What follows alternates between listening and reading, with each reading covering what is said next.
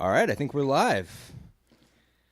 Little 1 minute early too, Jake. Nice, we made it just in time. All right, so sports betting with Scott and Jake, or Jake and Scott, and I mean we're really doing it. This is the big time. Yeah, it's pretty exciting. We've never done a live podcast. I mean we've done 10 podcasts, so we're veterans, so we might as well do a live one.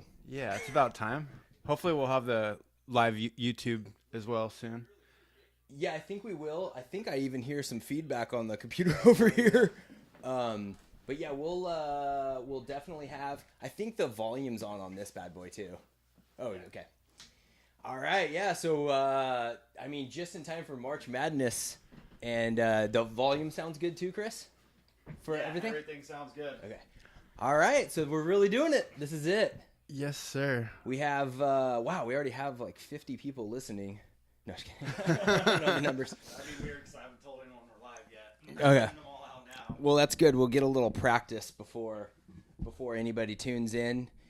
Yeah, so I figured we'd go over. Well, I mean, we got 4 hours to kill, so we got a lot of time. You're gonna hear a lot of stories from me because I'm gonna pull everything out of the handbag. What do you think we should? Well, I guess we'll go over each of the games. We have 45 minutes until a game starts. But we can go over each of the games that we're going to be watching today. And, I mean, we could probably go through every game. Yeah, I think that's what we'll do. We'll start just kind of talking about the game that's coming up, bets that we're recommending, and then we can talk about maybe, if we got time, bets that we didn't end up doing, maybe some reasons why we didn't end up doing them, and then tell some stories in between.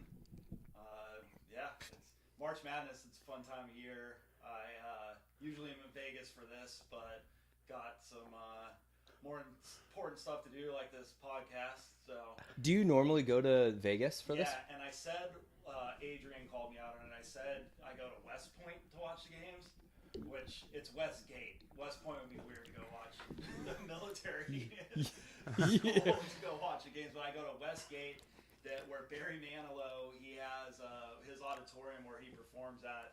They put up these giant screens. It's hard to describe like how big the actual screen is because it's huge. And so you get to watch all the games there. They got really good food. They got a mobile sports book there. You just go up there and make bets real quick. It's like $100 for the ticket per day. Maybe $50. But I don't know what they were this year, but it's awesome experience. So That'd be funny if you go to West Point and you're like, go up to a guy and say, where's the sports book at? You might want to, Chris, check. I don't know if you could say something and then on the delay, go see if your voice is coming in at a good level. Okay. Because here it's a little lower than I thought. And I don't hear it in the headphones as much. Okay. So, let me go check. Okay. I'll talk into your mic. Don't worry about it. I'll just check out here. Okay. All right. Are you coming in on headphones there? Yeah, I could hear it. All right. Yeah, that's cool that Chris, I wanted to ask him a question about going to Vegas. Have you gone to Vegas for March Madness? Yeah, one time, and it was unbelievable. Okay. I don't think I've ever gone for March Madness. Did you go this first weekend? I think so. It was a few years ago, so I don't really remember. And I wasn't a big college basketball fan, so I didn't fully appreciate. I didn't get to fully appreciate the experience. But we have to do it. Maybe we could do it next year. Yeah, and do the podcast out there. My voice is a little low. Sorry to interrupt. Is it? Okay. Keep on talking. All right. Can you guys hear me out there in YouTube land? All right. Let's I'll turn it up. On here it says it's okay. Okay, well, we'll see if anyone comments and says that they can't hear me. Maybe they don't want to hear me, so it's going to be a good thing. Yeah, because now it says it's too high over there, but over here, it's like... Yeah, I don't hear him on the headphones. On the headphones either, huh? Well, we'll see what everyone says. I listened out there. I mean, you can still hear me. Okay, you can? Is it a little echoey? Not really. Yeah, kind of a little echoey. Let me, Is this thing on? I can't, Maybe I just need to talk a little closer, too. Okay, there we go. Yeah, it's not coming in on the headphones, so I don't know. We'll get that figured out. Okay. All right. Yeah, I wanted to ask you when. So you said you've gone a bunch of times, Chris. Yeah, I'd say besides the pandemic, I went every year for the last 5 years. Is that right? Yeah. Oh my God, I've never been. Yeah, it's a lot of fun. First time I went, didn't you were out there? I went once with you. Yeah, we drove out like super early in the morning, right? And I think so. It was a while ago. Westgate, though. Yeah, I think so. Oh, we did go to Westgate. I can't remember which sports book. I went with you and Itchy. It was years ago. And I think it was Westgate. Okay. Westgate has player props, don't they? Aren't they known to have some player props out there? That was the one casino I could find them in the past. Okay, yeah. And they didn't have that many player props, unfortunately. For like big events like this, I'm sure they would. But every day when we were trying to do player props, I remember they just wouldn't have hardly any. The one good thing about Vegas now is you can just log into like betmgm.com while you're in, and they probably have all the player props on there. Yeah, what's weird is you can't bet those props at BetMGM. You have to do it through their website. It's weird, right? Yeah. So you just go to the sports book and then you just do it on your phone, but you still get the experience of betting on sports, though. Yeah, exactly. And being at the sports book. Yeah. You know. Yeah, it still sounds like I'm talking from the back of the room. I don't think it's not coming up on your mic on this for whatever reason. I think maybe this thing, it shows that you're on there because it's coming in on this mic, but I'm guessing that OBS might only have a capability of 2 mics. It said 6 audios to the left. That's not it. You guys just keep talking. What do you think it is? Well, let's figure it out. We got 4 hours. Maybe the cord, change the cord on it. Okay. That cord is the bad cord though. Okay. And it's coming in on that. Like before, it wouldn't come in on that. Wait, talk one more time. Hello. Huh. We're off to a great start. Yeah, I know. You guys just start talking about that game that's coming up. I'll mess around with it a little bit. Okay, so yeah, see if you could figure it out. So the first game coming up, you got any bets on that one, Jake? West Virginia versus Maryland. I got Eric Stevenson under 17.5 points, minus 126, 2 stars. Yeah, that one will be. I recommended that one at Bovada. And that's Eric Stevenson? Yes, sir. How did you come? You want to get into a little bit about how you came up with that? Sure. Basically. Without giving away your secrets? Yeah, exactly. Maryland is a really good defensive team. I looked at Stevenson, who he's gone up against, and it seems like he tends to trend under every time he's up against a ranked team. And the projection software has liked him. I only have it at 2 stars because I still feel like there's some risk, but we got to get some action to it on these games. But that's a pretty high number for him. He's going up against Maryland, and Maryland's D is strong in that category going against. Yes, sir. Okay. So Stevenson averages 15.5, and the line's at 17.5 as well. He has been doing good as of late. So I think that's why they raised the number so much. So. And that's it goes with my bet that I have for that one for the team bets. Yeah. I got Maryland +2. One of the reasons that I have Maryland +2 is it shows up on a system bet, and this system bet is just for NCAA tournament play, and it looks at underdogs who are seeded between the 1st seed and the 10th seed, but they're the underdog in the game. Yeah. And then they also have a slow pace of play. So they Maryland has, I mean, out of 350 some odd college basketball teams, they're like 10th or 15th, somewhere in that range for the slowest pace of play. Okay. So that kind of goes with your bet a little bit, that they're not going to be giving up as many plays per game. Yeah. So he's going to get less chances at getting an assist. Yeah, that sounds good. Points, I mean. Yeah. Maryland gives up 63.2 points a game, which is 24th best defense in the league too. Okay, yeah. I think that kind of goes in sync with their pace of play, not giving up as many opportunities. And that pace of play, so with that system bet that I have at Maryland +2, it looks at the seed has to be between 1 and 10.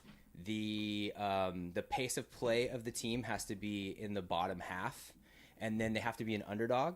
Okay. And I have the stats right here over the last, it looks about 360 games.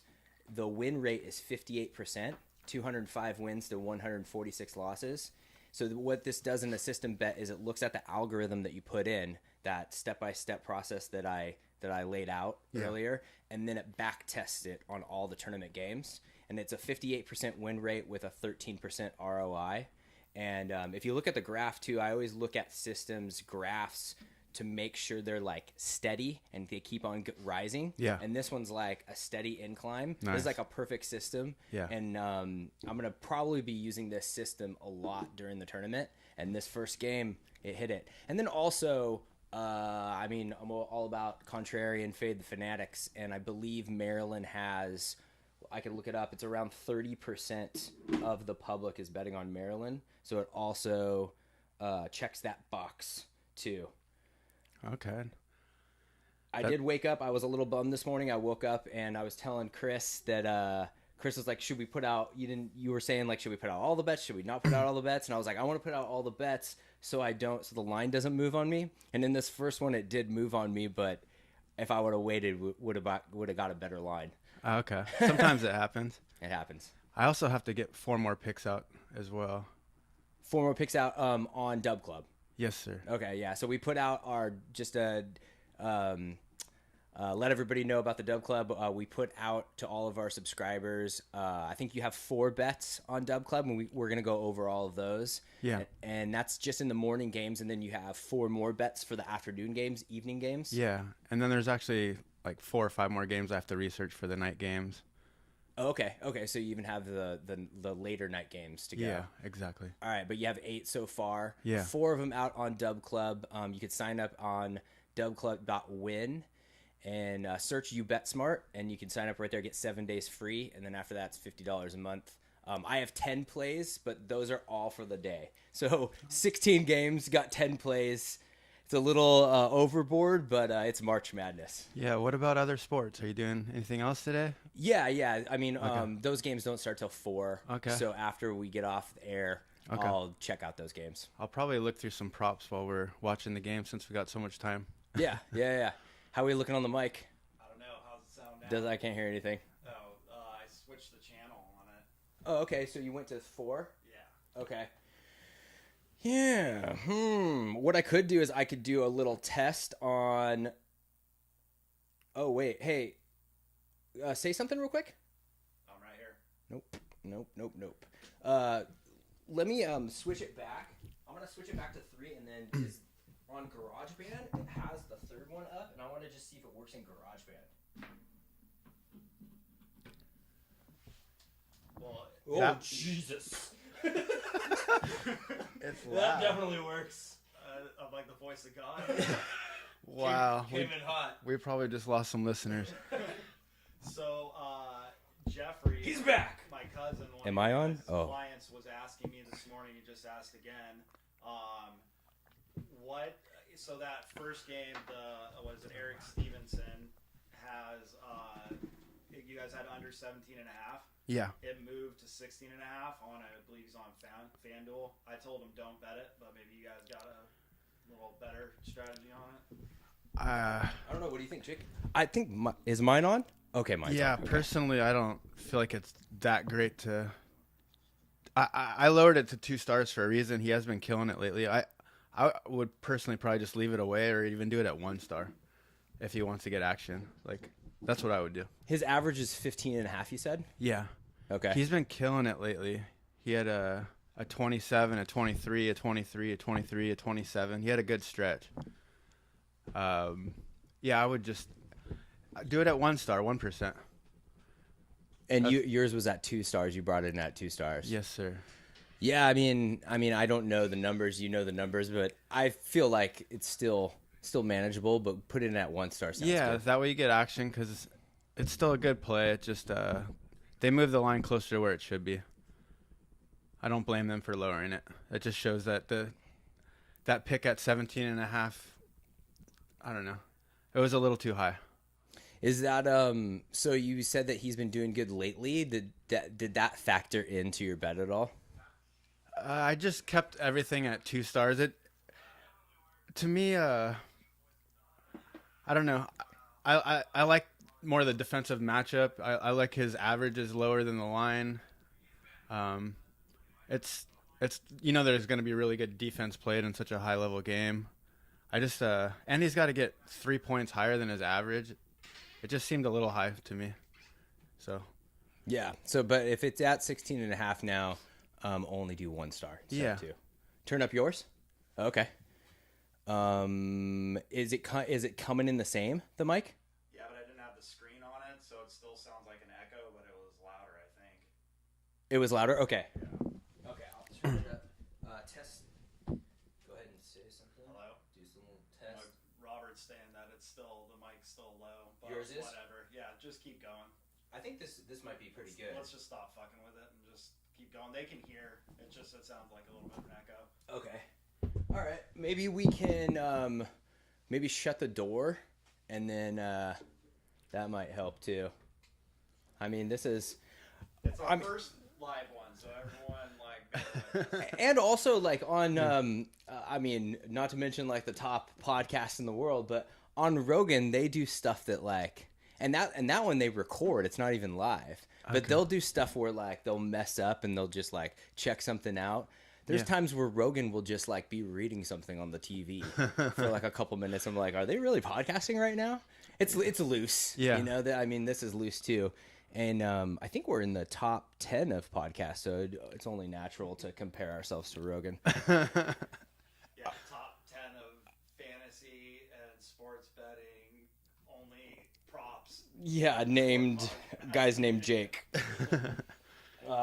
But yeah, so that's the first game. We got 2 bets. I love the cool thing about the bets that came out is when you were like asking, should I release my bets? And I was in the middle of like finalizing all of my bets, and I'm like, yeah, can you release them? Because I just wanted to compare myself to you to make you know how I always talk. I love how when we are all pointing in the same direction. Yeah, definitely. And that play that you had on the first game where it was under 17.5 against Maryland. Yeah. Played perfectly into what I was looking at too. I love it. Yeah, I love that stuff. I know the next one too. We also had something I can't remember off the top of our head, but I think if we talk about it, we'll find out where we were pointed.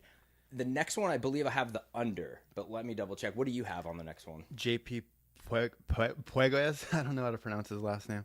Under 3.5 assists, minus 124. Oh, that's the assist one. Okay, and that's under 3.5 assists. Yes, sir. Same thing with this game. It's not working? What the hell? Where's the other? I heard it working before. Yeah, that's fine. Just keep talking. Okay. Okay. You want this? You want The this mic, one? the other mic. Oh, the other mic. It's this one right here. Okay. You want to try to because this mic you can set up this mic if you want. Okay. See if that guy works. You might be able to find where to like clamp it. That's the only reason why I couldn't do it is I couldn't clamp it. Yeah, just go ahead and keep talking. Okay, all right. Yeah, this one it's like as similar as the last game where it's a pace of play thing. Virginia has a pace of play that I believe is in the top 5 for the least amount of plays that they give up. Your player that you bet against is on Virginia or is it on Furman? He's on Furman. Okay. Yeah, and that makes sense to have an under on assists because he's going to get like a lot less plays than he normally does. And then that also matches up with my pace of play. And Virginia's 6th scoring defense. They give up 60 points a game. So I don't feel like he's going to have a lot of opportunities to get assists as well. Yeah, I feel like this could be a really low scoring game on this one. Yeah, so on mine it's Furman, Virginia, under 132. It's minus 110 at DraftKings. That game starts at 9:40, and I got 2 stars on that one. As well as the first one, I don't know if I mentioned it, it's Maryland +2. I got that one at minus 105 at WinBet, and that game starts at 9:15 in about 30 minutes, a little less than 30 minutes. So that's the first 2 games. You kind of went into it a little bit. Is there anything else on that player prop bet that kind of like stood out to you? He averages 4, which is a little over and a little concerning. But if you look at his the teams he's played, he hasn't been up against any ranked teams, and so I think that playing up against a really tough defense that's, what are they, 6th best in the league, and I don't know. Basically, the projection software, tough matchup. The projection software is pointing under. It's a tough matchup for him, and he hasn't played against any ranked teams, so I'm leaning on the under on this one. Yeah, that sounds good. How's he been doing in the last like 10 games? He hasn't. Yeah, he's at maybe 5-5 roughly, so about half. But he's not playing. He's playing against a lot lower caliber teams. Yeah, exactly. That's Eric Stevenson, or is that the first game? No, that's a JP Puegas, the second game. JP Puegas under 3.5 assists on Furman Paladins. And where'd you find that one at? I just did all mine off of Bovada because they got the most college props that we can get access to. So what kind of juice do you get for that one? -124. Okay, what was the first one? -126. They're all pretty good lines. Nice. All right. Well, another game that we're going to be looking at or watching is not the Kansas one. That's the 4th game.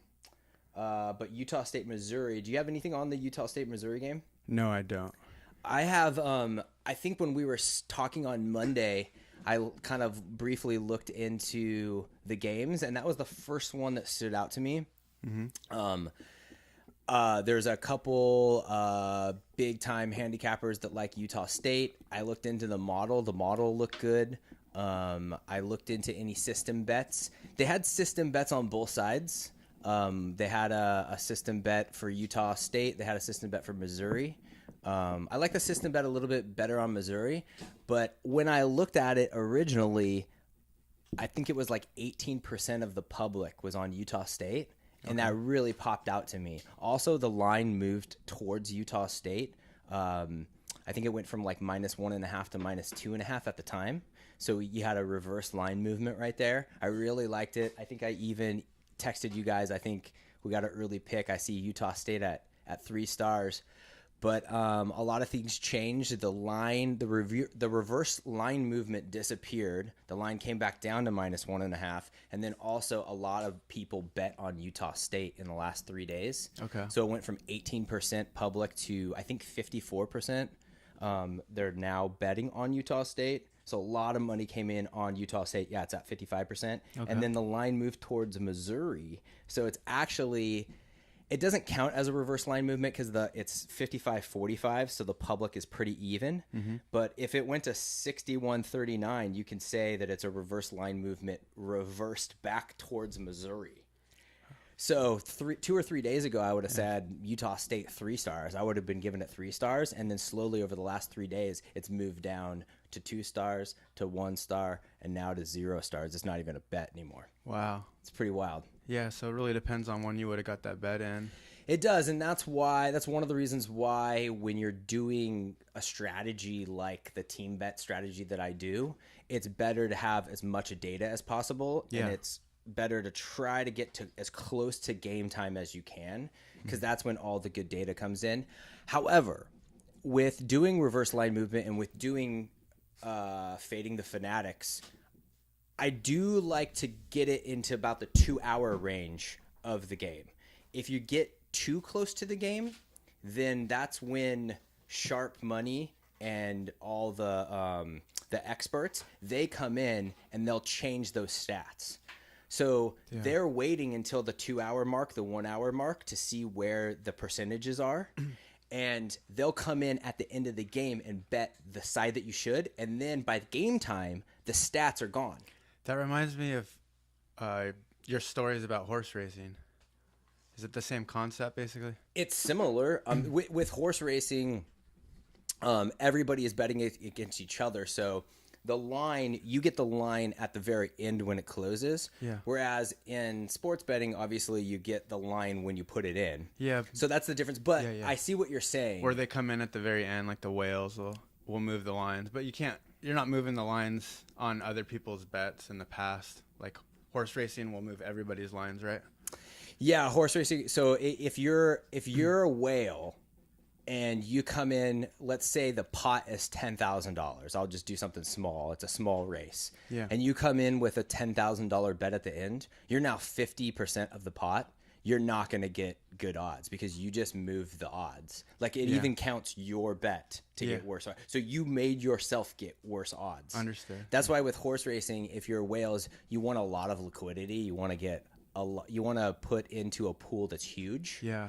And also, I think that you kind of have to do pick 3s and pick 4s to get good money because then there's a lot of money in those pools and your money doesn't move the line as much. Okay. But yeah, with horse racing, I always say it. I don't know if I've ever said it on the podcast, but it's so weird how the system is set up for handicapping cheating, or I don't know if cheating is the right word, like handicapping fraud, because it would handicappers in sports betting like us in regular sports, we want our clients to do good. Yeah. You know, we want our clients to be on our side. We're going up against the sports book. But in horse racing, you're going up against everybody else. Yeah. It's like a poker table. Yeah. So like if you want the best odds, if you think a certain horse is going to win and you want to get the best odds, then you should tell everybody else to bet something else. So it's horse racing is set up to where handicappers want you to lose. Okay. It's really strange. Yeah, that's so interesting. It's kind of like a mind F. So that's why when we first started doing You Bet Smart, I think I threw out a couple horse plays, the ones that I liked, just to throw them out there. Yeah. But after much thought, I'm like, well, I don't want other people betting on this because now my odds are worse. So that's the problem with horse racing is if you ever see me put out another horse pick, don't bet on that horse. That's funny. Yeah. All right. Well, we still got that mic. I hope that mic works. Oh, you're trying to put it in the... All right. Well, yeah, let's get on to... So that's all I got on Utah State, Missouri. I personally like Utah State. I think that... I mean, if you want to get action on every single game, I think that's the play. It's just it just doesn't meet all the parameters for me. I wonder what it's only a 1 point line. Yeah, I got it at -1 on what I'm looking at right now. Pretty damn close game, yeah. Close game, yeah. It's a 7 and a 10 seed. But yeah, a little not. We don't have the good public bets. Let's see if the mic works. Can you hear me now? Yeah. It works perfect. Okay. So is the mic, you think? Yeah, I think it's the mic, so I'm just have to go handheld the rest of the day. Does that doesn't screw into I'm that? gonna try to mess around with it. You guys keep talking. Okay, and also, just to let you know, Chris, it's okay. It's a live show. We got like what, 1 listener, and we don't have to get crazy on here. Well, we have 9. Oh, look at that. All right. You might be able to use a different one of these. Like maybe one of these arms will work. We should have been recording this too. I know, we have video. Video, yeah. I mean, the cool thing about our new setup where everything's in the middle, it's more like a podcasting room. Yeah. It sets up the outside for cameras. Yeah, that's Like- a good point. Like, I think what we'll probably do when we go live on video, we might use StreamYard, we were talking about, is we're probably going to go off of our desktop first, just the camera off of here. Yeah. So it's just like right looking at us. Yeah, that's a good point. But maybe in the future, we can have like cameras on all angles and you could just I like it. watch us. It'll be like the Truman Show. We'll just always have it on. You have anything in the next game, Jake? The next game, Howard, I believe Kansas? Yep, Howard, Kansas. Nothing that stands out. No, sir. I believe I got the under in that one too. We have a total of on dubclub.win for You Bet Smart for our subscribers. We have a total of 14 bets out now. Which reminds me, I still got to get 4 more out. Okay, yeah, you can get those out if you want right now, especially before the games start. But out of those 14 games, I believe you have all unders. Is that right? Yeah, exactly. And then I have 5 unders. So we have 9 out of the 14 bets are just all unders. Which, if you think about it, it's interesting because the big talk of the town in the sports betting world is how overs in college basketball have just flooded in this year. Okay. I think the last time I checked a week or two ago, it was like 55% or 56% of all the games are over. Okay. So there's a lot more high paced. I think that college basketball has a lot more offensive talent, and they're trying to take over what the NBA has done. The NBA, all the point totals have gone up in the last like 5 years, and for college basketball, these are the new up and coming players that are going to be coming into the game. So now they're teaching younger players this is the style of game, and now it's showing up in college. And the lines just haven't adjusted yet. They're like slowly adjusting. At the beginning of the year, it was like 58 to 60% were overs, and now it's adjusted down. It's like 55 to 56%. But I think once you get to tournament play, it's more of a defensive battle. Yeah, I think so. Defenses start kicking in. Yeah. It's usually a defensive team is going to, or at least an above average defensive team is going to win the championship. So that's what the numbers look like too. When you look at all like the system plays, it shows a lot of unders. Another thing that I just thought of too is there's a system play for neutral courts for when no team's playing at home. The under seems to come in more often when you do certain other parameters in the system. But yeah, it's just everything's pointing in the direction of unders right now, and it shows up in our bets. So I remember when you guys were giving out picks through the text messages, that fun era. I feel like everything was an under. There was a lot of unders before, yeah. And I noticed now that I'm back betting with you guys, now that we got the bets sending over easy, that there's a lot more overs than I thought there were going to be. There's a lot more overs than we thought there were going to be. There's tons of overs. Jake, you have a lot of overs. We used to pretty much primarily just do unders for player props, and for some reason it's like the algorithm reversed. It's like because I'm using the same algorithm as the unders but reversed for overs, and the under, I would love to do more unders, but they're just not they're not giving us favorable odds for the unders right now. It's like they know the unders were so heavily abused that it seems like they lowered the lines a little, and if you want to bet an under, you got to pay for it, and the odds they don't really warrant that play. So I've been forced to do more overs because of it. Me too, yeah. I think a little bit about it is the basketball season, and basketball, like I just mentioned, is the pace of play is up. They're shooting more three-pointers, so all the scoring's going up, and now the sports books are slowly adjusting to that. So there's a lot more overs in this season of sport. In recent play. Same thing with hockey. It's also the rule changes of the games. With hockey, they put in rule changes where the scoring's higher, so it slowly adjusts. But I also think I've mentioned this before, Jake, I have a theory about if you scan back into your sports betting career and you look at it like a 60-year career. Started sports betting when I was 21 years old. It was actually probably more like 18.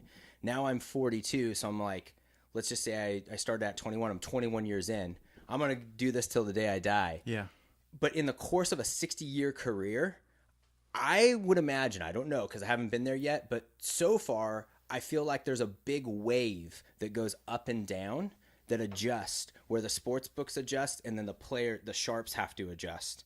And then you like go off of the public. So I think when we came in 15 years ago at You Bet Smart, there wasn't a whole lot of liquidity. Yeah. Of the people who were betting must have been betting more overs, and you could find an edge at unders, but then it switched. I also think that people have a propensity to bet the overs because you generally want to bet on your favorite player.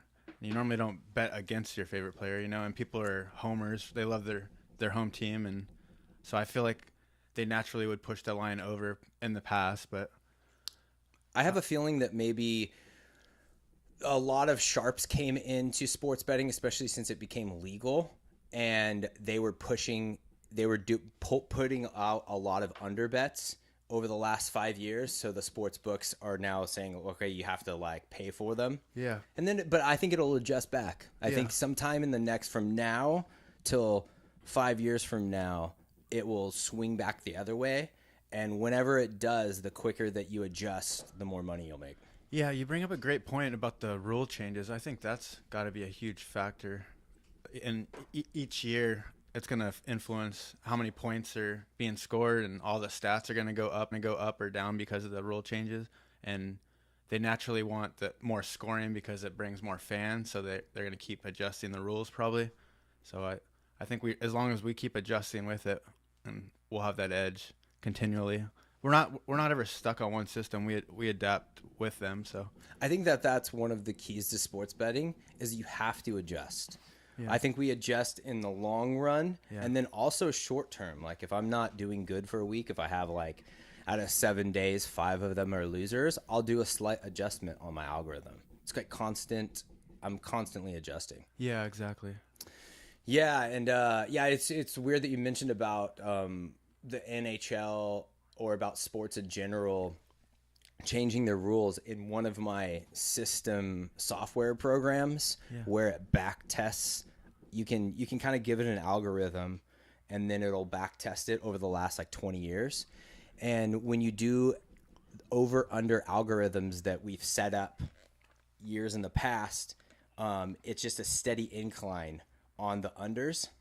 And if you set up a certain parameters, it's a steady incline. You're making money for 15 years on unders. And then all of a sudden, right when they did all those rule changes where the scoring went up, it just started going down. Wow. And so for the last 5 years, I think it started a little bit before COVID, that system's just obsolete. You can't even bet it anymore. That brings up another interesting thing. I remember years ago, Itchy and I were looking into trying to find a system for basically teams that are underdogs that have 2 consecutive losses and then they go into a bye. And we found out just this one year that if a team loses twice, they go into a bye, that they would cover the spread. It was like every single time this one year, because they lost twice and then they have a whole week to prepare for this team, and the coach doesn't want to get fired and the team wants, like, this is their chance to come back. So I felt like it looked great that season. And then I remember back testing it on that system on your program, and it looked like that was the only profitable year. So I don't know. It's just interesting. You could find this one strategy and it works great for 1 year, but that's a small sample size. So it's nice when you can back test and prove it throughout time. Yeah, and that also shows that systems and strategies that you have, like we just said, you got to adjust them. Yeah. I mean, they could work good for a year or two, but there might be something that happens, like a rule change, where the system's obsolete. Yeah, exactly. So you got to always adjust, and that's what kind of makes it fun. It's not redundant and boring because you have to constantly be looking for more strategies. Yeah, I could see that. So, an update on the mic. Let's get back to the live mic show. I'm still working on it. Okay. I had a different cord. The mic's coming in. The only problem with that cord is it sounds weird it sounds a little weird. Okay. But you're doing a different cord because you wanted to hook it up to this? No, because that cord I think might be the issue. So we might have 2 fried cords now. So just keep talking. I'll listen back and see what it sounds like. Well, that's coming in, and the other one was coming in too. Was it not coming in on the when you were doing it? Oh, all right. Yeah. These damn mics. We've already blown through 2 mic cords in our short podcast career. I have a feeling like in my day job I do carpet cleaning, and I have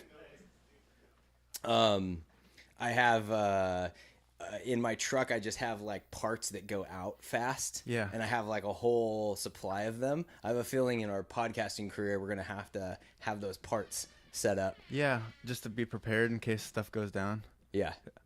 We got a lot to figure out, obviously. Yeah. All right, well, I guess we can get into, we are 7 minutes until the first game. In that game, we have Maryland +2, and Jake has under 17.5 points with Eric Stevenson. Eric Stevenson. Eric Stevenson, thank you. There's 2 Eric Stevensons in college basketball, too, we learned. Oh, yeah, the hard way, huh? We learned the hard way, yeah. And they both look the same, too. For a second, I thought they might have been twins. Yeah. I was like, wait a second, is that him? That's so funny. So I guess we can move on to the next game. After Kansas, did we go over that I have a Kansas under? Or did I just start talking about other stuff? I don't think so. I don't think we have. So for that Kansas game, if you are a subscriber to dubclub.com/win, as a UBetSmart subscriber, you would have saw that we had a 2-star bet out for Howard, Kansas under 145.5. We got that at minus 105 at FanDuel, and that game starts at 11 a.m. The next game after that, after Kansas, is the Alabama game. That's scheduled to be a blowout. Got anything for the Alabama game? No, I don't have anything until, let's see, the Arizona game. Jake, do you have a winner that you think? Not you. Do you have? Who do you think is going to win the tournament? I haven't researched that yet, honestly. Off the top of your head, who do you like? Do you have a favorite? A team that you're rooting for? I don't, honestly. I honestly don't spend a lot of time on teams at all. Like, Yeah. I would do it just for fun or something. I should have, but I've been spending all my attention just looking at basically the player props for each game, and it's fucking time consuming, to say the least. Yeah, and for college basketball, I mean, the bot went down, so you had to do everything by hand last night, right? Yeah, it's not that it's not. We just haven't got it fully developed yet. It's pretty much ready.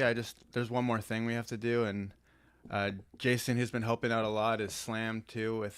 He's also a chief technical officer, and he's got a lot of work to do. So he's helping on the side, and I don't know. It's a pretty complex bot right now, and I'm scared to get my hands too hands on and like mess anything up. So I have a feeling that like right when the championship game plays, yeah, in a month from now, Jason's gonna email you, go, the bot's ready.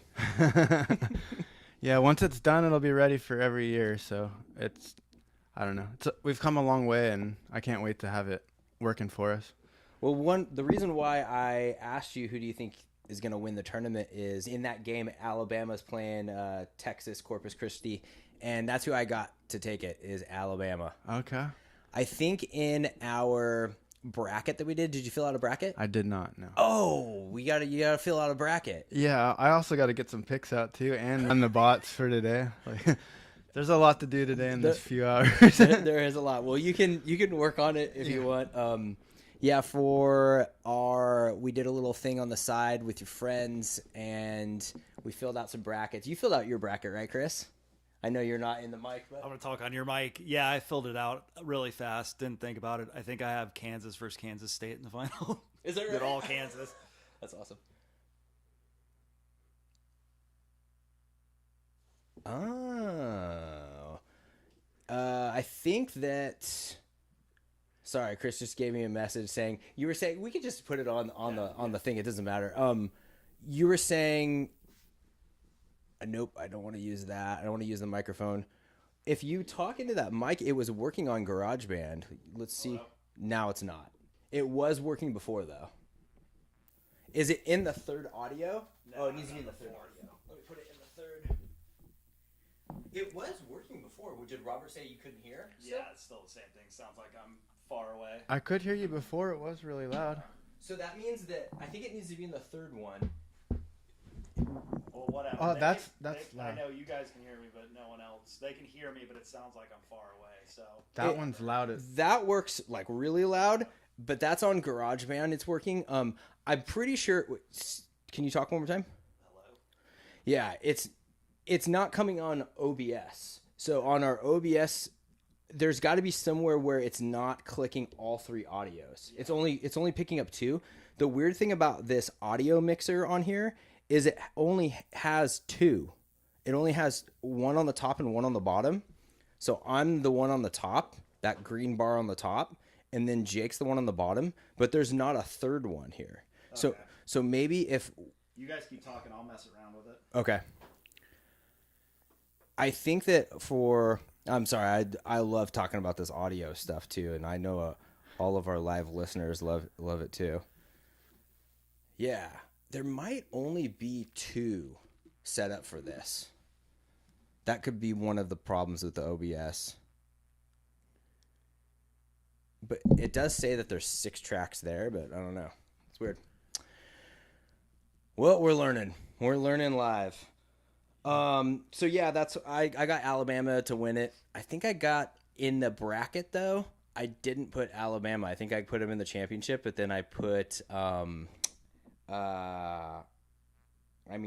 pretty much did chalk plays for that. Who did I put? Oh, I think I actually in the bracket I put Houston winning.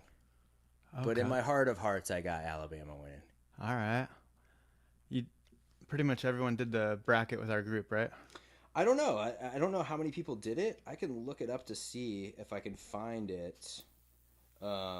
See how many people did it. I'll have to find the link again. I don't know where the link is on my phone. But when I put in mine, I think there was 5 people who did it. But I'm sure it was more people did it overnight. Let's get into the next one. What we could do too is, could you find the tracks at all? There was no tracks on there, huh? I'm gonna Google it. All right. Let's do the next game. I'm just gonna run through all the games before this game starts. This game should start right now. On this first game, like we said, we got Maryland +2. And then also Eric Stevenson under 17.5 points. On YouTube, on our page, we put up all of our bets. So you basically get them all for free today. But if you want all of our bets not for free, you sign up at dubclub.win/r/youbetsmart/ the link is on our Spotify homepage. You could also DM us on Twitter at YouBetSmart, and we will send you a link for 7 days free. And then after that, it is $50 a month. I think we ran the numbers recently. If you bet $10 on every bet since November that we've given out, you would have won $1,800, and you would have spent about $200 on the service. So you would have made $1,600, and that's just off $10 bets. If you're a $100 bettor, like I would assume that most people are that are like really into sports betting like us, you would have made $16,000 in 4 months, which is good. Yeah. That's pretty good for a $100 bettor. It's a good start. Yeah, most professional bettors are $1,000 bettors, and you would have made $160K. That would have been your winter right there. All right, that first game has started, and it is not on television. I got the wrong. We're striking out left and right on this one. Is there? Hey, you got anything to say, Chris? You want to take over for a second? I'm gonna get up from the mic. Yeah. All right. You can just rant about how your mic's not working.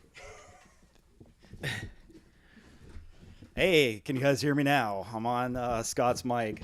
So, yeah, this is obviously our first time going live. Never really done it before. It's a little more complicated than they let on. So, yeah, thanks for bearing with us. Sorry that you can't hear me. I know everyone tuned in to hear me. I'm the social media master. I know little about sports betting, and this is a sports betting podcast. Sorry, again, you guys are having to deal with all this, but yeah. While you're talking about the social media, you should let everyone know about your progress on that. Oh, yeah. So I've got us up now over 700 followers on Twitter. It's going pretty well, and we're actually been interacting with some other podcasts. And Sunday, we're supposed to have on this guy from a podcast called Millie Goats.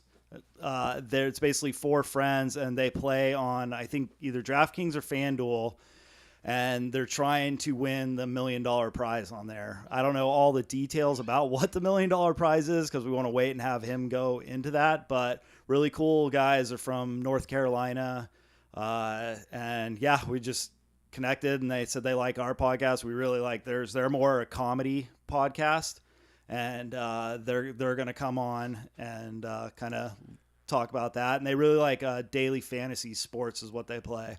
So they're going to talk about their strategy. They mostly play golf. I think they play a little NASCAR daily fantasy. No way. So they're gonna talk about that. Or one of them, AK, is probably going to come on from there. Okay. So that'll be on our next podcast. So next podcast will be heavy golf and daily fantasy. So you guys get a little break from our kind of advertisement for You Bet Smart. So, and then we got another guy who's super knowledgeable. He has his own podcast, and he breaks down everything kind of like Jake and Scott do. And that guy's going to come on before the NBA playoffs because he bets NBA playoffs a lot.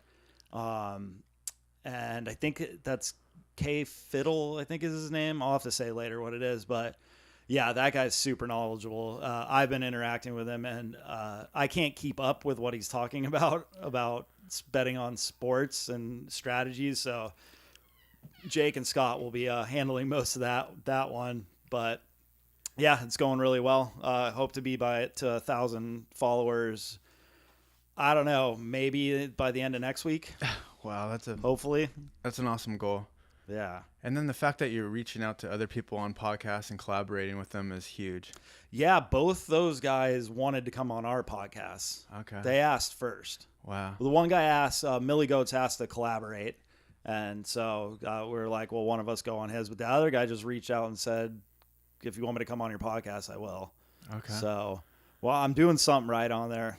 You're killing it, honestly. Yeah, it's a learning curve. There's a lot of little tricks to getting followers, but keeping the followers and getting them to engage with you is the hard part. And I'm learning. Yeah, you've. I gotta say thank you to my wife because I have been on my phone a lot, and she's put up with it. So I guess I'm pretty lucky. But she sees the bigger picture. So I just told her, if I'm on my phone, just tell me to get off. Like, I understand. Like, we were in bed last night watching something, and I thought she had fallen asleep, so I got on my phone, and she turned around and was like, "You're on your fucking phone again?" And I was like, "Oh, shit. All right. Thought you were asleep," and put it down. But Yeah, that's a good point.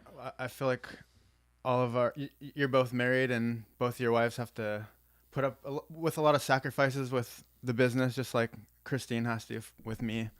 It's not just us sacrificing our time, but our time away from them as well. And I think they see the bigger picture, and that's why they're willing to let us do it. yeah. All right, Scott, you want to hop back on here? So hopefully this works, or else I'll be divorced a second time.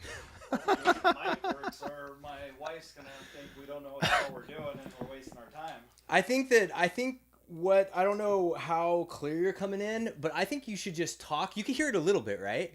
Yeah. You could just talk. You can kind of lean over one of us and talk. I'm not gonna fuck around with it anymore after this. 'Cause it's not- It's you can hear me, and you guys are doing most of the talking on this because we're talking about gambling, so you don't need to really hear me that much. But let me check what's going on. But feel free to chime in because you can hear it. It's just a little echoey, but that's okay. This is our first live show.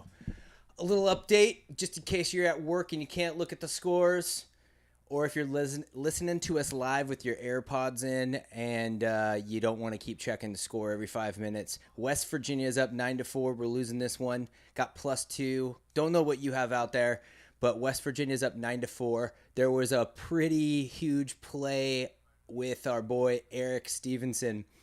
He 17.5 points. He averages 15.5. We have under 17.5. So he is one of the main scorers for West Virginia. But we have the under because of Maryland's defense and their pace of play. Right now, Maryland's playing a zone defense, and it's kind of a loose zone. Eric Stevenson just put up a three-pointer and missed. He looks like he's struggling. It looks like Maryland is really pushing hard on Eric Stevenson. Stevenson had a breakaway dunk where he was going to posterize this guy, and the guy came up and blocked it. It was a great play and didn't get those 2 points. Looked like may have fouled him, but he did not get the foul. So they're letting him play, which is good for our bets. And Eric Stevenson's bringing up the ball right now. He definitely runs the show on this, but I like Maryland's defense against this game. We just need Maryland to score. I just posted 4 more picks if you're on our Dub Club group. Damn, that was fast. Yeah. Let's go over them. Let's go over, what we'll do is we'll go over all of your picks. We'll switch it up. The game's starting. I'll give you a little update every once in a while. Eric Stevenson's driving to the hoop, and he made 2 points. We did not want to see that. Well, let's go over every one of your player props. We'll give Okay. Ooh, I just got my Dub Club message for more player props. He's got 2 points, yeah. Definitely working. So that was his first bucket. That was his first bucket. Yeah, he would have had 4 if that guy didn't block him on that dunk. That's a highlight, man. I wish we could put up like these highlights on here because that was an awesome play. I missed I was it. cheering in the background. doing a couple fist Got pumps. Eric Stevenson under 17.5 points, minus 126. And then JP Pegues under 3.5 assists, minus 124. We got Courtney Ramey under 4.5 rebounds. Who does Courtney play for? Arizona Wildcats. Okay, and what time's that game coming at? Arizona plays At 1:10. Okay, so And what was the bet? Courtney Ramey under 4.5 rebounds. Oh, okay.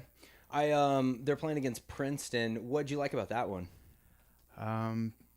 I just looked up the matchups, and he's up against a really good rebounding team, and I just like the trends and the matchups, and the projection software is backing it too. Okay, so everything was pointing in the right direction on that Exactly. one. Up against Princeton, I would imagine in the past, I don't have the numbers up right here, but in the past, Princeton's always been a slow pace of play team as well. They do play in the Ivy League, so that whole league is a slow pace of play. But, yeah, they usually have low scoring games, so maybe that'll meet the stats. Yeah, we'll see. I also got let's see. Courtney Ramey was the last one. Then Caden Pierce under 8.5 rebounds. What team do you play for? Princeton.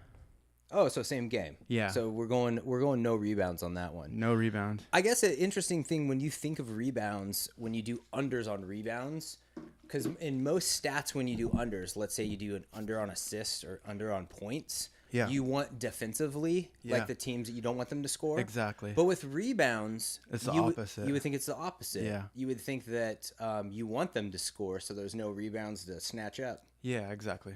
So That's a good is that what you were seeing there? I know Arizona has a really high. Both teams are octane. great rebounding teams. Oh, okay. So I feel like they they're cancel gonna- each other out. Yeah, I feel like they're gonna, I don't know, basically take away from each other's rebounds because both sides are great at rebounding. Just elbow each other, and then the ball goes out, and it's a team rebound. Exactly. I think Arizona has a high place of play. They score a lot of points too, so I definitely can see that Princeton one coming in, and yeah, I think I wonder if that guy. Do you have any stats on like offensive and defensive rebounds, or is it just rebounds in general? I can bring up stats right now. Oh, that's okay. It's all right. Rebounding. The reason why I was asking is because I was thinking that I could see that Princeton one like coming in easily, but then also with the Arizona one, I believe that guy's more of a guard or a forward, and he gets a lot of his rebounds off of offensive rebounds. So maybe he won't get as many offensive rebounds if they're just scoring buckets all the time. Yeah, hopefully. Princeton and Arizona are both in the top 10 for rebounds too. Defensively. Just collectively, Oh, okay. offensive and defensive. So Oh, okay. as a rebounding total, they're both in the top 10. Gotcha. That's interesting. All right. Well, what else you got there, Jake? Let's see. So we got Courtney Ramey under 4.5 rebounds, Caden Pierce under 8.5 rebounds, and then the last four I just posted. If you're a Dub Club member, you would have just got them. Nick Smith Jr. under 2.5 rebounds, minus 129. He plays for Arkansas Razorbacks. Okay. You know what I noticed about Arkansas is Chris was telling about how we're going to have AK from the Millie Goats on.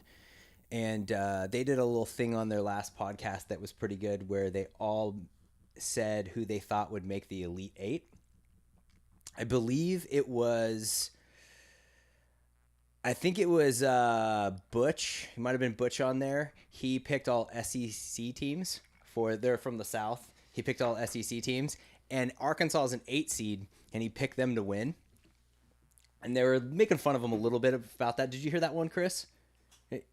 I didn't hear that one, no. Okay, I'm asking questions to someone who doesn't have a mic. No, it was funny. So they were making fun of him a little bit for picking Arkansas to win the whole thing as an 8 seed. Somebody mentioned Cinderella teams. Charlie, I think. It was Charlie. Oh yeah, Charlie mentioned what's the Cinderella team. I said St. Mary's, but they're a 5 seed. I don't know if they count as a Cinderella. If they win the whole thing, that's a Cinderella. But Arkansas might be another Cinderella, and that does meet Charlie's criteria of 8 seed and higher. Yeah. I didn't think too much about this. They do have a tough run. I mean, the next one, they're playing in the West. Who's the number 1 seed in the West? Anybody know that off the top of their head? I'm sure somebody's yelling at the screen right now. I could see Robert knowing that one off the top of his head. The number 1 seed in the West, I'm pulling it up right now, delaying as much as possible while I find that. And I can't find it. Purdue's not in the West. Kansas? Could be Kansas. Number 1 in West region. Is it? Okay, so that's actually perfect. Kansas, I think that they're going to be the first number 1 seed out. It is backed by a stat called luck, where they look at the shots that are put up.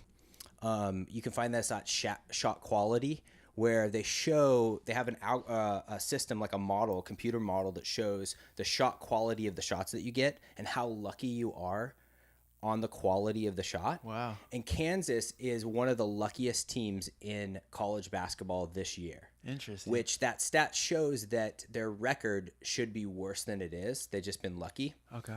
And Arkansas, out of all 64 teams, there's 68 teams now. Out of all 68 teams, Arkansas is the least luckiest team. So that tells you that they have a lot of talent. They've just gotten a little unlucky during the season. They probably should be more like a 5 seed than an 8 seed. And they're also in the Kansas draw, which is one of the luckier teams. So look for that upset in the next round, Arkansas beating Kansas. I would love to hear how they come up with a metric for luckiness. Like, is it contested shots or where they're shooting it from? Both. Okay. It's so I saw a little video on it, and it's shot quality. So it's where they're shooting it from, how their offense develops a shot, and where the shot is on the court, and how contested it is. It's both of those metrics. So is it where it is on the court compared to what the guy's field goal percentage is from that area? And also it looks at just generally in basketball where on the court you have the highest percentage of making a shot. And also I was watching, I don't know, I mean, obviously I don't know the math behind it, but it's also how he's shooting it. So let's say he's shooting it without it being contested and his release and the way that he's jumping is like perfect. Or if he's like fading away from like 20 feet away, then the shot quality goes down. I have no idea how they come up with it.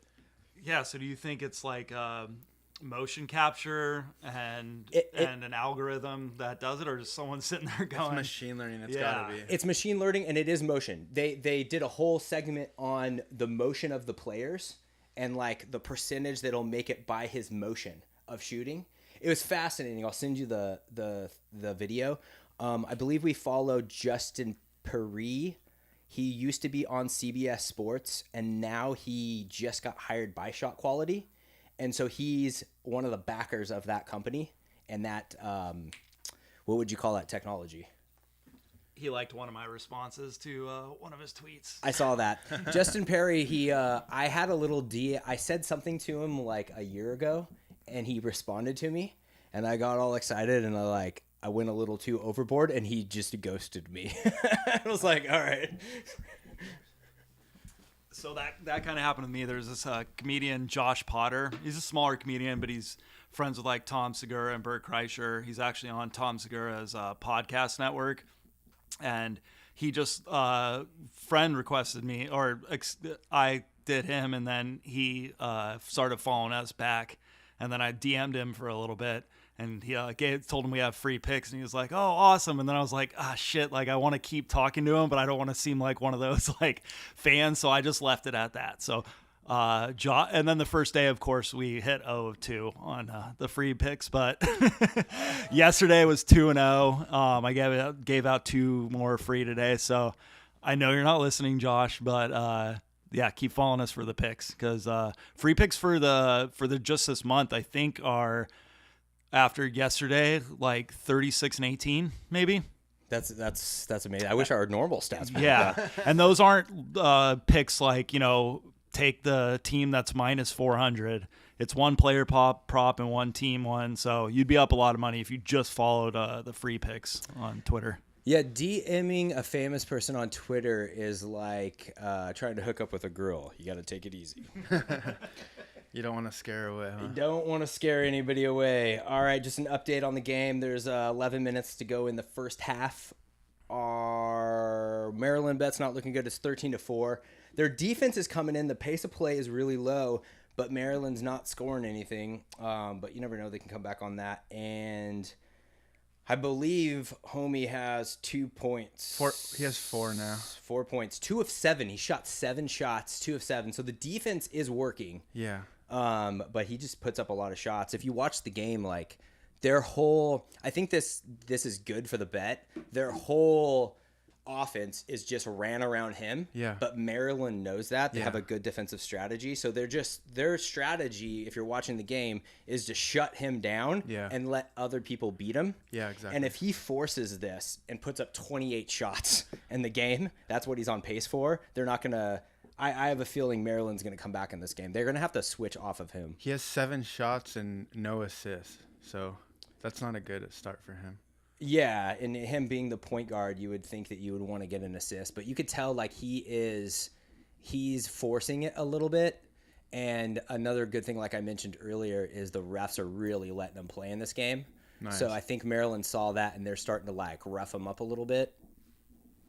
And I like how, even though Maryland's not winning, I like how it's going so far. So that's what I like about any of the under for points that you guys are doing, because the refs let them play defense in the tournament. So anybody that's got, if they're supposed to be whatever their point total is supposed to be, I'd probably want to go on the under on most guys because of the way that they let them just destroy each other out there. And that's probably what you'll see in our bets is a lot of unders for the tournament. I have a feeling we've had tons of overs for. You know what would be cool? We should just put that mic like right in between you guys. I know. You could guys. I hope my breath doesn't stink because I'm like in Jake's face every time I'm trying to talk on here. You guys could be like an 80s rock band where you guys are sharing a mic like off to the side.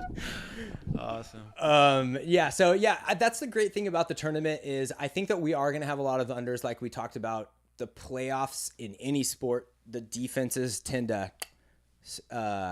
take it up a notch, especially for NBA. We have NBA playoffs coming up soon, and the NBA regular season versus the NBA playoff is the biggest difference, and just off the top of my head, in my opinion, the biggest difference in how the game is played. I mean, you got guys resting, you got guys not trying on defense during the regular season, but then the playoffs come around and all of a sudden everybody's playing defense. Yeah, that's a good point. So you might see a lot of unders on the NBA defense. God, that was a terrible free throw. His shot quality on the free throw was probably like 30%. There was a timeout in there. West Virginia is on an 11-0 run in the last 6 minutes. Maryland's offense is not kicking into gear, but it looks like they went away from Stevenson on that play. It's only it's totally early. Maryland can definitely come back, and it looked like coming out of the break, they finally went away from Stevenson and let somebody else try to run the offense, and it was a turnover in about 2 seconds. Oh, they gave it back to Stevenson. Wow. They're all over him. They're though. doubling him a little bit. They doubled him, and they're like really up on him, forcing him to pass. And there was the pass. Wow, what a shot. That's actually, I mean, we don't want it for the Maryland one, but that's actually a good thing for your bet, Jake, because now he got an assist, and he's like, that's what I have to do. Yeah. So, and he has a They little had bit to of work for that too. Yeah, I mean, Maryland's defense is really coming on strong on this one. I think Maryland only has 4 points almost 10 minutes into the game. So I think that bet's still going to look pretty good. West Virginia's really having to work. They're having to pass the ball around. Maryland's defense will adjust to having Stevenson making plays instead of trying to score. So I think you guys are still good on that one. Yeah. And this also kind of reminds me what I wanted to talk about. One of the main points I wanted to talk about today. There was a lot of we're kind of moving up. We got starting to get subscribers on Dub Club. We got some people listening to the podcast. We got downloads on the podcast. Some people listening to this live show. There was some pressure to put out bets for today, and I totally gave into the pressure. I put out bets. But I'm sure everybody listening knows with sports betting, it's not a short-term game. It's a long-term game. This is one game. This is one day. Yeah. It does not matter in the grand scheme of things. You got to have, I've always talked about this. I think you got to have 10,000 bets before you can say whether or not someone's a good bettor or not, or a good handicapper. That usually means with the amount of bets that I put out, where it's usually around 3,000 bets in a year, you're going to need 3 years. And that's with someone putting out 3,000 bets a year. You're going to need 3 years before you can make a judgment. Yeah. So this is one game off of one day. Yeah. It's one game out of 10,000 bets. You gotta bear with us. But having said that, gotta hope I go 10-0. Yeah, exactly.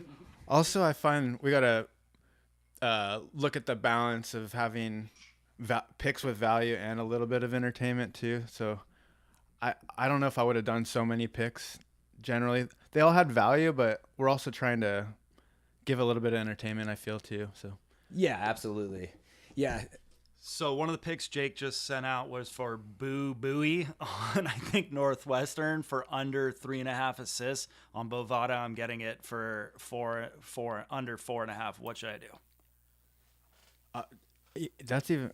Oh, you're getting it for 3.5 or 4.5? You're saying for Bowie? I got it at 4.5. I'm looking at the wrong guy. Oh, no worries.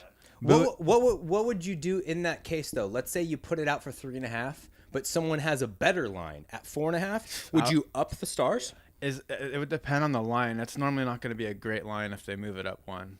Let's say it was similar though. If it's a similar line, I would raise a star personally. Raise 1 star. Yeah. Would you look into it first just to see like why did it go up? Or would you just be like, nah, I'm putting more on that? You should always do as much research as you can. So I would always lean towards that. But for me personally, if I can get that much better of a line and the odds are good, like, oh my God, yeah, definitely 1 star, raise it 1 star. I don't really see that very often. If anything, let's say they raise it, they're going to give way worse odds. That's from my experience. Yeah, you don't normally see it. It would go from like -115 to -160 or something like that if they brought it up like that. Because they'll do that a lot. There's a lot of times where sites will bounce between like 3.5 and 4.5. The 3.5 will give you maybe good odds, and the 4.5 will give you terrible odds. It's like that every day. So what would you do in that? Would you just look at it and go like, that's terrible, I don't like the -160, or would you do the math? Because if it goes from 3.5 to 4.5, all of a sudden there's going to be a higher percentage that it goes under because it just went up an assist. But then you're getting a worse payout. But if you did the math, maybe it's a better value. The math is triumphs over everything. Yeah, to answer your question, the math for sure. You do the math. Yes, Okay, yeah. Got to do the math. Yeah. I got a little distracted while you were talking. JP Puegues was looking at me on the TV up there.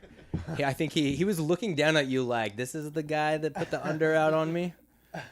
So that game just started. We have the under total for that is 132. That's Furman in Virginia. And then Furman, we have under 3.5 assists, I think, with JP Puegues. Yes, sir. All right, and they have 0 points so far in that game. Looks like we're on a little bit of a delay there. That one's 6-0, but on the TV it's 3-0. And then West Virginia 16-6, and I don't think that Stevenson has scored any more points, but we can always check it out. We need like 7,000 monitors with all the. Yeah, he still got 4 points. He hasn't. The one good thing is he has not.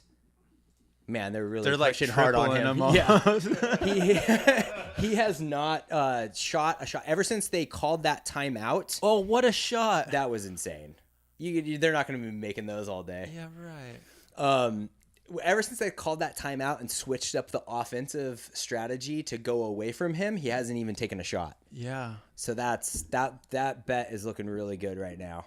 I like it. We just need Maryland to score. Hey, they got on the board. I feel like Maryland's playing some pretty good defense. They're forcing West Virginia to take some difficult shots. And you wouldn't think that they would be able to like keep that up. Right now, West Virginia is shooting 44%. They're 7-16 for the field. They're 3 of 5 for 3-pointers. Okay. And everybody but Stevenson who shot a 3 has made it.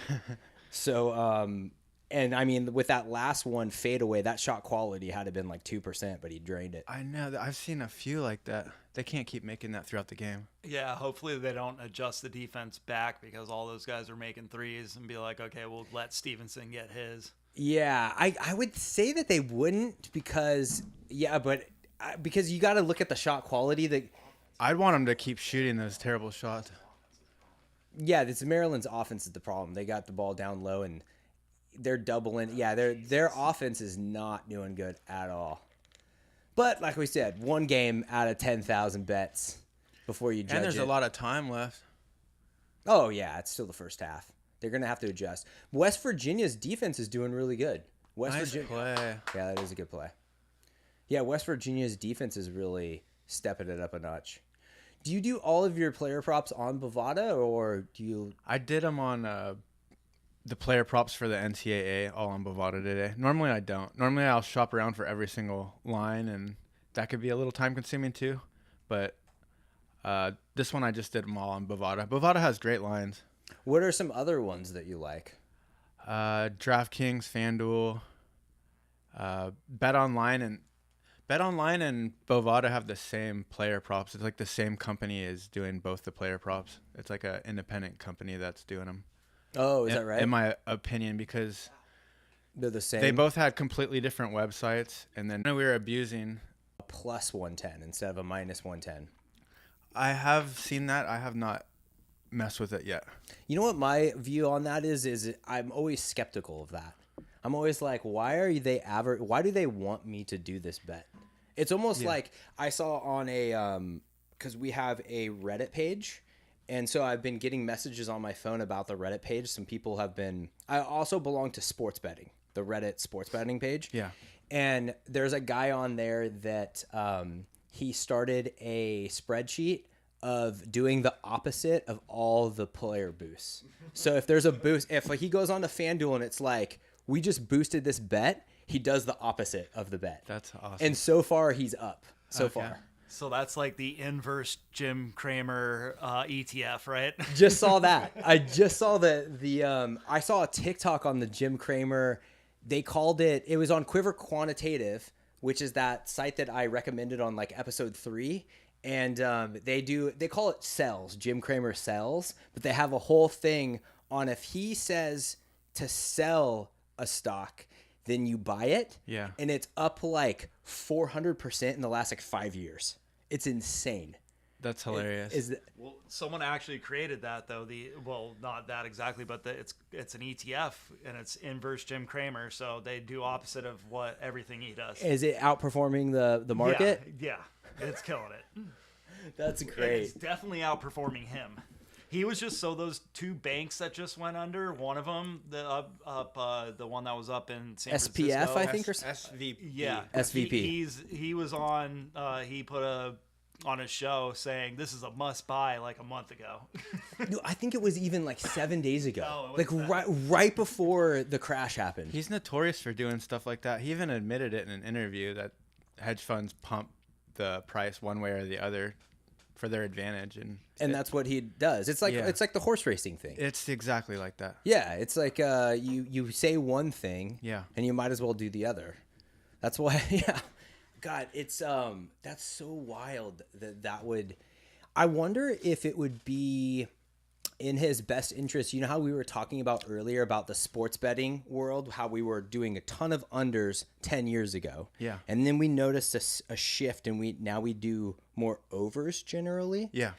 I wonder if it's in his best interest to like switch it on people, like now give people the right answer, yeah, and then him do and then everybody thinks like, oh, I'm supposed to do the opposite, but then it's like a chess match. I was thinking like poker, because you don't want to keep the same strategy. If you play tight, everyone knows you're going to play tight, and they'll take advantage of that. And if you play too loose, then they'll take advantage of that. But if you can keep them guessing by changing your timing up, then they have no idea what to do. Yeah, it's a perfect analogy. There's sometimes I'll play in a poker room, around town, and not a room, but like with friends. But they usually have like a game where you play just a cash game, and it's just like a low limit cash game. Like everybody puts in like $50 to $100, and it's just cash game for fun. and I'll go in there and I'll play one style, like usually like crazy aggressive, and I'll get everybody thinking like this guy's nuts. But then that same game has a much bigger tournament game where we each put in $500 and the winner gets like $5,000. But then I'll do that cash game and be crazy just to show them, just for the tournament game, and I'll completely switch it the opposite way. That's awesome. And so far it's worked pretty good. That's cool. Yeah. So I have a question actually. So in other states, if you're on like FanDuel or DraftKings, they'll give you like a free parlay for the day. What would you guys recommend if they're going to parlay something like your bets? What should they look for? Which ones should they use on their parlay? Do you have an answer for that? I do. Go ahead, It's a Jake. free parlay. Yeah. Okay. So parlays. Don't do parlays is a dirty word. Yeah. Don't do parlays. Don't use the P word. But if it's if it's free, then what would you do? Can you do player props? Yeah, I would take advantage of using the player props because they're close to 60%, and I don't know. It's good bang for the buck. That's an option. Can you also do same game parlays where you can correlate the bets? Like if you did an under on a player, you could also do an under on the game. Yeah, you can do that. You could also do a highly correlated bet where, let's say I'm doing over on points, then you could also do over on points and rebounds and assists. Because if he scores more points, he's going to score more points, rebounds, and assists. So something that's extremely highly correlated like that, I would think about playing something like that. Do you have to do a certain amount of games in the parlay? Can you do 2? I think or do you have to do 4? I think you could do a one-person parlay, but 2 different bets. You could do something like that. Yeah, I would try to keep it as low as possible. Don't get up into the 4s and 5s. Yeah. I would also do player props. I would check out to see what player props we have out on Dub Club for you bet smart and pick 2 of those. That's probably the highest percentage chance you have. If you're like, nah, I want some crazy action, then the best way to do it with teams, I would do the player prop, 2 player props. I don't know. Would you recommend the same thing, Jake? Yeah, especially if it's a free play. If it's not, then leave the parlays alone because there's a lot more math behind it than. But if it's free, just do it. Yeah, I would do that. And I asked the Jeffrey how it works for him. How many? Yeah, I said, are you listening right now? And can you answer these questions for us? So maybe in like 5 or 10 minutes, he'll text me back and say like, how many can you do? And can you do player props? Can you do same games? So. Okay. Yeah, I would stick to the player props. I would try to be as low as possible, and then also try to do same game with a correlated bet. If you can't do any of those things and you have to do a team game, then I would go with underdogs. I would maybe put 3 of them together and do underdogs from like anywhere between plus 130 to plus 240. And you have to understand that it's gonna be like if you're betting $100 and you're doing 3 underdogs, you're probably gonna get around plus 3,000. So it's going to be, if you win 4% of the time, then that's good. So it's a long shot, but it's a free bet, so it doesn't matter. And the reason why I'm saying that is because with team bets, with parlays, you get the odds back in your favor if you do underdogs. I'm guessing, though, that they might not. They'll either cap you at 3 or they might not let you do underdogs on the money line on parlays because then all of a sudden their odds are against them. But if you had to do team bets, that's what I would do. I would put 3 underdogs together on the money line and then just know I'm only going to win this 4% of the time. But in the long run, you'll make money off that. So I know we're going to maybe do some live bets here, and we totally dropped the ball on this Maryland-West Virginia game. This would have been the perfect game to do a live bet when they were down 13-4. And the way the game was being played, it's not like Virginia was outplaying them. Just shots weren't dropping for Maryland, and now Maryland's up 1. We could have, okay. So we need probably to pay attention to live bets. Yeah, to live bets. We talked about that. Yeah, well, it's not going to be like a You Bet Smart sponsored live bet, but it's going to be our personal, like, hey, we're going to throw this money on it. This would have been the perfect game. We completely dropped the ball. Yeah. I bet you we would have got it at like plus 7 or plus 8. And all the shots Or West Virginia was making were insane. Yeah. This is like the perfect textbook. Yeah. We just needed Maryland's D to come, or offense to come around, and they did. So right now it's West Virginia 23, Maryland 22. It's a close game. There's 5 minutes left in the first quarter. Stevenson has not shot the ball since that timeout. I think he shot 7 shots in the first 8 minutes, and I think the coach said, "Look, dude, they're like triple teaming you. You got to pass the freaking ball." And he's not even in the game right now. Oh, he's over here, but he's playing off ball. So normally he brings the ball up. He looks kind of deflated right now. He's 6'4". He brings the ball up. He could be drafted maybe like in the second round because he brings the ball up. He's 6'4", but like look at that. He's being exposed. Oh. He's being exposed in this game. Now they got 2 on him. He made the pass. Now he's making the pass. I mean, that's what. What a rebound! Holy shit! That was a great rebound. That's what. You got to get a guy out on that. That is what makes the difference between a college player and an NBA player is, can you create shots on your own? Yeah. And he's being exposed in this game. I don't want to like talk shit on this guy. I'm sure he's a really good player, but if an NBA player, because there was talks of him like maybe going in the second round, and if a team is watching him right now where all you have to do is double team the guy and he can't score, it kind of puts his whole game in jeopardy. Great bet, Jake. Yeah, it's looking good, but there's a lot of time. I just like how Maryland's playing him. I mean, if you can double down on this bet, I that think 16 and a half live, is looking good. I think certain sites do have live player props that you could bet the over now. And I think that's what you would look for in a live bet on a player is how the game's being played. Yeah. How are they playing him? Yeah. Does he look like he's lost his confidence? I mean, you could see all those things where a live bet computer system for like, let's say Bovada, and they have live bets out, it's a computer generating those numbers. Yeah. So that's where a human element where you can like watch his demeanor and how he's playing the game, that's where that really comes into play. Yeah, I agree. So you can get Maryland right now plus 125 to win. Yeah, they're down by 4 right now. Now they're getting 2.5 points. Which is pretty even. Yeah.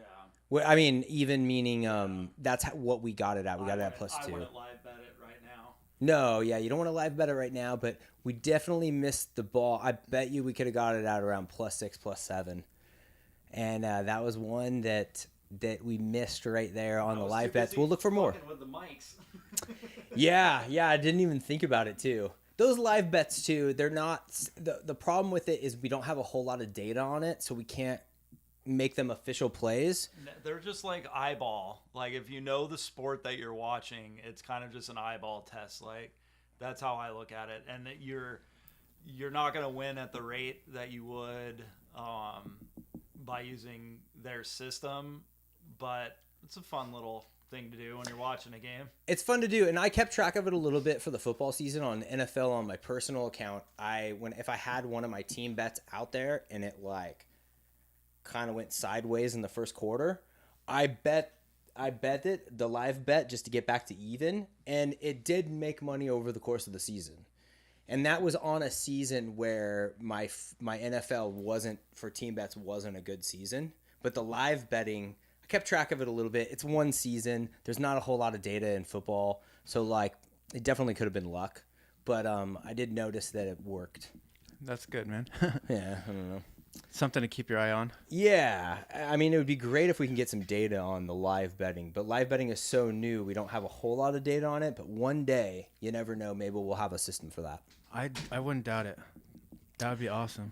Update of the other game, Virginia 15, Furman 7, and that's with about halfway through the first half. So they got 22 points in the first half. If you double that, that's 44. If you double that, that's 88. They're on track for about 90 to 100 points, I would say.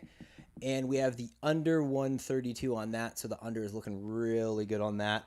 On that game, you have J.P. Puegues, Jake. He is the guard, and that is under 3.5 assists. He does have an assist on the game so far, so he's on track for 4, but I still like that one. He is 0 for 2. Virginia's D is really coming on strong. I wonder if teams do this. Virginia looks like they could be pulling away from this game. I wonder if a team like Furman, where let's say in the second half they're down by 25, do they keep in their starters? It's the last game of the season. Most of the time, if you're up by 25, or if you're down by 25 and there's like 5-10 minutes to go in the game, you sit your starters. But this is the last game of the season. JB Puegues is a sophomore. So he's not a senior. He's not a junior. This isn't his last game. He's coming back for more. He has 2 more seasons to play. When I'm good. When JB Puegues, if they're, I think that they're going to be down by like 20 plus in the second half. Do they sit JB Puegues? He's a sophomore. He's got 2 more years under his belt. It's the last game of the season. They're not going to win this game, but do you sit him because he's a sophomore? Yeah, that's a good question. I guess it depends on each coach and what you don't want your player to get hurt, but you also want to develop them too in a high profile game. So that's a good question. I guess it's dependent on the coach. That's a good point. You might want to play him against a good defense like Virginia, so he like develops. But like I said, like if you're down by 25 with 5 minutes to go, I mean, how much are you developing? Like that's not a normal situation for a game. Yeah, it's not crunch time. You run the risk of like doing something serious to his knees. Yeah. I think you sit him. I think because he's a sophomore. Yeah. If he's a senior, it's his last game. He's not going to get drafted. He's playing at Furman. Yeah. It could be his last game of his career. That's a good point. You play him till the end. Yeah. But him being a sophomore and him being the guy who runs the show at Furman, I think you got to like, he's your guy for the next 2 years. Yeah, but maybe, I don't know, you bring up a good point. If he doesn't have a future after this in the NBA, it's in the fridge. If you don't think he's going to make it to the next level and this is his last game, let him play it. It doesn't matter if they're down 40, keep him in. But if he's going to make it to the NBA, like you might want to try to protect him too. Yeah, but JP Puegues is not getting drafted this year. I think that's minus 10,000. I'd go ahead and take that bet. Here's an interesting thing. What's the guy's name that we listened to his podcast last night? I really like him. Okay. Do you remember the name of the podcast? It's got a long name? So we'll get the name of this guy and the name of the podcast in a second. I really liked the way that he thought. He pretty much, it's almost like he has the lock to my journal because he pretty much like read my whole strategy in sports betting.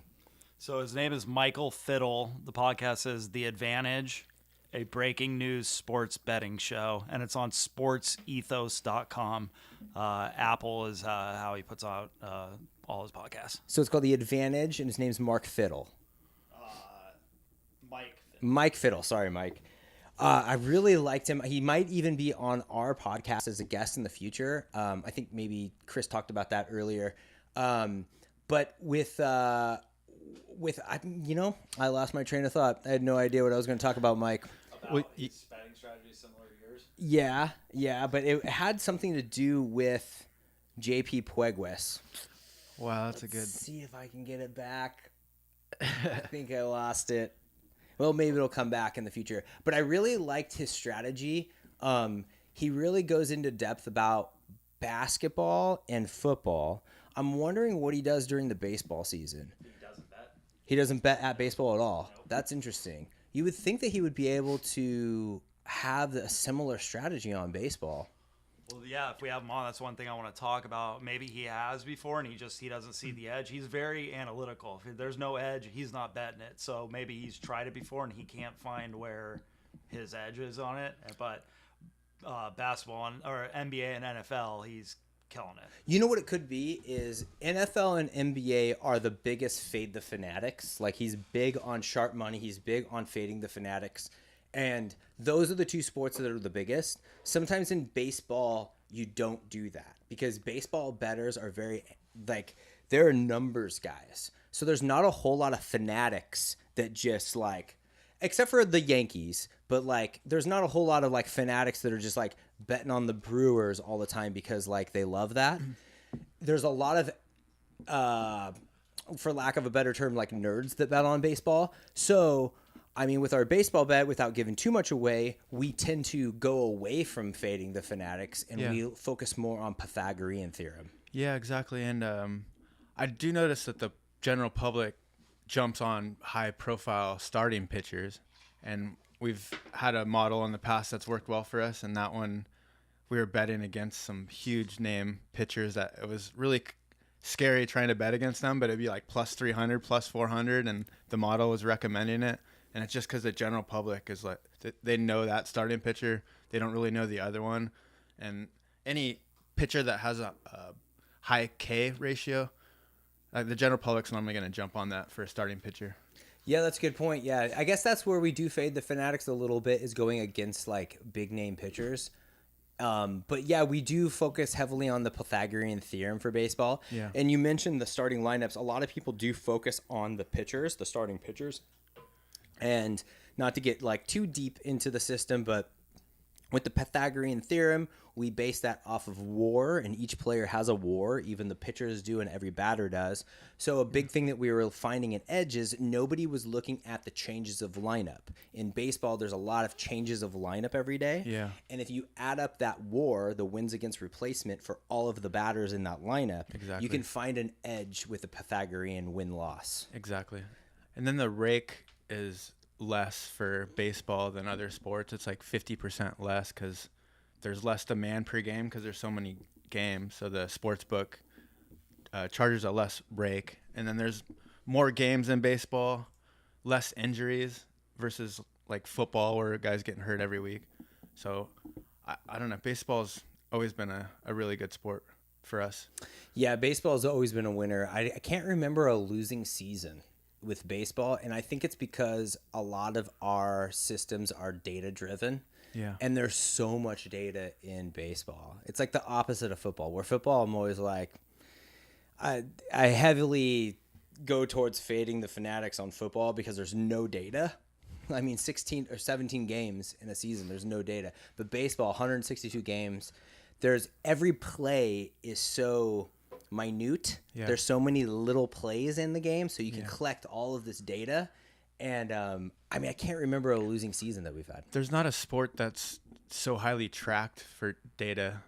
Like baseball is just in another level of its own. The other sports are trying to catch up. So for somebody that likes to bet on sports and likes data, there's nothing better than baseball. You got like what the pitcher's throwing, which speed, the rotation of the ball, like how many spins the ball, like when the pitcher's throwing it, how many revolutions it has, like the trajectory of the ball coming off the bat, the speed of the ball, where it's landing. It's insane. I can't wait. I'm getting excited. I know. We got like 2 to 3 weeks away, and we're starting in. We're talking about baseball when there's basketball on. When there's March Madness. Maryland coming back. They just went on a run at the end there. They're up 32. We missed that live bet. It's 32-30. Maryland's up. They got a lot of home fans there. And then on the other game it's Virginia Furman. I don't even care the score of the game. It's a total of 33 points, and that's with 7 minutes to go. So if you do the math on that, they're on track for about 104 points. So that's under 132 is looking good on that one. So both bets all 3 bets are looking good. Let's check. What about the live bet on that? Let's check Furman. Oh, to do Virginia? Yeah. I don't have, the only thing about doing live bets is I wouldn't want to take Furman. I like to No. Oh man, and Virginia's probably a pretty big favorite, right? Yeah. Virginia's down all the way to minus 240. Yeah, the only thing is that's not in the system. Like this is completely away from the system. Yeah. I don't know where the system leaned. So, for instance, do you want to look up what can you run your system and see what Virginia, what the odds were for them to win straight up? Can you look at that through your system? I could check it out. Yeah. I think that the only thing is if our system leaned in a certain way, it leaned toward Furman. So I don't like to go against that. Okay. Yeah, that's the reason why I wouldn't even look at that. It was -5.5.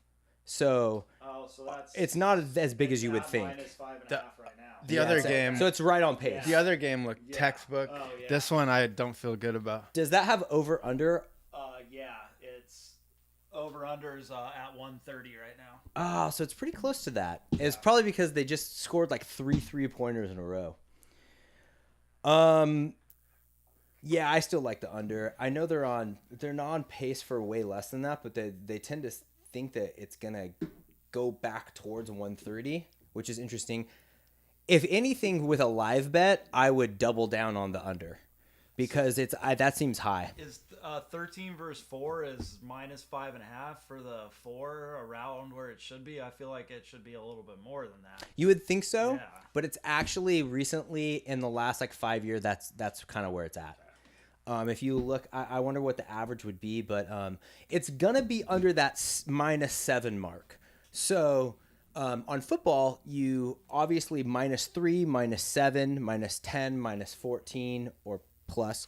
Those are the numbers. That's pretty obvious in football, and you could see the lines really hovering around those numbers. And if they move on the opposite side of that number, you're like, why is that happening? And you might want to lean towards that side. In basketball, there's one number to know, and that is -7.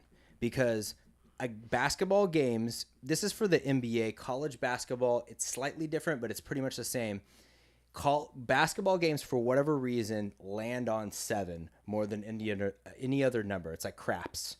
So 7 is the number. So if you see games that are just under that number, like the -5, -6, like a 13 seed and a 13 seed versus a 4 seed and a 12 seed versus a 5 seed are usually right under 7. That's usually because the books are trying to get you to bet on that 4 and 5 seed. Because it seems low. You're like, 5 points? That's all they got to win by? And so they're trying to get you to bet on that. But that means that you might want to look at the other way. And I think that's why the system leaned towards Furman a little bit. +5.5 for Furman being a 13 seed seems like, I mean, why is that? But the system did say a slightly towards Furman. The reason why that wasn't a bet is because I think everybody was onto it. Yeah, most of the public bet on Furman. So people were kind of keen to that bet. Okay. There was a lot of, and that could be because there was a lot of big handicappers that picked Furman. So a lot of the public sometimes goes towards what the handicappers are doing. And there was some big guys that went for Furman. And it's like Jim Cramer. There's a lot of Jim Cramers of the sports betting world that went for Furman. Huh. And so if you're thinking of that, you're like, well, why wouldn't Virginia be a good bet? And it could be, it's just there's more than just that. All of the parameters were kind of mixed and there was nothing in that game. Minus the fact that we have the under in that game. And I can get into a little bit about why we came up with that. I think that was a system bet. And I'll look into that. Did you have something you were going to say? I was just saying that Utah Missouri State game, or is it back? Utah State Missouri game's coming up in like a half hour. Did you guys have any bets on that? We went over that a little bit while you were doing the mic, so you probably didn't hear it. We don't have a bet because that could be the only game of the day that we don't have a bet in it. So I thought that might be interesting for you two to maybe talk about bets maybe you saw that were maybes on there, but why you didn't do it. And we went into that in depth. But I'll reiterate. Yeah, we talked about it earlier. We might have some new people that signed on. That was the bet that I loved. I think I told, maybe you're saying that because I told you, this is the bet that stands out to me. Okay. I think this might be a 3-star bet, Utah State. And what happened was everything was pointing in the right direction for my systems. And the biggest thing that stood out was there was some big handicappers that I like that know some inside information. They all loved Utah State. Checked out Utah State. There was a system bet that liked it. There was a model bet that liked it. And you look at the public on Monday, 18% of the people were betting on Utah State, which is insane because all the other things are pointing in the direction of Utah State. That's why I was like, I mean, it was borderline a 4-star bet. It was definitely a 3-star bet at that time. And then over the course of 3 days, everything went in the opposite direction. It went from like the next day was a 2-star bet. The next day was a 1-star bet. Then last night, it wasn't even on the board. And that mainly goes with the public. The public started betting on it. And it's probably because there was a lot of big handicappers that were betting on it. I just can't get myself to bet when something goes from an 18% money to 55% public. I can't get myself to put that out there. That goes against the entire system. When you're talking about all these line movements, it just reminds me how much I really want to get our automation and our bots and machine learning and all that wrapped up, because imagine a bot that's scraping all the websites out there, and in the middle of the night one of the lines changes and now there's value, then the bot bets it, and then all of a sudden the public moves the line too much and then the bot bets the other way. Like, we can just have something constantly running and tracking all those websites, and when there's finally value in the middle of the night when we're sleeping, it's the bot's not going to be sleeping. It's just going to wait for the algorithm to line up. And I think that works really well with player props. One of the big things with that Utah State game was the reason why it's not a bet on Monday is because with the team betting system, the peak of where you should collect all the data is at the 2-hour mark right before the game. So at 3 days before, there's not enough data. It looks like a great bet, but the data changed. And what you're saying is the bot would look for value. That works for player props. For team bets, the value is the time. Yeah. Like when the time is. Yeah. So like a bot would have said, make that 3-star bet on Monday, but it wouldn't have been good because of the time. And it's interesting when you're looking at the time of team bets and you're collecting a lot of public data, it kind of goes with a graph that kind of goes up. If it's 2 days before, it's going up. It's not, the data doesn't matter. Then once you get up to 2 hours before the game, the data really matters. And then it drops off like a cliff. 1 hour before the game, it doesn't matter as much. 30 minutes before the game, doesn't matter as much. 10 minutes before the game, all that data shit. Because in the last 2 hours, all of the sharps, all of the people that collect all that data are making their bets. So they're betting against the public, and now all of a sudden that data is evening out. So if you look at data after the fact of the game, there's not a whole lot of fading the fanatics. It's all back to 50-50. But that's because in the last hour, all of the sharp money came in and bet on that. That's really interesting. Good point. So there's a time factor in on that. So yeah, that Utah State game, that was like one of my favorite games in the tournament, and it turned out to be not even a bet. What a letdown. It was a giant letdown.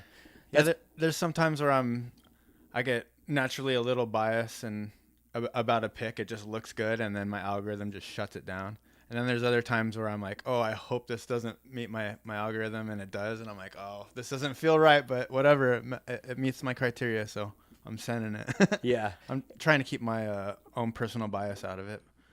But it's funny how those emotions still come up. Yeah. They still come up, and you're just like, you got to just push them down. That's part of having the criteria and building boundaries. It's like, if it doesn't meet my criteria, I put that criteria in for a reason. If I can't like meet my own criteria, then I don't know. I don't really have a system if I'm not following anything. It's got to be structured. Speaking of your systems, I don't think that we got through all of your bets. I think you had like 2 or 3 left. What else do you have for the evening games? So I know we got I believe we did the Caden Pierce under 8.5 rebounds. We did that. That was the Arizona game? That was Princeton. And then Yes. Arkansas, we got Nick Smith Jr. under 2.5 rebounds, minus 129. And then after that, Northwestern Wildcats were shorting Boo Booey under 18.5 points, minus 124. Baba Booey.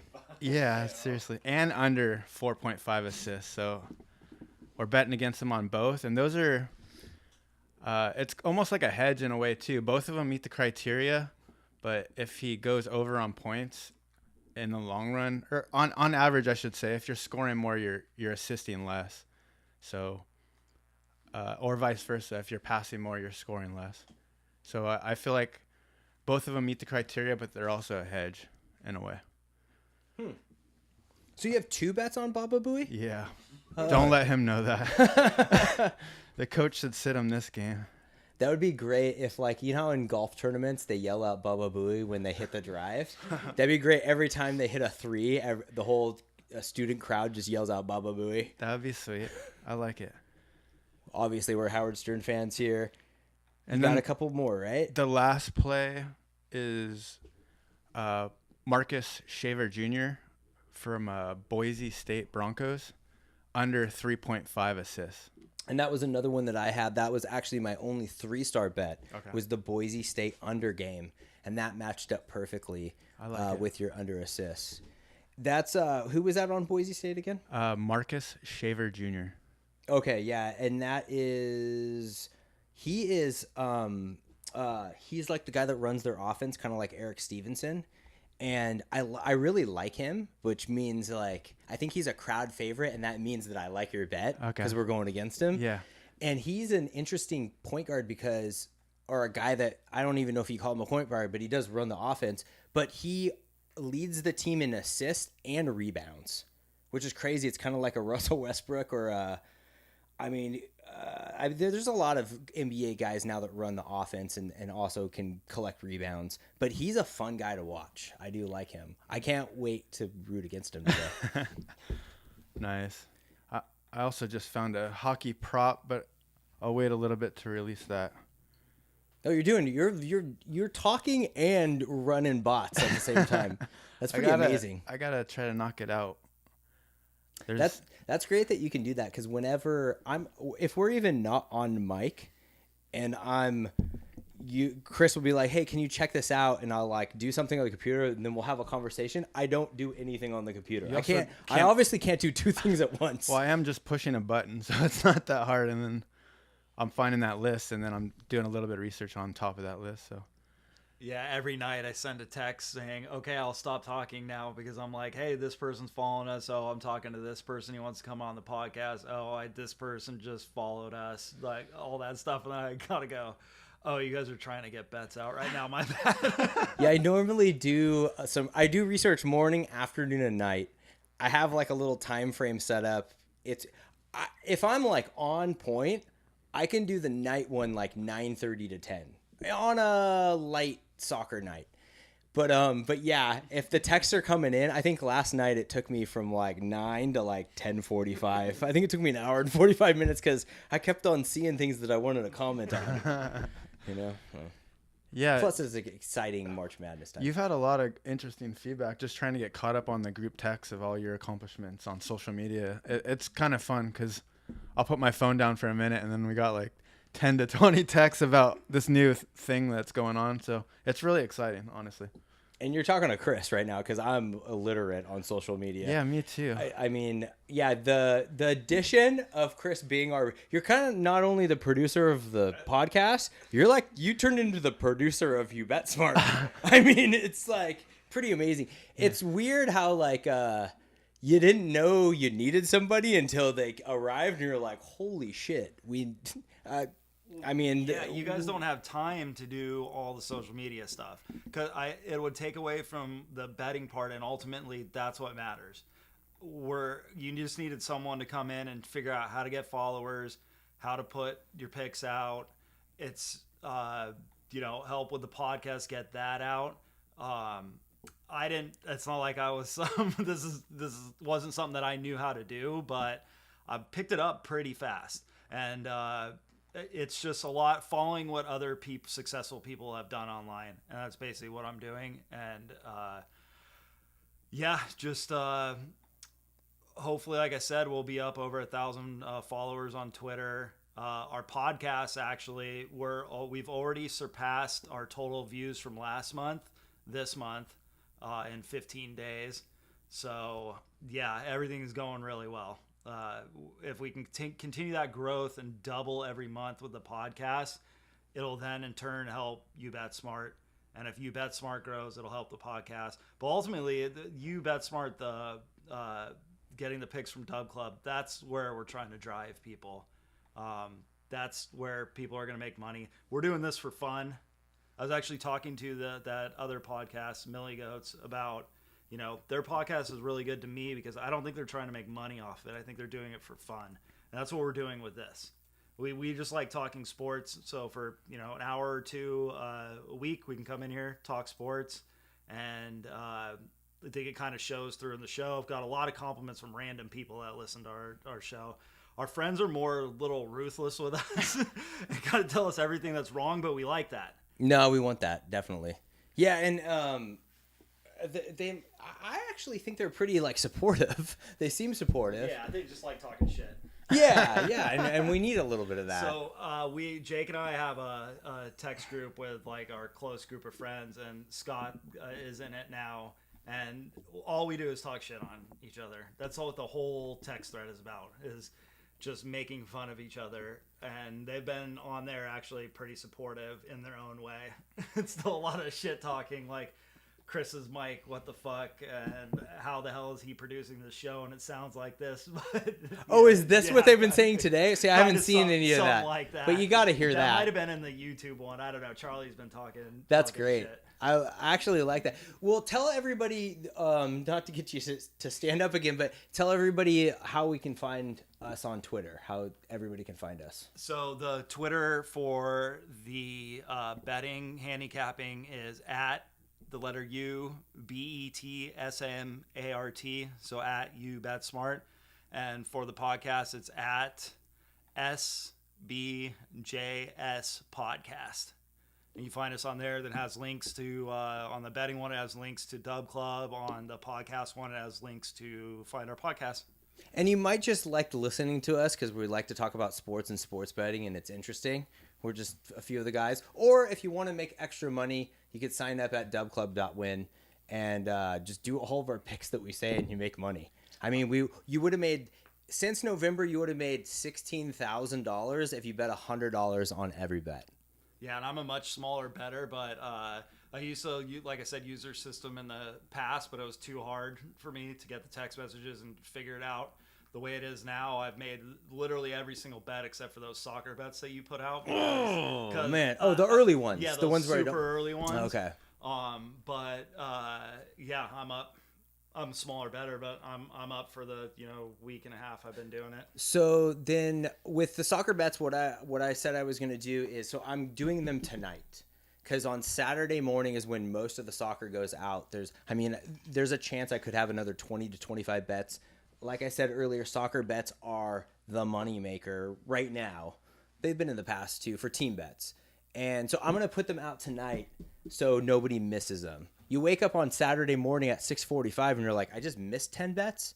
How is that possible? So one of our clients is in a state that has legal betting, and he was saying he can't get the soccer bets. Some of those soccer bets, like those obscure ones that you send out. Is that from Ohio? Yeah. And he uses FanDuel? I think it's either FanDuel or DraftKings. He just doesn't know how to find them because I look on FanDuel to make sure they're on there every time. I will personally show him how to do it. Okay. Jeffrey, you hear that? So quit yelling at me that you can't find bets. You know what? I'm just joking, Jeffrey. Love you. We got plenty of time. I'll go through it right now. So Jeffrey, go on your FanDuel app right now. What I do is when I go on FanDuel, I say I'm from Arizona because I do have a condo in Arizona where my account has the address, so it lets me look on FanDuel. I'm in California, so it won't let me bet the bets, but I can look on there. If you go to soccer, click on soccer at the top, it has the scroll. So what you have to do from that is you have to scroll over all the way to the right on the top, and it says all leagues. I can say this too. I can also like DM this. You click on all leagues, then a lot of the bets come from England. So you have to scroll down to the country of England. It's a long scroll. I'm still scrolling. Then when you see England, it has all of the leagues. It has EPL, English Premier League, Championship, FA Cup, League One, League Two, National League. So what these leagues are, just to talk about soccer a little bit, because I could talk about soccer all day.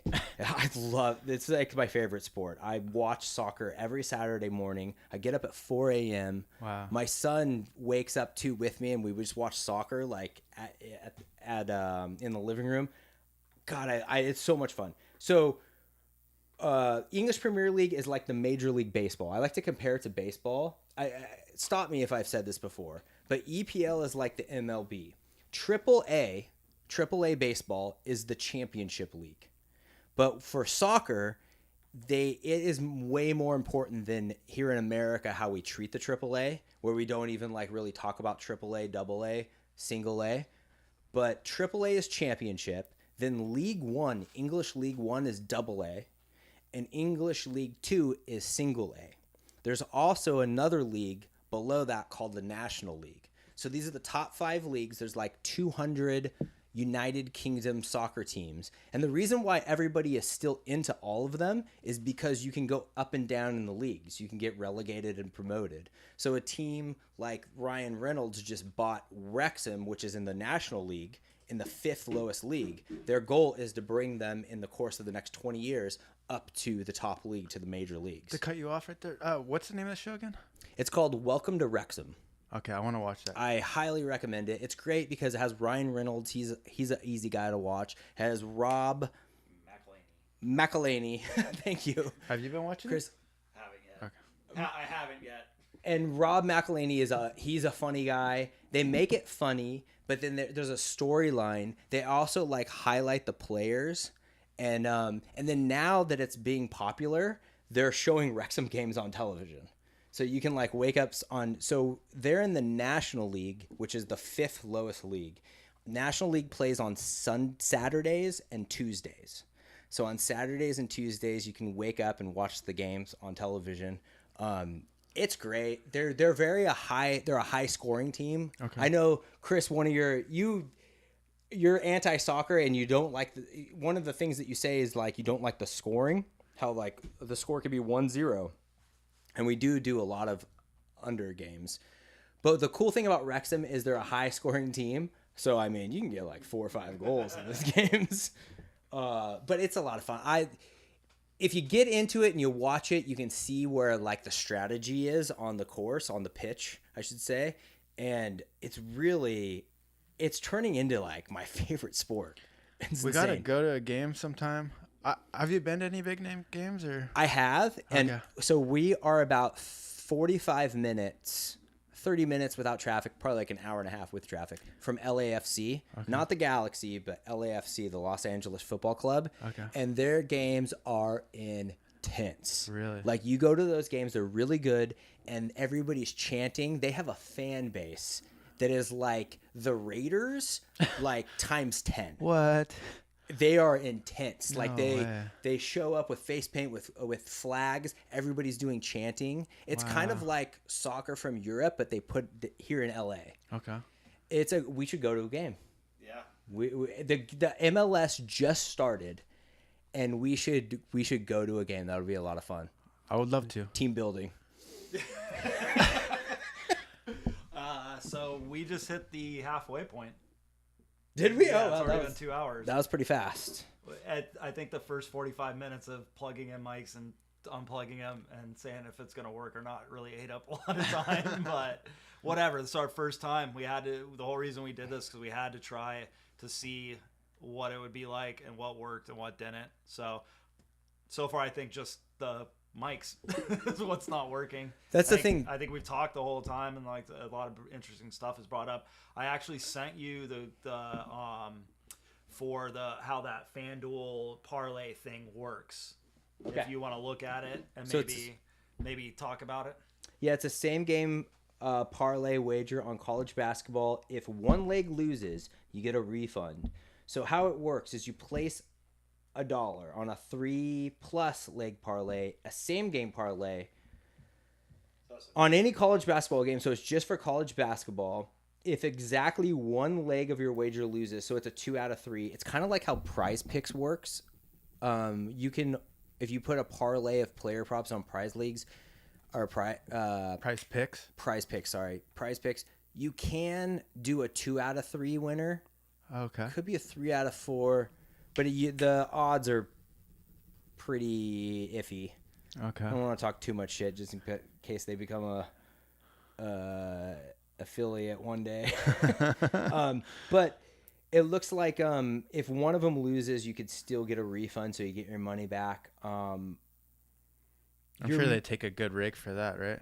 I don't know. Well, the wager has to be plus 400 or bigger. Wow. So you got to have a plus 400, which if you're doing a 3-leg parlay, it's going to get up there. Yeah, that's true. And also, if you're doing underdogs, if you're finding underdogs, that's what you want. Now, the thing is they might have into this. You have to look into the math.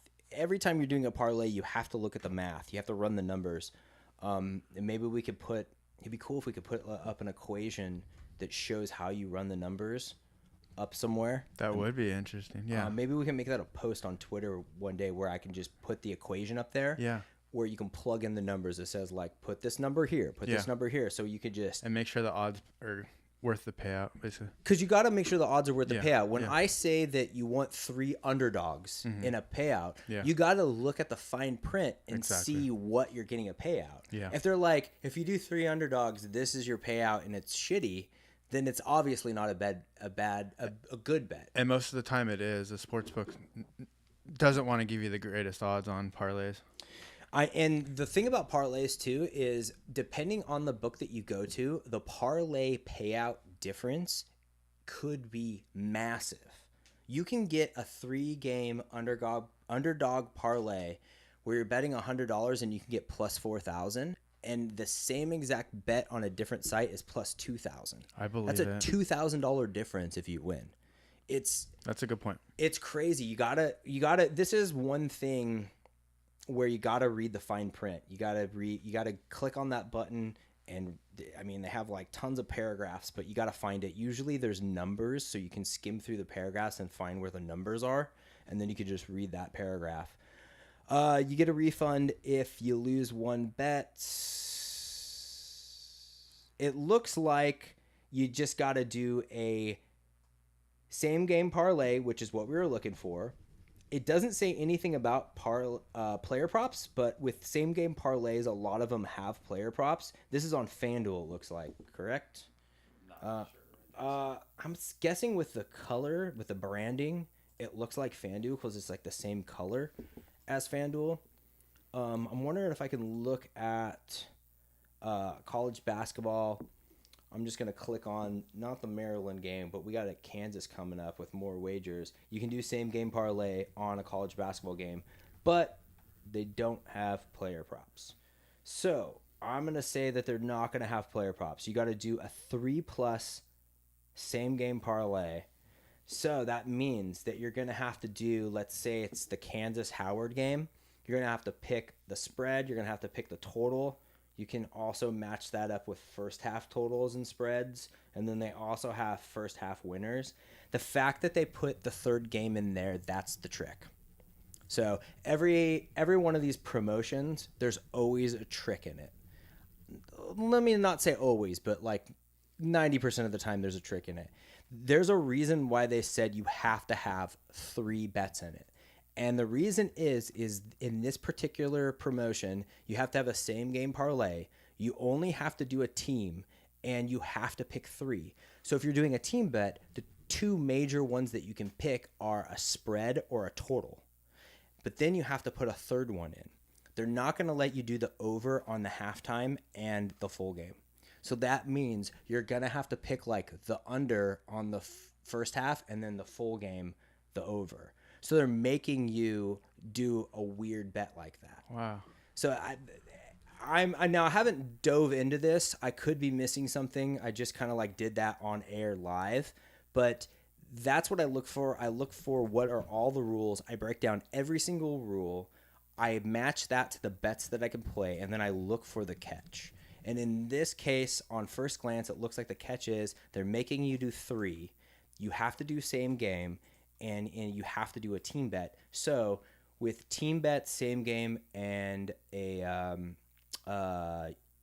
three. You have to do 3 bets. That means that you're automatically getting a bad odds. There's no way that you can put that together where the odds are good. So I would stay away from this promotion. That's my summary. Maybe we should do an update. Maryland's up by 4. 17 minutes left in the second. So yeah, I think both your guys' bets are looking really good right now. Has Stevenson scored? Stevenson did score another basket. They let him shoot. He's 3 of 10 from the field, 0 of 1 from 3-pointers, and he's got 6 points. Jesus, draft stock is dropping fast. Is it too late to double down? Yeah, his last 14 minutes, he's only shot the ball 3 times and made 1. So they definitely took the offense away from him. That one's looking good. The other one that we have is Furman and Virginia. We have 2 on that one. We have the under. They have 59 points, so they're on track for 118. We have under 130, so that one's tracking good. Usually on the second half, you have more defense in the second half than the first half, so that is tracking really good. And we have under 3.5 for JP Puegues. He does have 2. Okay.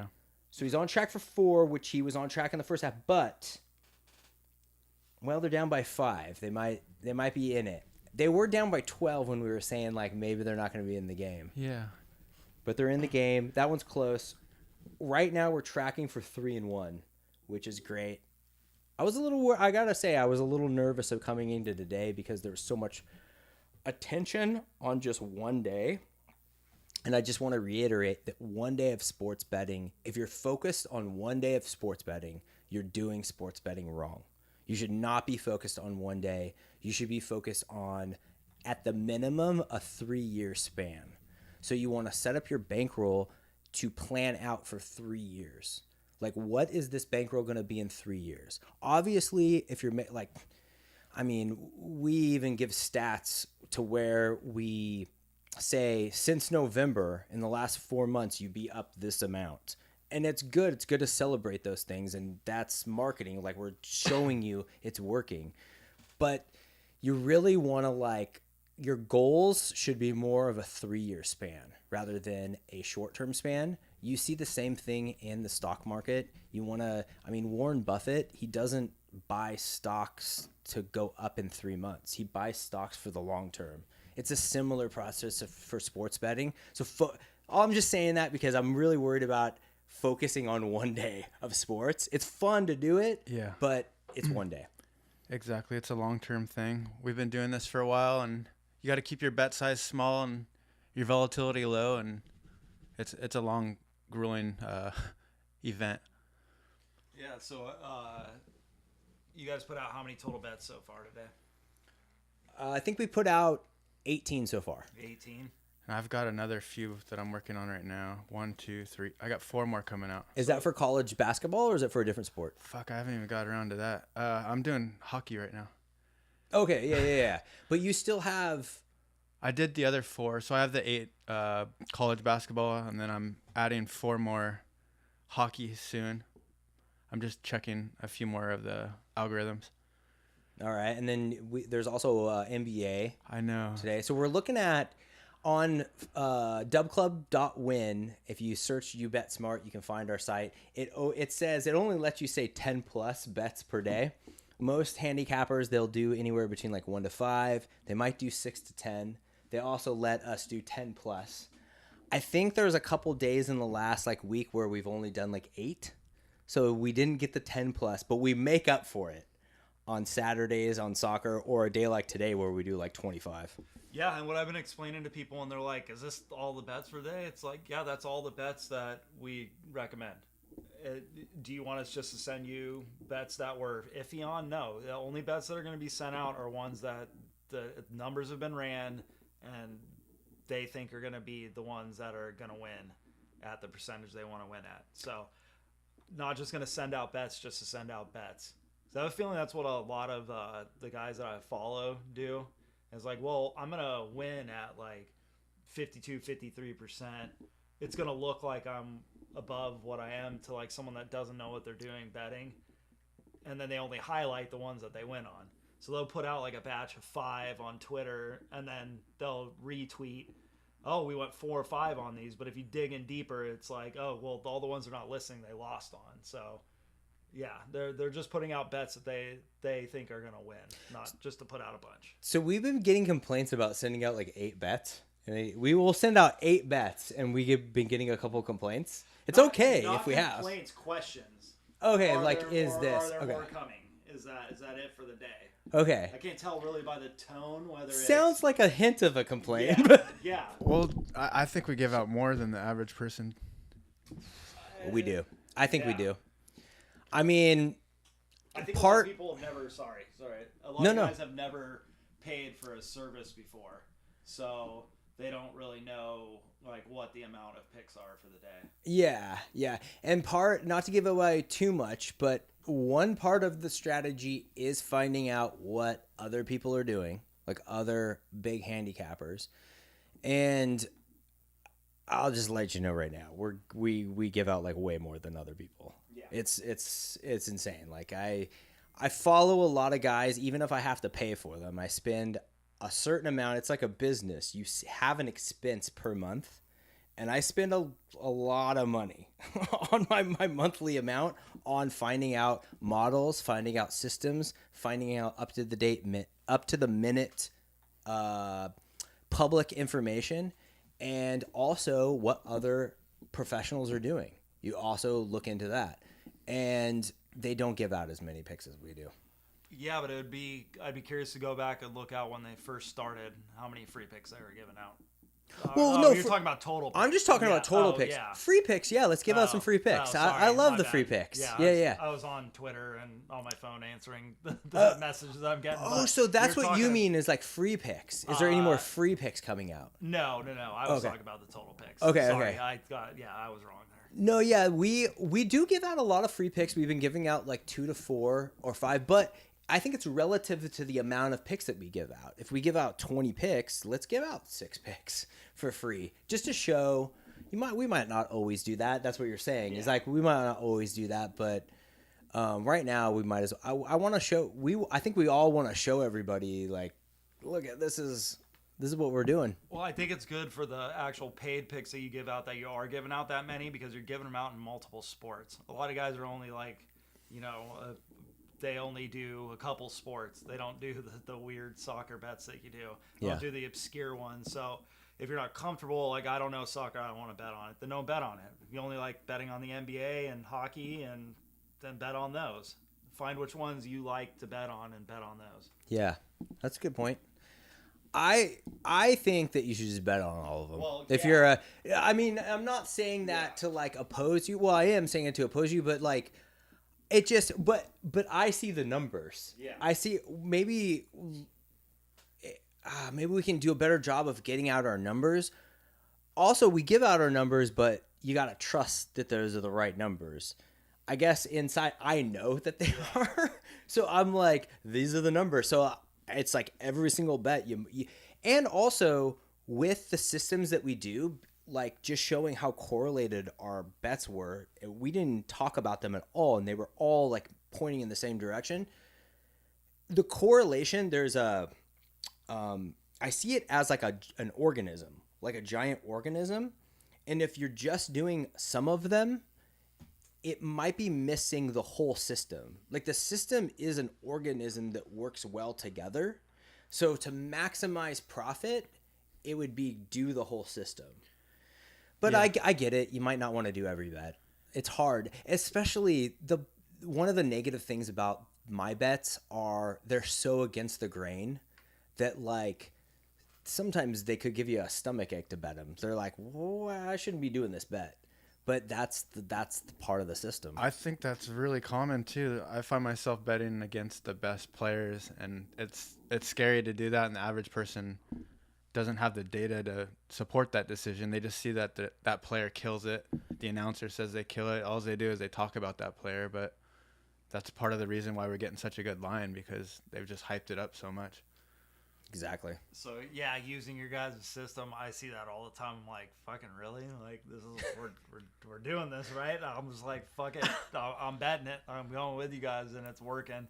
It's I think a lot of people do bet that way though, and that's why the line might be at that way. Like let's Jason Tatum. I think he's averaging like 31 points a game this year, and it's like, well, he's gonna get 31 today, but you guys have him as under, and it's like, well, but he's averaging that. Like he should get that, and I've questioned a few, but it's worked out. 60, 70%. I question of the time. them all the time. I'm the one doing the player props, and I'm like, oh shit, I'm gonna recommend that. It's uncomfortable putting some of these out. Yeah, It is. but I mean, we've been doing it for so long, it's more natural. But it's like Travis Kelce in the Super Bowl. It's like, fuck, that guy just had 14 catches a couple of games ago, and you're saying he's gonna get under 7.5.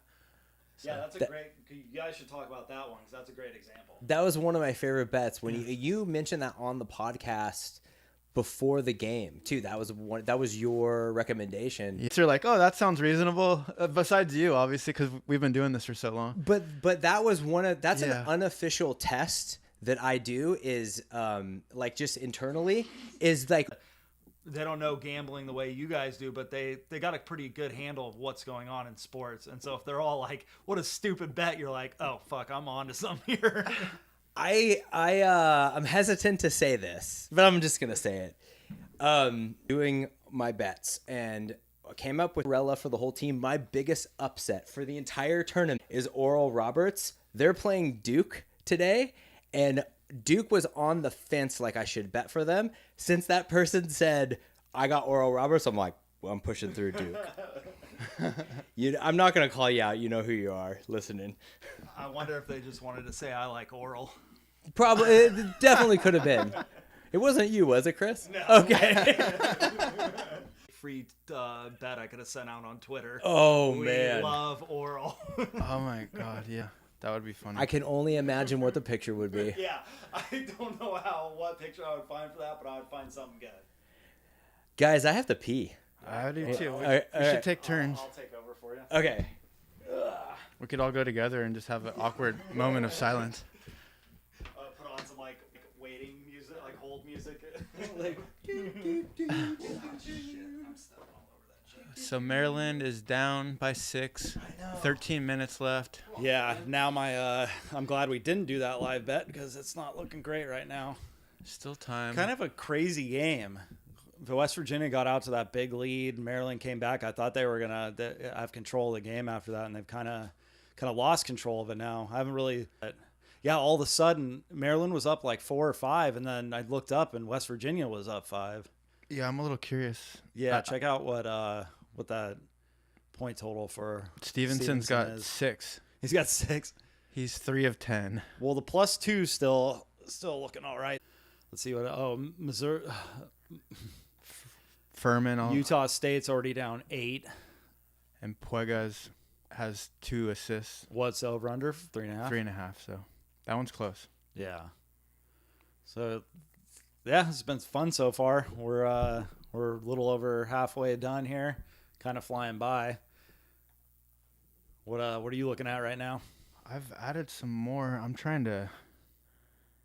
I don't know. I'm running out of time to get all these picks out in time. Let's see. 1, 2, For 3, hockey 4, or 5. for I have 5 right now. Yeah. what? For hockey? Yeah. But hockey doesn't start for like 3 hours, right? Yeah. I was Oh, trying to there's some really get them big out games. before the podcast ends too. Oh yeah. Yeah, whatever. I don't think too many people tuning in really care about hockey. Yeah. Yeah. I don't know. What do you think is going to happen in this game unofficially from you, BetSmart? For this game, For West Virginia, Maryland, we're talking about. I don't know. I think we have a chance at winning both of them. I think the player prop for Stevenson is a lock. Yeah, he's got. He's got to score 11, 12. They basically have taken him out of the game. The only problem is now maybe. Maryland's playing defense against him. It doesn't look like he has many opportunities. Once he gets it, they're doubling him, and then he has to pass it right away. Yeah, but then that kind of screws you up when they take him out of the game, because then your defense has to go back to your normal defense, and you haven't been playing, so your like muscle memory's not there about all your rotations and stuff. That's a good point. Because now you're going back to your normal rotations.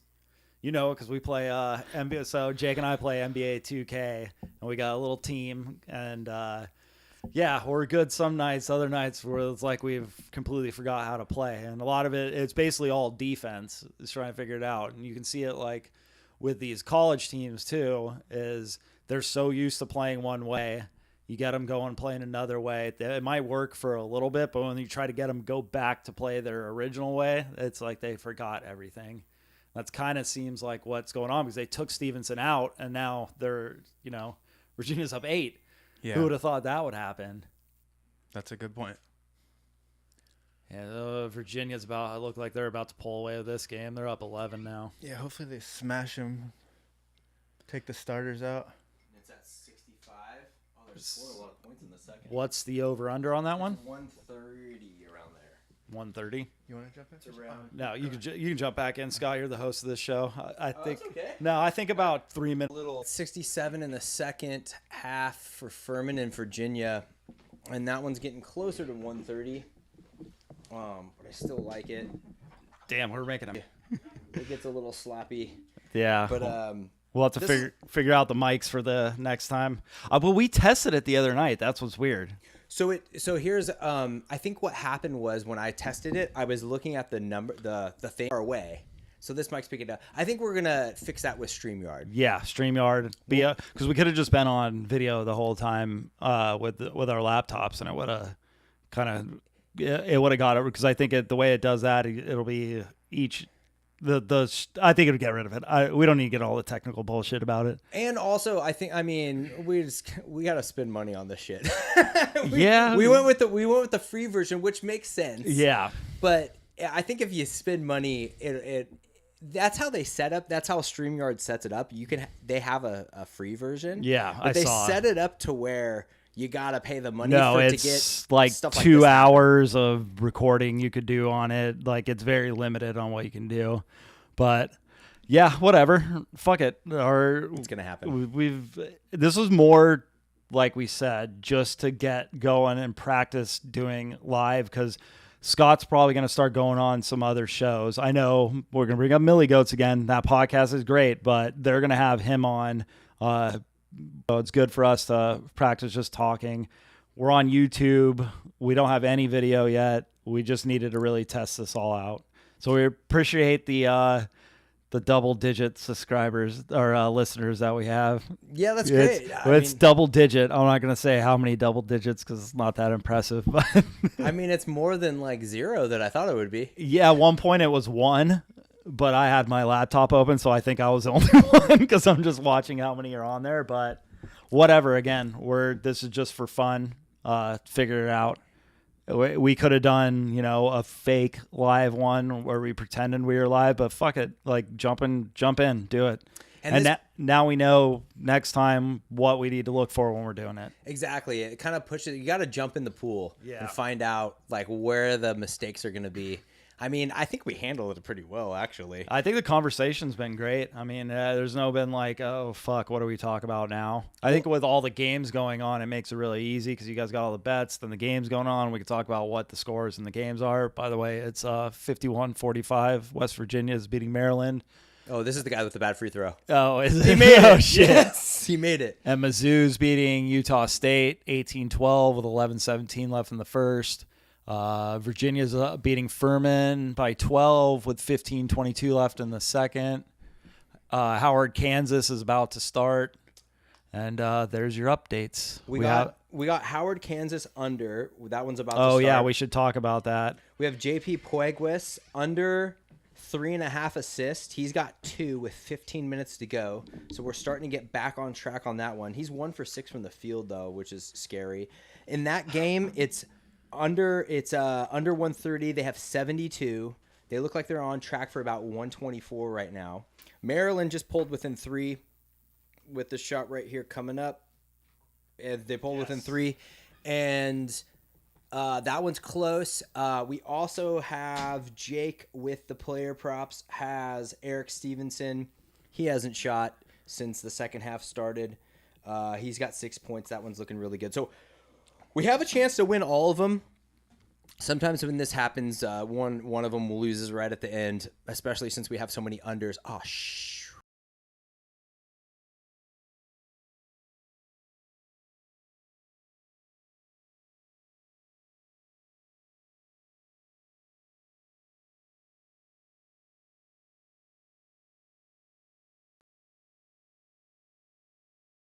Chris leaves the rooms and we're back.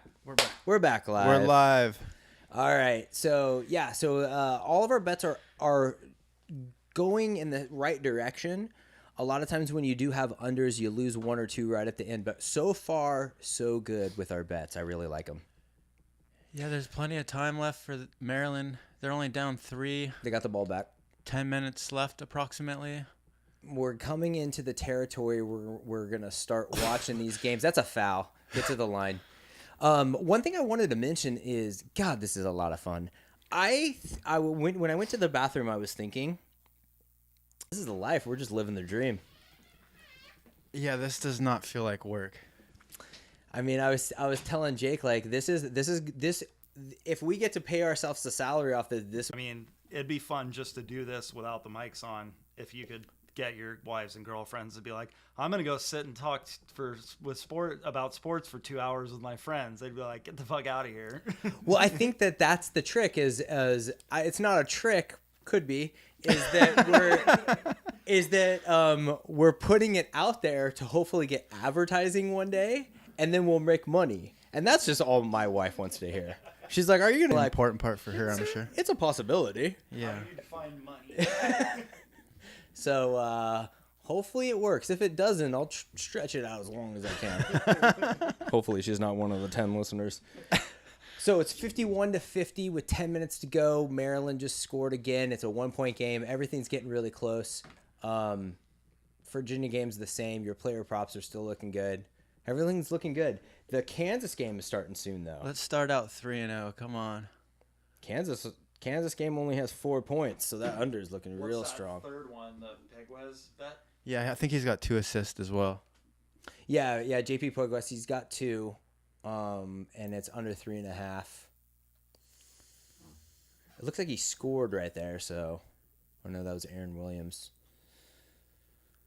Yeah, that Maryland offense is a little shaky, but as long as they hold it together, maybe they'll put it together. Did we go through all your bets for the end of the day? I haven't even finished all my bets. I'm still working on it. Well, we don't have to do the hockey ones. I just mean for college basketball. We finished all those, right?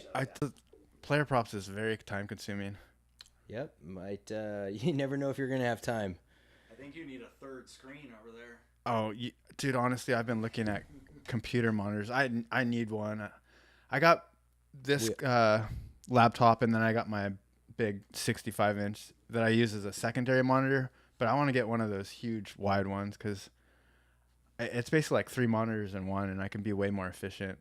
Because having to go back and forth, and it's not very efficient. I mean, you're figuring out the bets when I'm placing bets, and I have to do it from my phone. It's like fucking I have the 2, like I switch back and forth, and I'll get to the bet, and I'll be like, wait, was it over or under? Wait, was this guy in my shirt? I'm constantly going like back and forth just to make sure that it's the right one. But it's way easier than when the text messages work. One of the tests that I do where I know I'm dialed in on my research is if I can go through the board. So like I do all the research, send out all my picks. I did this last night, 10 picks. Then go to the betting account. If I can run through it and place all 10 bets without even looking, then I'm like, okay, I was on point. You know, because if I have to go back and look, then there might be something wrong with it. I know what you mean. I feel the same way. There's times where I'll bounce back the props to other people, and I'll remember really specifically which player, which stat. That's what's been great about everything being under today. Just gotta find the guy, and it's a little easier that way. I know it's an under. And part of the reason for me only picking unders is because it's very time consuming. I don't have the bot's help right now, and it's not finished, I should say. And so I have to do all these manually, and it's going through every single player, every single team, their matchups, their trends, who they played against. I don't know. Just the unders alone took forever. Yeah, and I think the reason why I have a lot of unders is I think I've said it before, but it has a lot to do with the system bets. And system bets like 2 things for college basketball. They like playoffs, so the tournament, and then they also like neutral courts. For whatever reason, there's a lot of unders on neutral courts. So the system bets, which I I don't always go off of system. Badness loves system bets. I think it has to do with the neutral courts. Yeah, I know we have a lot of bets. I feel like a lot more than the average handicapper, but I feel like I don't know, at least for me, I haven't even scratched the surface on how many I can get out there. Once everything's automated and then we can run it through all the different markets, I'm scratching the surface. I mean, you haven't even delved into like fully goalies for hockey, and that was such a huge one. Yeah. Also, soccer shots on goal. You're really good at those. I know that was one of the highest bang for the buck that we've done, and we don't have the bot for that yet.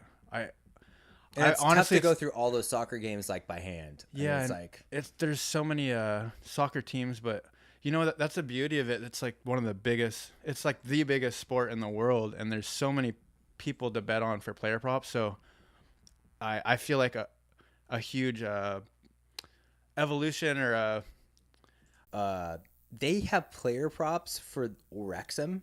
Like if their big guy is, God, what is his name?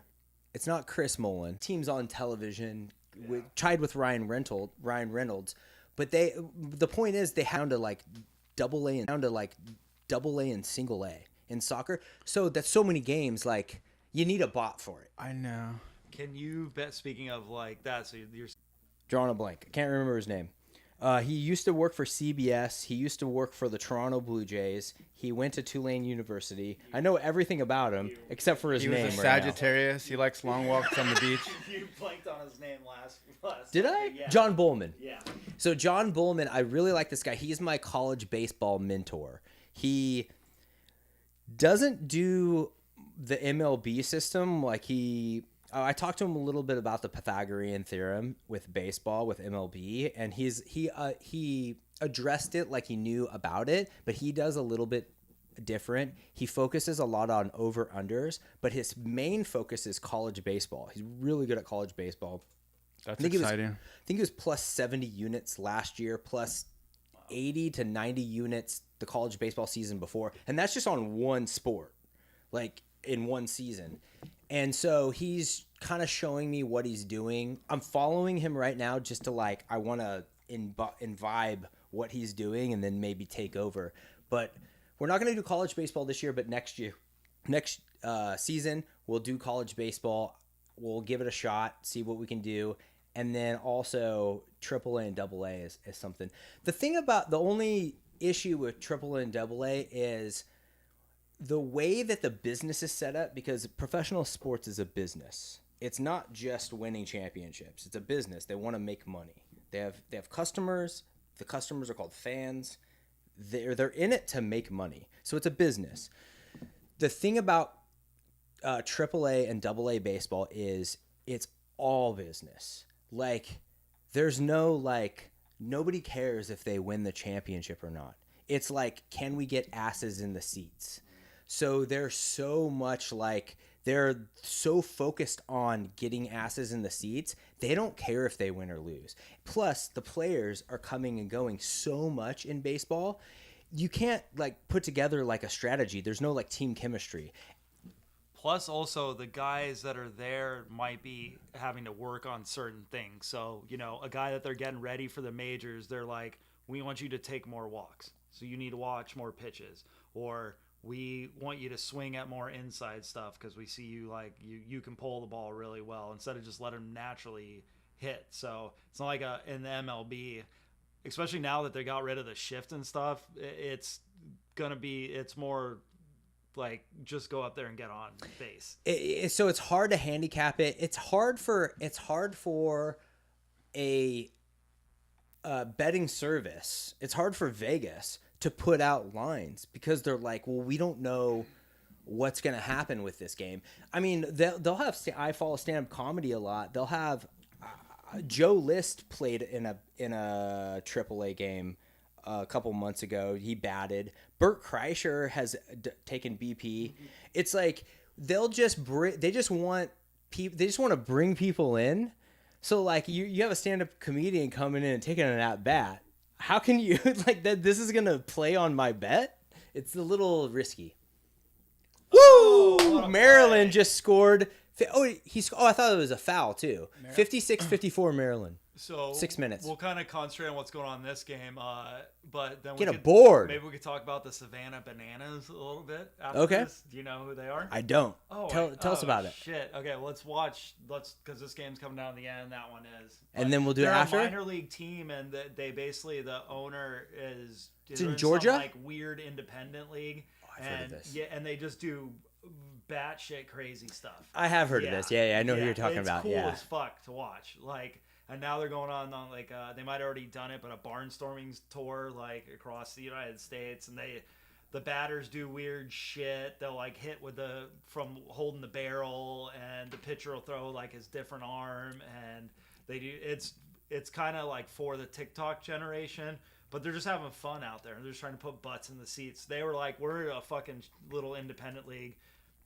Most of these guys are never going to make it to the pros, so let's just put butts in the seats. And they are. The guy's making a shit ton of money, like millions a year off of like so lower than A-ball team. So there's an independent baseball team that's close to us, the Long Beach Dirtbags. The Long Beach Dirtbags, they're an independent baseball team, professional baseball team that's about 10 minutes from here. Oh my God, he airballed it. 56-56 Maryland, 6 minutes to go. The Dirtbags, 20 years ago, when I was a young buck, I was 20 years old, and I was hanging out with my buddy Scott Fagley a lot. He was a pitcher for Marina Baseball who's won state championships a couple years in the last 20 years. We also had a guy at Marina called Eric Turner, and he was a knuckleballer. Do you know Eric Turner? No, I was ducking down. And not only that, it was Stevenson that scored it. Oh, fuck. So Eric Turner's a knuckleballer, and he is a little wild with his knuckles. But the Long Beach Dirtbags, they hired him out of high school on Marina, and they would pay him like a salary, like $60,000 a year to be like their starting pitcher, their ace. And he would come out, and he would just throw knuckleball after knuckleball, and it was fun to go watch because you didn't know what was going to happen. He would hit like 6 guys, and then he would like throw one in the dirt, and then he would strike out like 5 guys in a row because the ball was just like floating around. Knuckleballers are insane to watch. So that's the point, is like independent or like AAA, they're not in it to win or lose. They're in it to like put butts in the seats. So it's not going to be like League One or League Two or the championship league in soccer, because they are in it to win. They want to win. It's like a professional team, whereas AAA and AA baseball, you don't know what you're gonna get. So it's gonna be hard to find good lines. So our buddy Dale Thayer ended up playing in the majors for like 5 years with the Padres, the Mets, and he had like a cup of coffee with Tampa Bay. But we used to go watch him when he played for the Lake Elsinore Storm. I think they were a single A team at that time.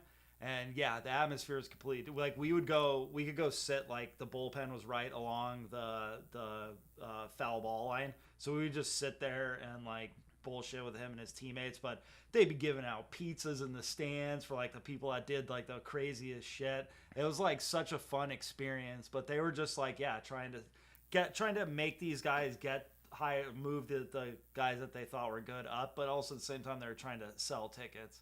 It's a small world. I mean, we come from, you guys went on the other side of Huntington Beach, and I grew up on this side of Huntington Beach, but it's a small world because my best friend Brad Cloud, he's now deceased, but he was a phenomenal baseball player. He was like scouted by professional baseball teams, and he played with Dale Thayer, and his dad was one of his coaches. So I went to one of those games with Brad, and like we went to the Lake Elsinore Storm. Yeah, Storm.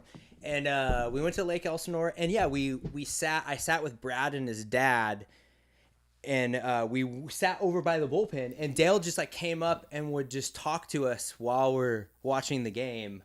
Like, you know, like you have the seats like right on the edge, and he would just like come up, and you're just like talking to the player, and you're like, well, you guys are playing a game right now, right? But it's a bullpen, so. Are you thinking of the story I'm thinking of? You might as well talk with because the I don't dip. remember it. So we got super drunk and we were sitting there bullshitting with Jake and Dale and his teammates, and they had dip, and so Jake took a fucking big wad of dip, and I never do dip, and we were drinking a lot, and it fucked me up. Obviously, I don't really remember.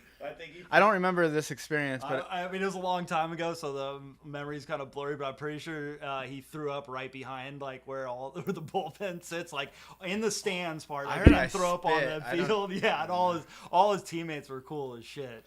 they were just laughing about it. Because baseball players, they can like go far with dip. I got a buddy. So I went on a golf trip to Palm Springs where we played at TPC. What's the big one at? Sawgrass is in Florida. There's a TPC. Our friend Brian, if you're listening, I know you're a very busy guy, but he said he played there and he doesn't play golf. in Palm Springs. The one in Palm Springs, there's like 7. Oh no, I thought you said Arizona. No, this one was Oh, in okay, sorry. Palm Springs. The Arizona one is TPC Scottsdale. Yeah. I've played at that one. Sawgrass is in Florida. I haven't played at that one. But there's one in Palm Springs. Me and my buddies, we all rented this big Airbnb, and then we played at TPC in Palm Springs for 3 days in a row. So the first night, we go out there, we play golf, we drink. I'm drinking. Maryland just missed the layup. Jesus. Oh, God, they're down by yeah, 3 with 5 minutes to go. It's 59-56 with 5 minutes to go. Still a lot of time. Your player prop's looking good. The Maryland one's going to come down to the end. But I go to Palm Springs. I drink during the day. I'm drunk. Then we go out to dinner. We're drinking. And then one of my buddies is really into nicotine patches. And he's up to like 10 milligrams. I didn't know anything about nicotine patches. But we get down to like the end of the night. I'm playing ping pong with this guy. And he's like, you got to try. And now I'm drunk. So I'm like, yeah, give me one of those. I put this 10 milligram nicotine patch. I don't do those. I put them in my gut in my bottom gum. And all of a sudden, the got a tie world game. just starts spinning. And I like grab the ping pong table and the whole thing's spinning. And I'm like grabbing a hold of the wall to get back to my room. And I just pass out. But like, if you don't do dip or nicotine, Yeah. it can really That's what fuck you happened to up. me at the game. I was a little buzzed, and then taking that on top of it, it literally messed me up so bad. So I got another story about dip. Jake and I were like 16 or 15, and we did dip for the first time. We went down to the beach. Do you remember that time? Yeah. Yeah, and we both puked off at that time. So I think both times he's done dip, he's puked. I did it that one time, and I don't think I've tried like the Zins. Oh, since look then, at this play! There it is. They're up by 2. Maryland's up by 2 with 3 minutes to go. which are like the little pouch things, and like I'm like, these things are fucking disgusting. But yeah, that's funny. Both times I've been that Jake's done dip, I think I've been with him and he's puked both times. So my Yeah, I haven't had a good experience with dip. my best friend Brad that I was telling you, who's friends with Dale Thayer, when we used to do dip in high school, we would go to parks like Circle View or like just like middle schools around town, and we would hit golf balls and we would put dip in and hit golf balls across like the school, and that was like our pastime when we were juniors. You're in. That You was just a got to lot get. of fun. Yeah. It's a lot of fun, and so Yeah. we would be like, we were experimenting with dip, and we'd put dip in, and by like the 5th shot, I'm like, dang, dude, I'm like pretty buzzed off this dip. Yeah, it's I've never really dipped aggressive. seriously. I have no It's need gross. for it. It's tough. It's a tough thing. I got a buddy. My wife's cousin played professional baseball. He was a catcher for AA Baltimore Orioles. He's right behind Matt Wieters, I believe, to come up, and he dips all the time. Like I go golf with him, and he's got a big dip in. But that's the thing when you're coming up in like in minor league baseball, like everybody dips. Yeah, it seems like it's so common in baseball, especially baseball over other sports. Thanks for joining us for dips with Jake and Scott. Yeah. We're a couple of dips. But not on our bets. We're not a couple of dips on our bets. So let's do the update. Maryland's up by 2. We're up by 4 on that one. We got +2. Our boy Eric Stevenson now has 9 points. He's 4 for 14. Maryland's D really came strong on that one. That was such a good bet. Then we have the under on Virginia Furman. They have 100 with 6 minutes to go. If I do the math, they're about 120, so we're good on that. What And was the over-under? 130. So it's on track for it's 120, but Defense going to you, tighten up. you would think they would tighten up at the end. Puegues, 6 minutes to go, now has 3. Okay, that's So close. can't do any more. He's 1 for 7 on field goals, 0 for 3 on 3-pointers, 2 for 5 on free throws as a point guard. That's insane. Fucking stop guarding him. Don't let him pass. Yeah. You never know what's going to happen, but the interesting thing about Furman and Virginia is this is our first upset alert. -5, is that really an upset? But they'll the media will definitely paint it as an upset because it's a 4 versus a 13. And Virginia's up by 4 with 6 minutes to go. Furman could take this one down. Anybody had Furman in the pool? That was a good one. Utah State, Missouri. We're not really covering that game. Utah State's down by 3.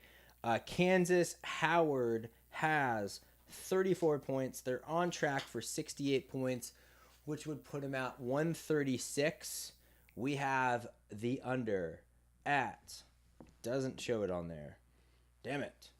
Do you have a player prop on the Kansas game? Jake? No. All right. For Kansas, we have under 145. So that's on track for 136. So we're on track for that one too.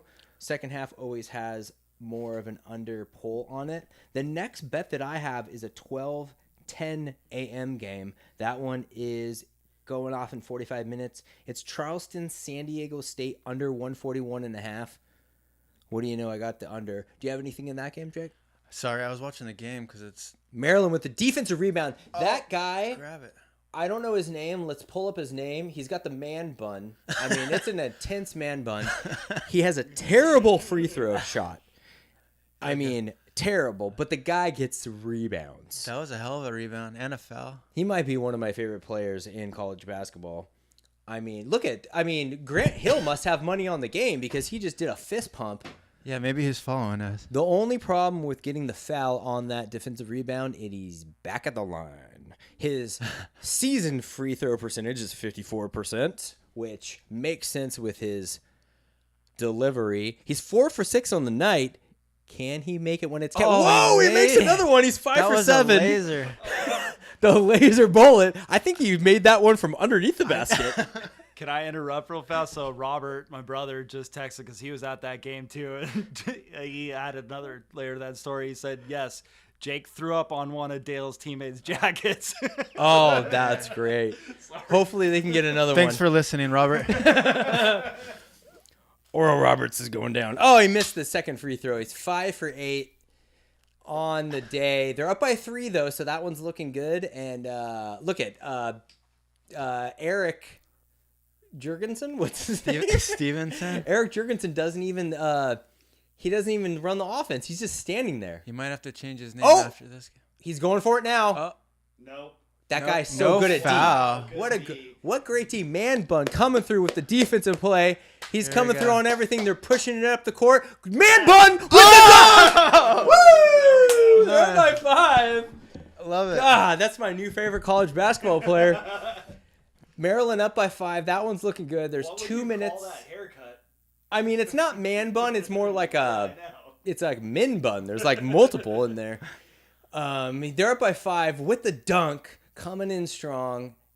2 minutes and 30 seconds to go. Damn, I lost the Pegues one. Did he get an assist? Yeah. Oh, son of a bitch. First But loss. We did Another say, rebound by your boy. man, he is coming in strong.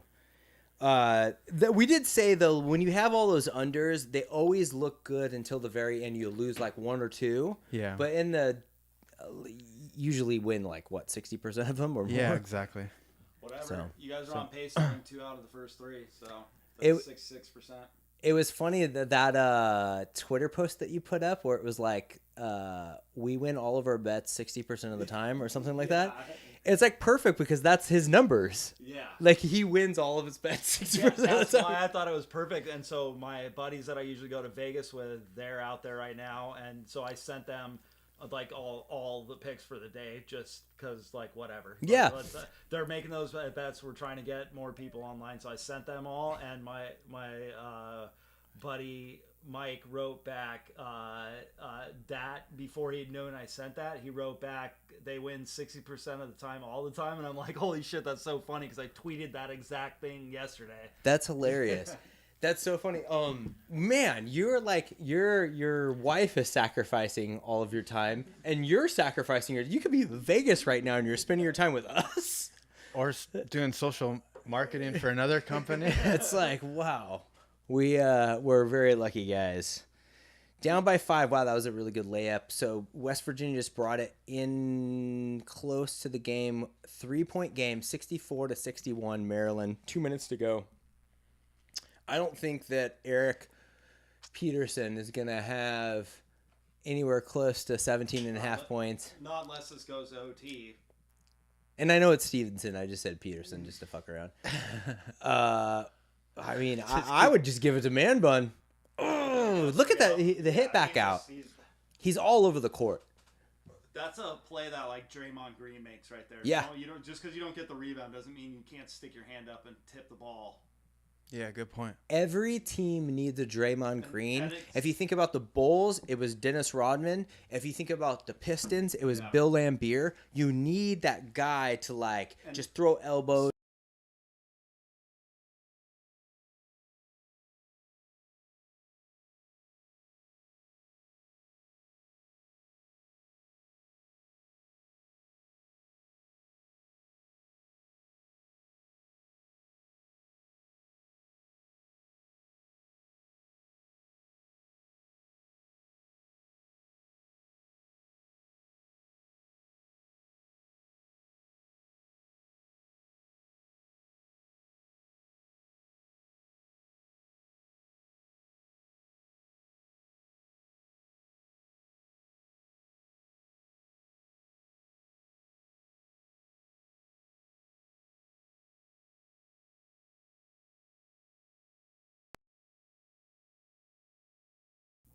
And we're back.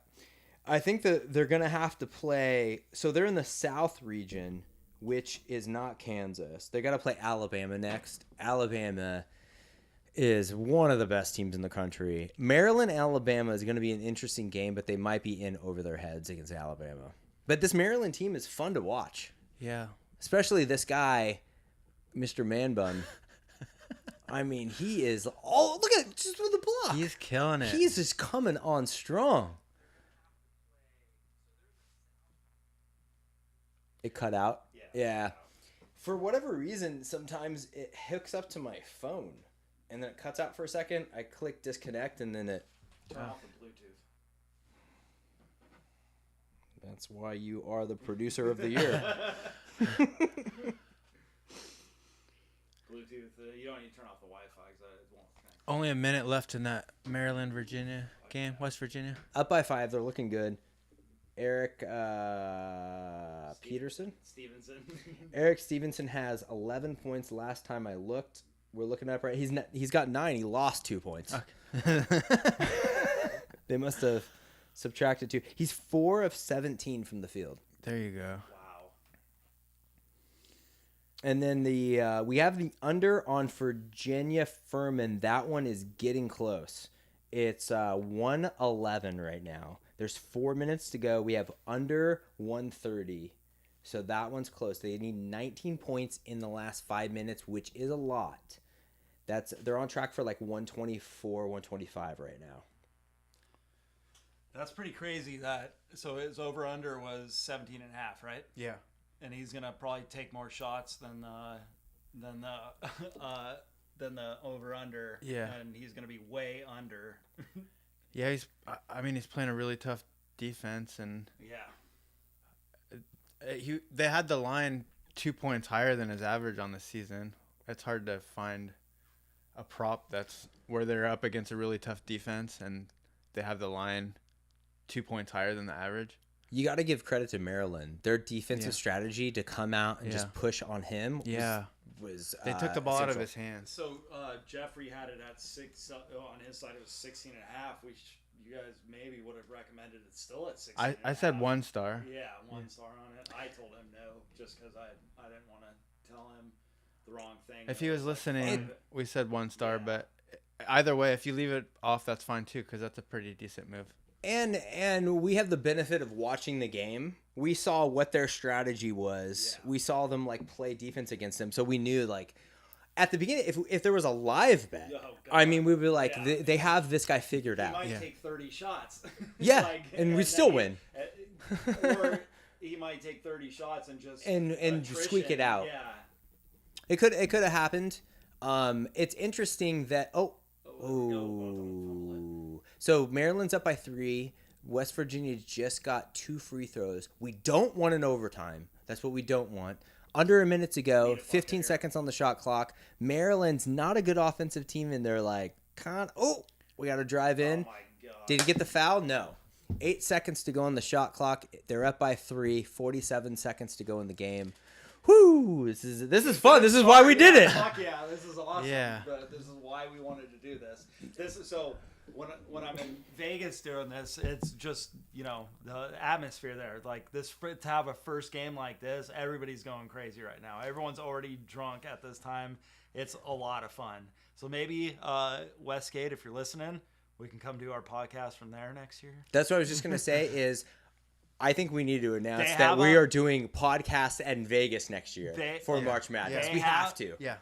They have. We'll figure it out. We'll do it in our room. Who gives a shit? At Westgate, they have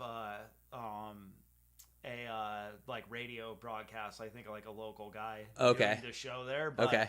Yeah, I think we should take this thing to Vegas next year. I mean, we That's the could goal. even like set up something at a pool where we Yeah. can get some equipment. I Yeah, mean, because this time of year we can get like a cabana.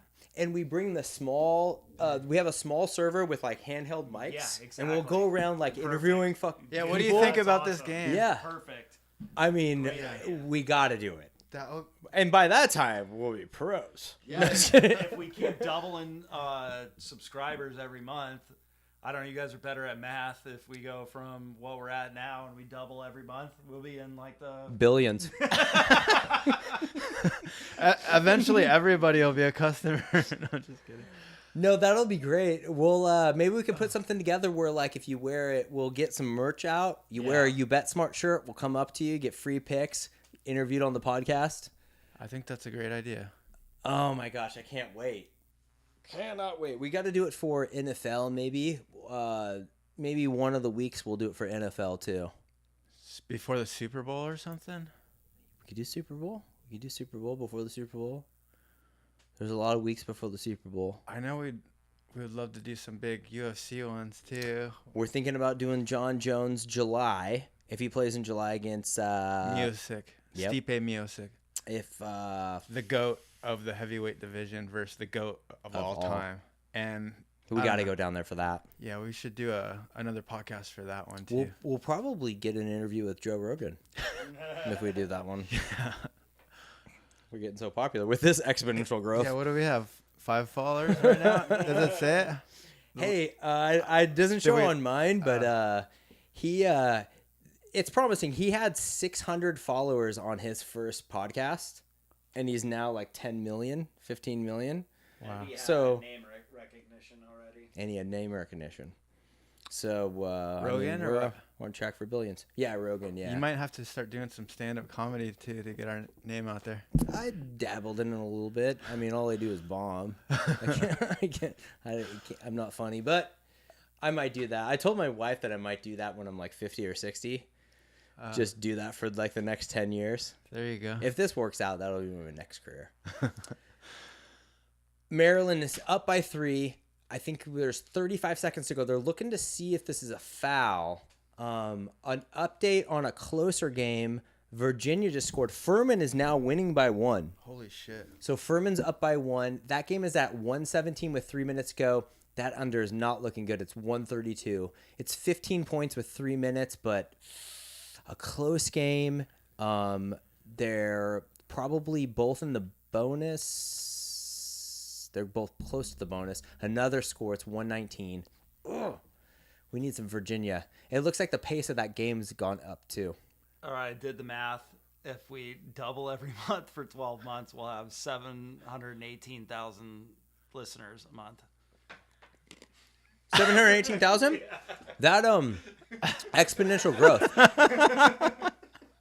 That's doable. Yeah. That makes sense. Totally doable. And they're all in Vegas for that weekend. Yeah. We could do that. So that's our goal, 718,000. And the next month it's 1.4 Well, we're trying million. to hit a million. We're trying to hit a million on our bankroll. You got to get to Oh, 700,000. that's true. That's the race. You guys get to $1 million first, or I get to 1 million followers. We get 5 years and you get 10 months. Yeah, because at your rate right now, you'll beat us for sure. Man, that's great. We'll see what happens. Ohio, Milwaukee. We know you're listening out there. Yeah, That's can we our- talk about who?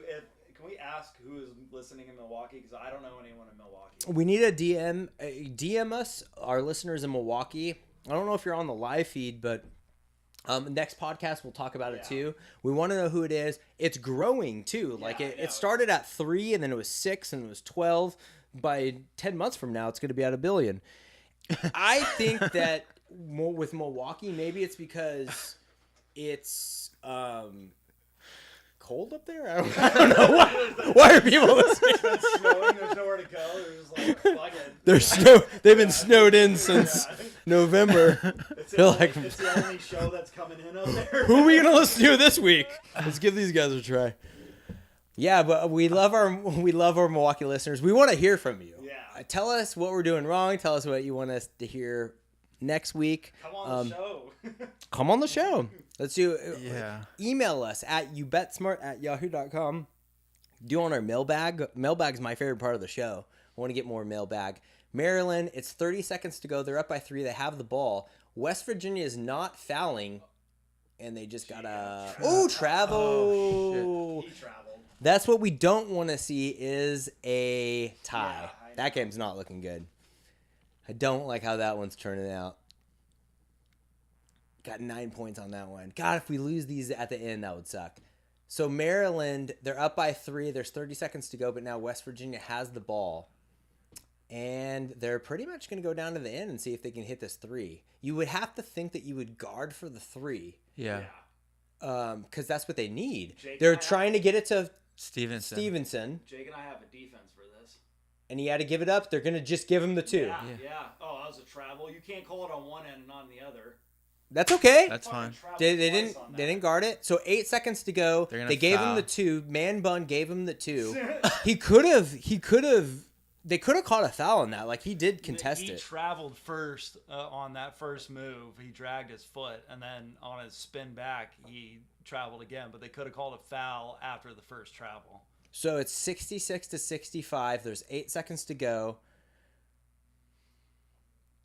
I just got a text in saying I forgot we booked my dad. We're gonna have to bump him out a week.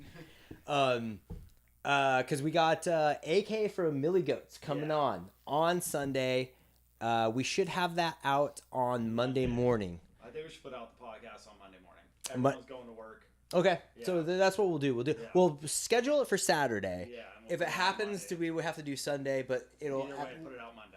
Monday mornings is when we'll put it out. So AK is coming on Millie Goats. My dad might be coming on the next week. We have Josh Potter coming on the next week after that. I wish. But this game right here, we need West Virginia to cover. No, we need Maryland to cover +2. They're up by 1. This is actually good that it's a 1-point spread. So hopefully, they're probably going to foul him. Hopefully, they don't foul Man Bun because He can't shoot. They shouldn't pass to him. shouldn't be in the game. He should not be in the game. That's a great call. Let's see But who they they might- have out on the court.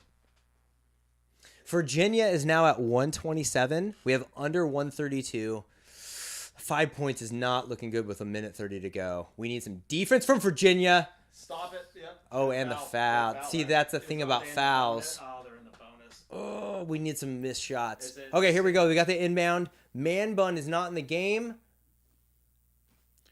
Ooh. They got a double team. Call timeout. Foul. Nice time. Why would you foul there? Oh, no, because there's not enough time to just have him get the clock down to 0. He could have just it would have been down to maybe 3 seconds because the No, 5-second rule. No, it's 8 seconds. It was getting close to a Is it jump 8 ball. seconds? Seconds to get across half court. But if you're holding the ball, you have 5 seconds to get rid of it. Oh, in college you do? There's a 5-second Oh. rule where you cannot Oh, hold the yeah. ball longer than 5 seconds. Damn, they shouldn't have fouled. But I mean, they were just playing tough D. Are they in the bonus? Bonus plus, yeah, they're in double bonus. I forgot that the West Virginia coach is the old Cincinnati Bearcats coach. 129. It's not looking good. We need them to miss this 3-pointer. If they make a 3-pointer right here, I mean, they're going to foul them too. We need them to run out the clock. Oof. This isn't looking good. All right, yeah, that's good. Okay, so Now they can run the clock down. if they do the strategy of not fouling, yeah. just be confident in your D. Yeah, you're talking about that. Be confident in your D. I mean, what the metrics would say to do on the Furman game. So Furman just got rid of the ball. Virginia's up by 3. And then now they have the ball with a minute to go. But the metrics would tell you have to play D. Do not foul. Play D. It's a 30-second shot clock. You stop them. You got 30 seconds to tie the game. Maryland just made their free throw. It's not man bun. So okay, they're going to play D. Yeah, they're going to play D. It's going to waste 30 seconds. So they'll get a shot at the end. We just got to hope they miss the shot. And then I don't think Furman's going to make their shot. So let's hope Virginia misses. We go back Don't foul. Go back to the Maryland-West Virginia game. Maryland is up by 2. They're now up by... Oh, no! 4 seconds to go. West Virginia's coming down. They shot a 3. That's good. Oh, yeah. It's okay. Once he shot it, that was a win. We won both of those on the We- Maryland West Virginia game. So we're We 2 literally hit that perfectly. 2-0.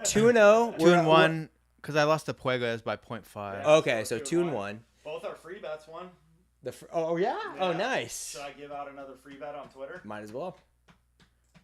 So, and at the end of the West Virginia-Maryland game, West Virginia got the rebound. They were down by 2, but they shot a 3. So we would have won. He missed the free He throw. missed it. So there's 20 seconds to go. Furman, they're pushing, but they already went past the shot clock. Okay. That was a timeout. So what they're going to play for is they're probably going to – I would play for the 2-pointer. I mean, I don't want them to, but – if you score a quick 2 and then foul, that extends the game, and they can miss the free throw. But we don't want that because if they give them the 2-pointer and then a free throw, they're probably going to get the over. Yeah, so we won Stevenson and we won Maryland.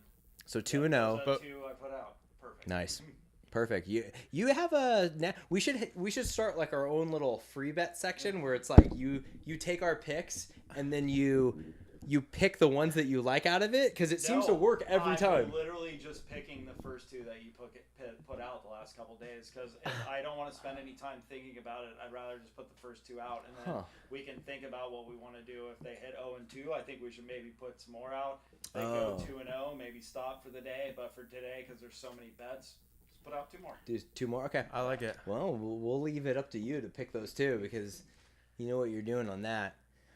I think that the next game they should put that on, but we'll switch it over. I guess nobody can see the games anyways.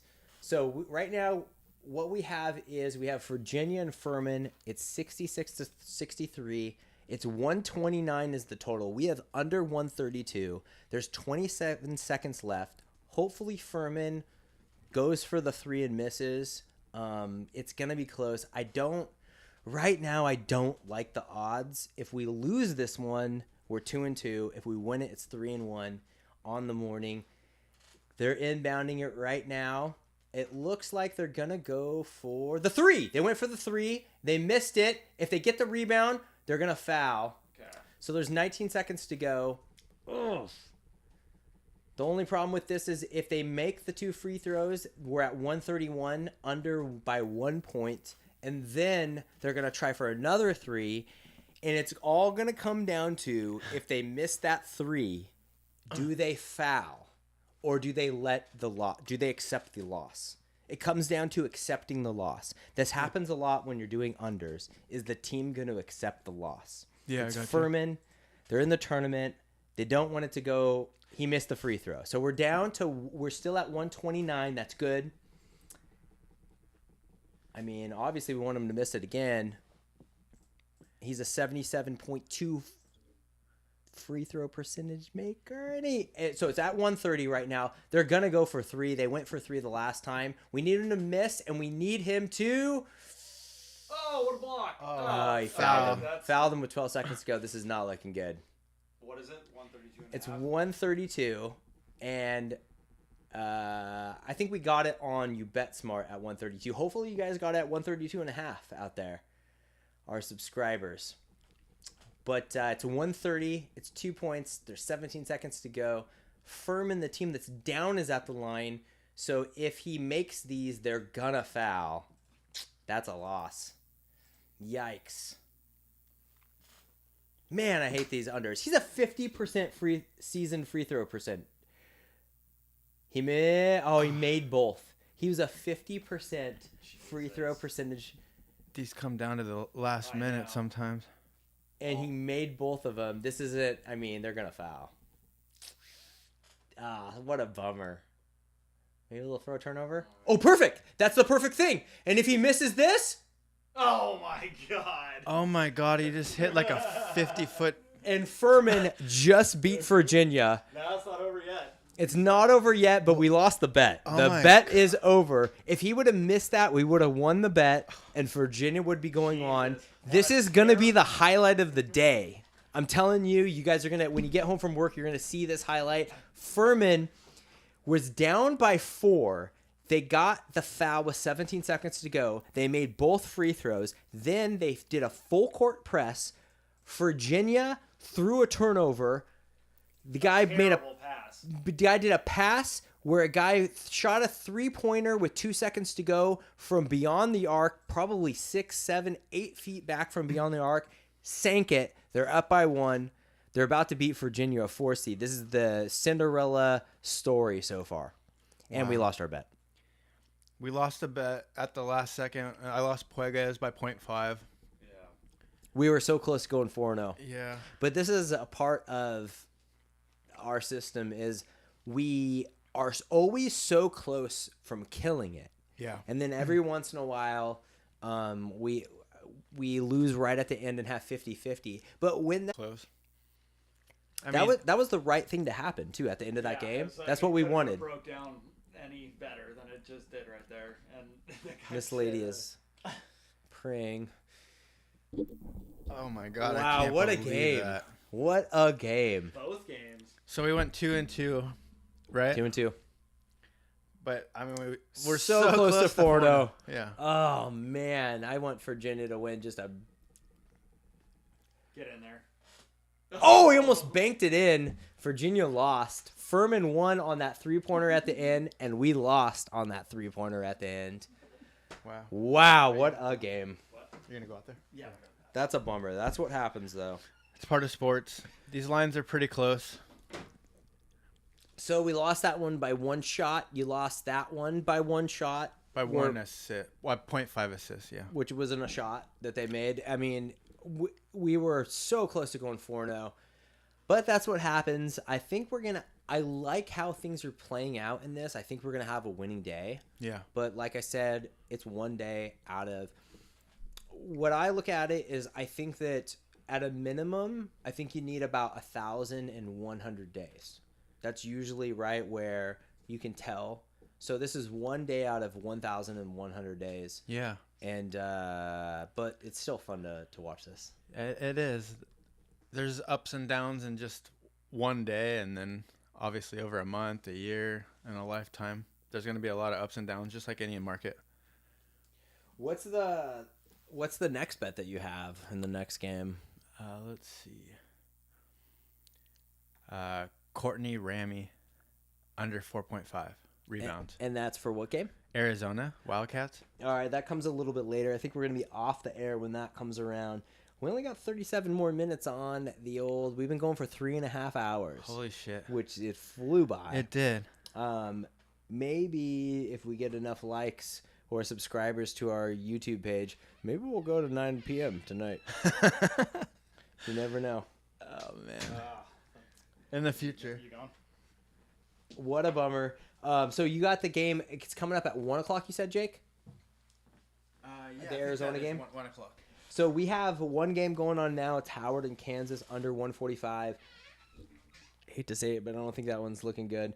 And then we also have San Diego State coming out at 12:10. That game comes out in about 15 minutes. That's another under 141 and a half.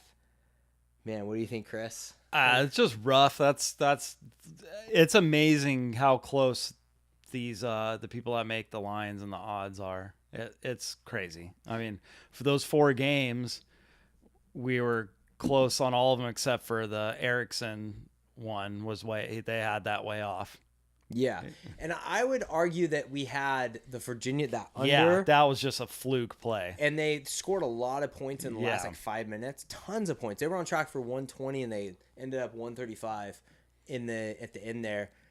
Man, but that's what happens. Honestly, if you're a You Bet Smart subscriber and you get all of our picks, if you followed us over the last 10 years, this is what my wife always says. She goes, "You guys always, when you lose it on the last play of the game." But that makes me feel like you're on the right track. When you win, you win. Yeah. When you lose, it's like on the last play of the game. That was just, I mean, it was a terrible play by the Virginia player. He just lobbed the ball up to the middle of the court because he got trapped. But that's what we wanted. We wanted them to turn the ball over and shoot a crazy three-pointer from like 35 feet out, but he just made it. That's going to be the highlight of the tournament. Yeah. Or one of the highlights of the tournament. You never know. There could be something even crazier coming up. So Furman is an early Cinderella against Virginia. What's the score of the Kansas game? Let's see what that one is. 68-67. Made that three-pointer right at the end.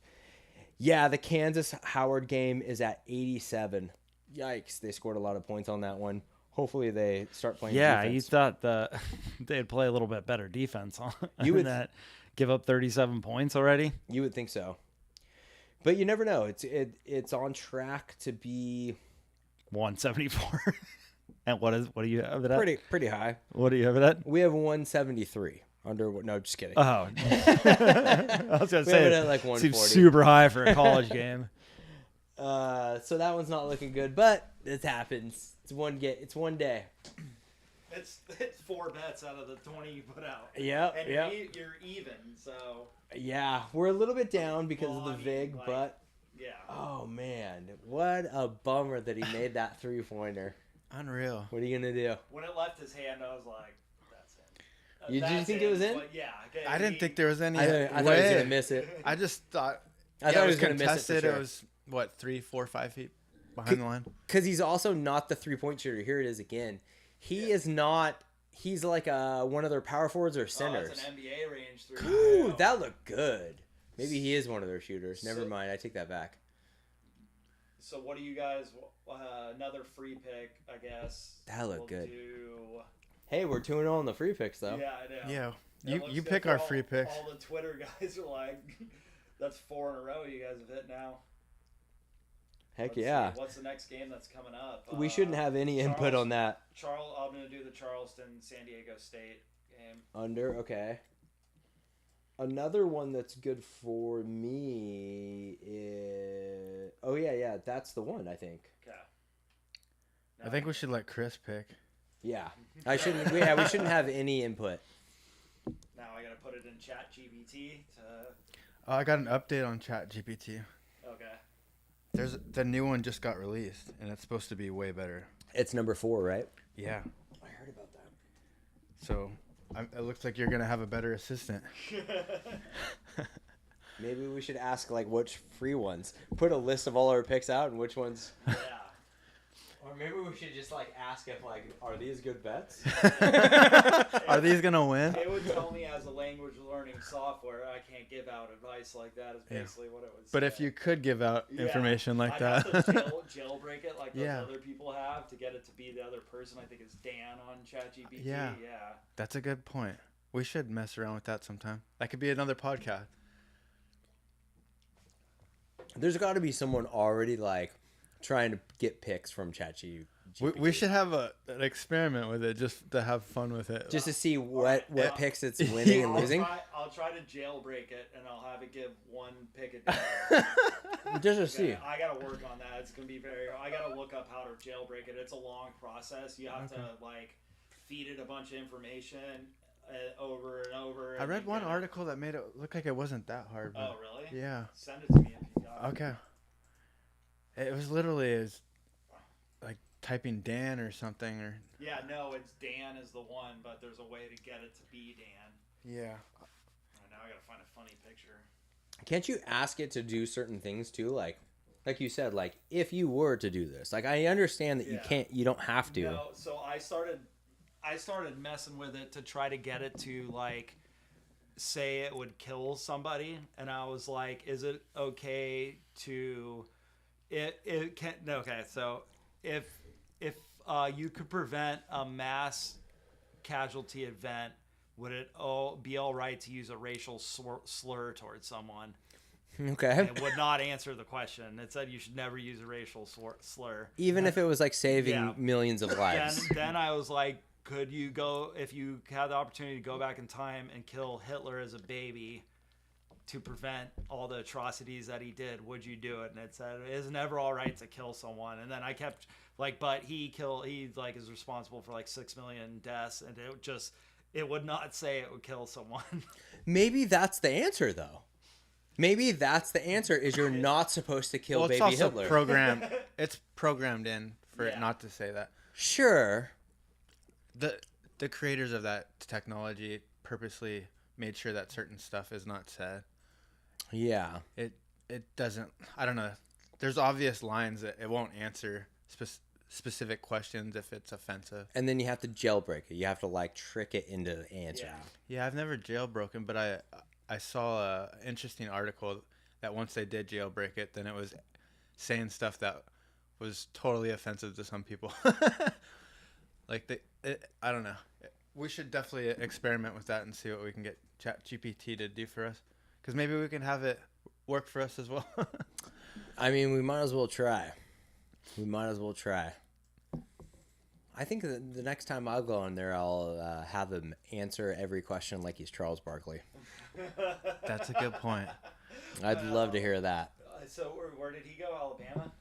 Auburn. Auburn. He went to Auburn, Is but that... is Auburn playing in the tournament? Ah, damn, that would have been good, because I could have been like, give out a free bet in the voice of Charles Barkley. Oh, yeah, that's Yeah. great with AI coming up. Like, we can do that on TikTok where, like, a famous person, like, gives out the pick. Yeah, I don't know if there's any copyright laws there, but they could ask us to take it down. It's gonna be a shitty picture, but we can ask ChatGPT if there's copyright laws.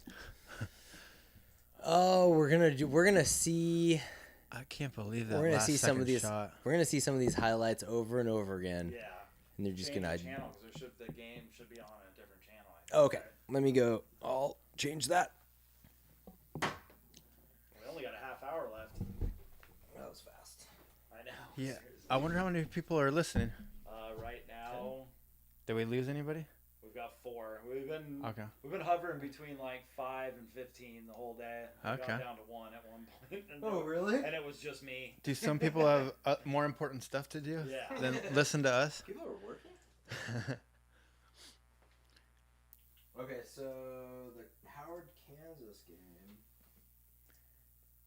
Yeah, so we got some stuff to figure out with the audio. Yeah.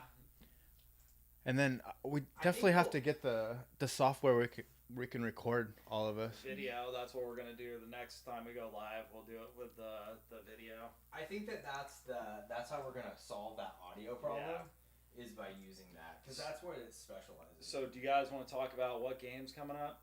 What bets you guys got on it? Yeah.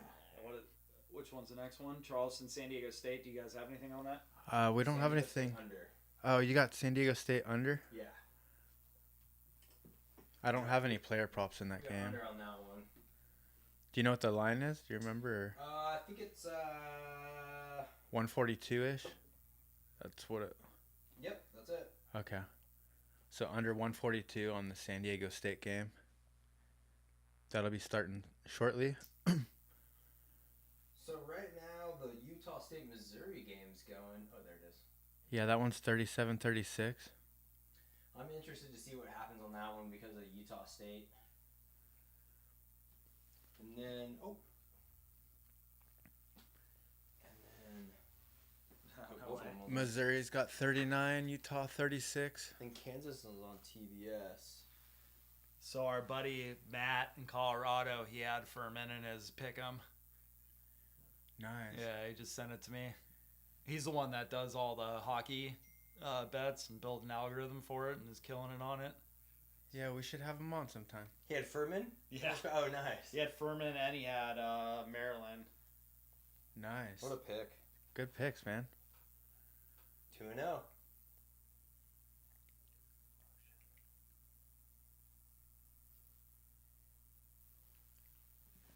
right, so we got the next two games on. All right, get back on mic. So back on, we're 2-2. We got 30 minutes left. We could stretch it out a little bit longer if you guys want to.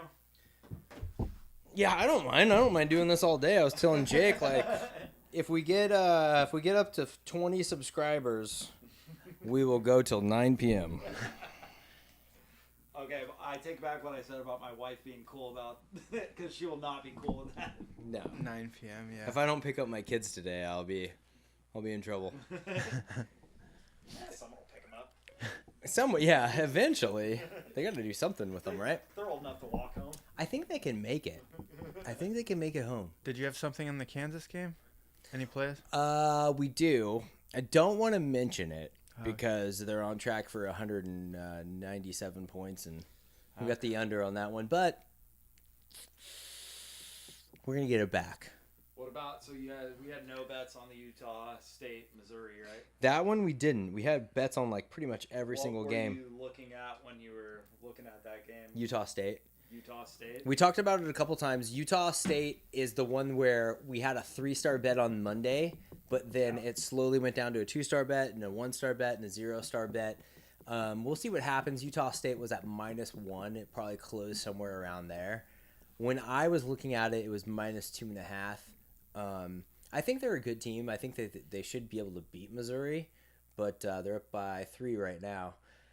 Oh, that's Missouri. Never mind. They're down by 3. I just, the numbers didn't line up once the betting came around.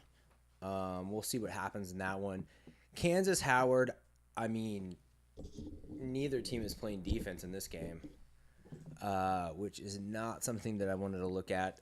If we wanted to dive into what the Kansas game was and why we're betting the under on that, it comes down to a system play. It's probably the neutral court system play. I can bring that up to kind of go over to see why we would do something like that. So for neutral courts, I don't see that one on here actually. Let me see. We have slow dogs. We got neutral courts right here. Yep, Kansas is part of that one. It's not popping up on here. Do you have any other bets that you want, Jake, that you want to give out? I think I've given out all my college basketball. I have hockey to give out too. Okay, I'll finish off all my bets and then we'll go into your hockey. Okay. So Howard, Kansas under 145.5. That one's not looking good, but you never know, it can come back. We have the San Diego State game. It's under 141.5. That comes up at 12:10. It's starting in 2 minutes. So you got to get that bet in if you want to get it in. We also have Illinois +2. That was very similar to the Maryland game. It's an 8 and a 9 seed facing off against each other, and we're taking the underdog on that one. That was the same system bet as the Maryland game. So we're looking at that one. That one starts at 1:30. Then we have Auburn, Iowa, under 151.5. That's +100 at FanDuel. That starts at 350. That's another 2-star. All of these games are 2-star bets. That one was a neutral court system play. And also all of these plays are going against the public.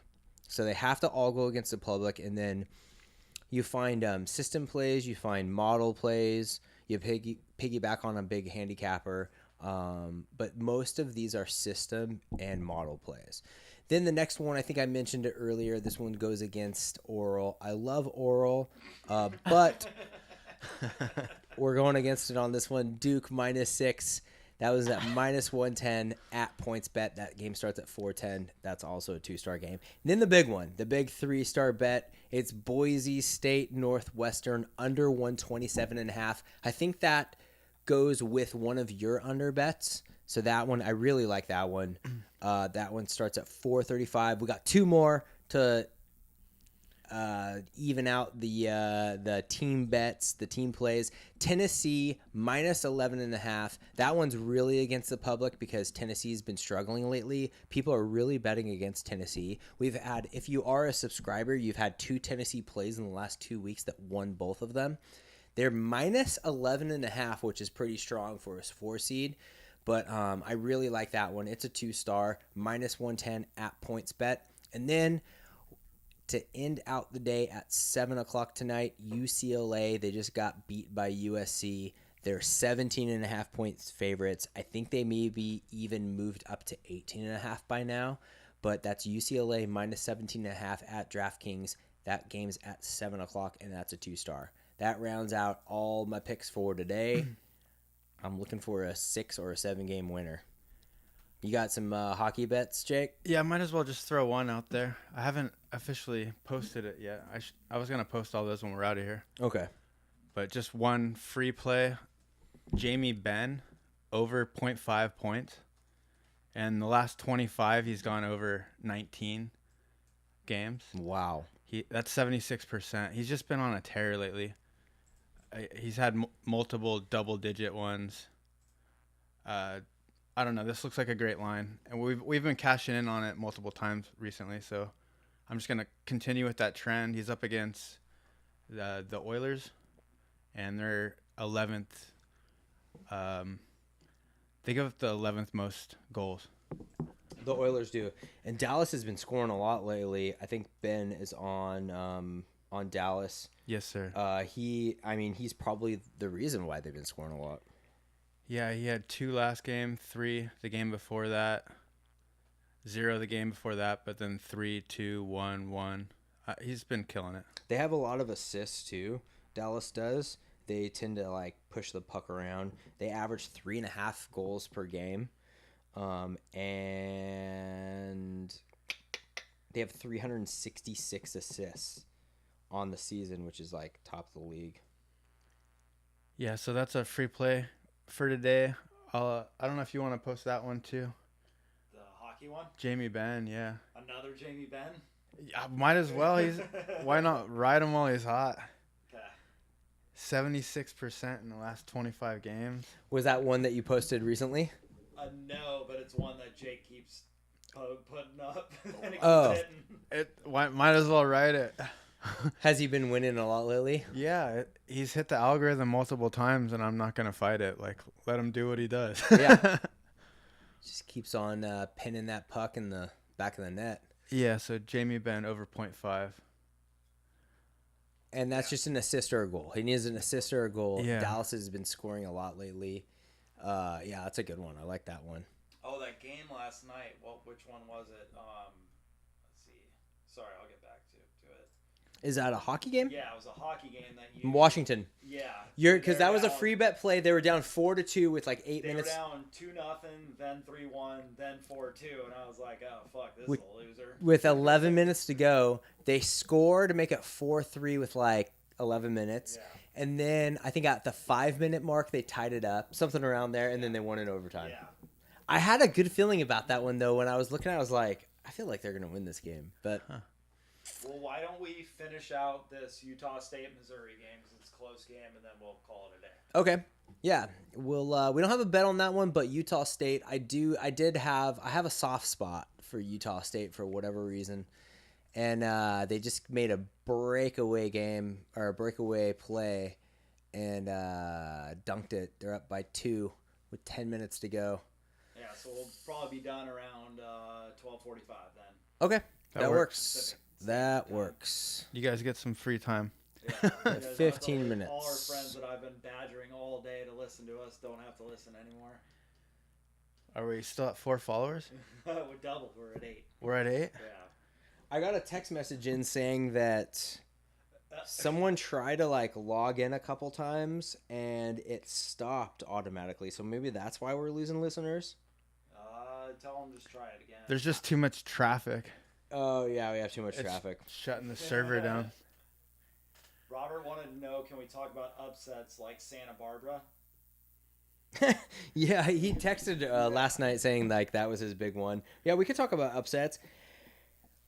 The problem with upsets is the trouble I was having looking at upsets is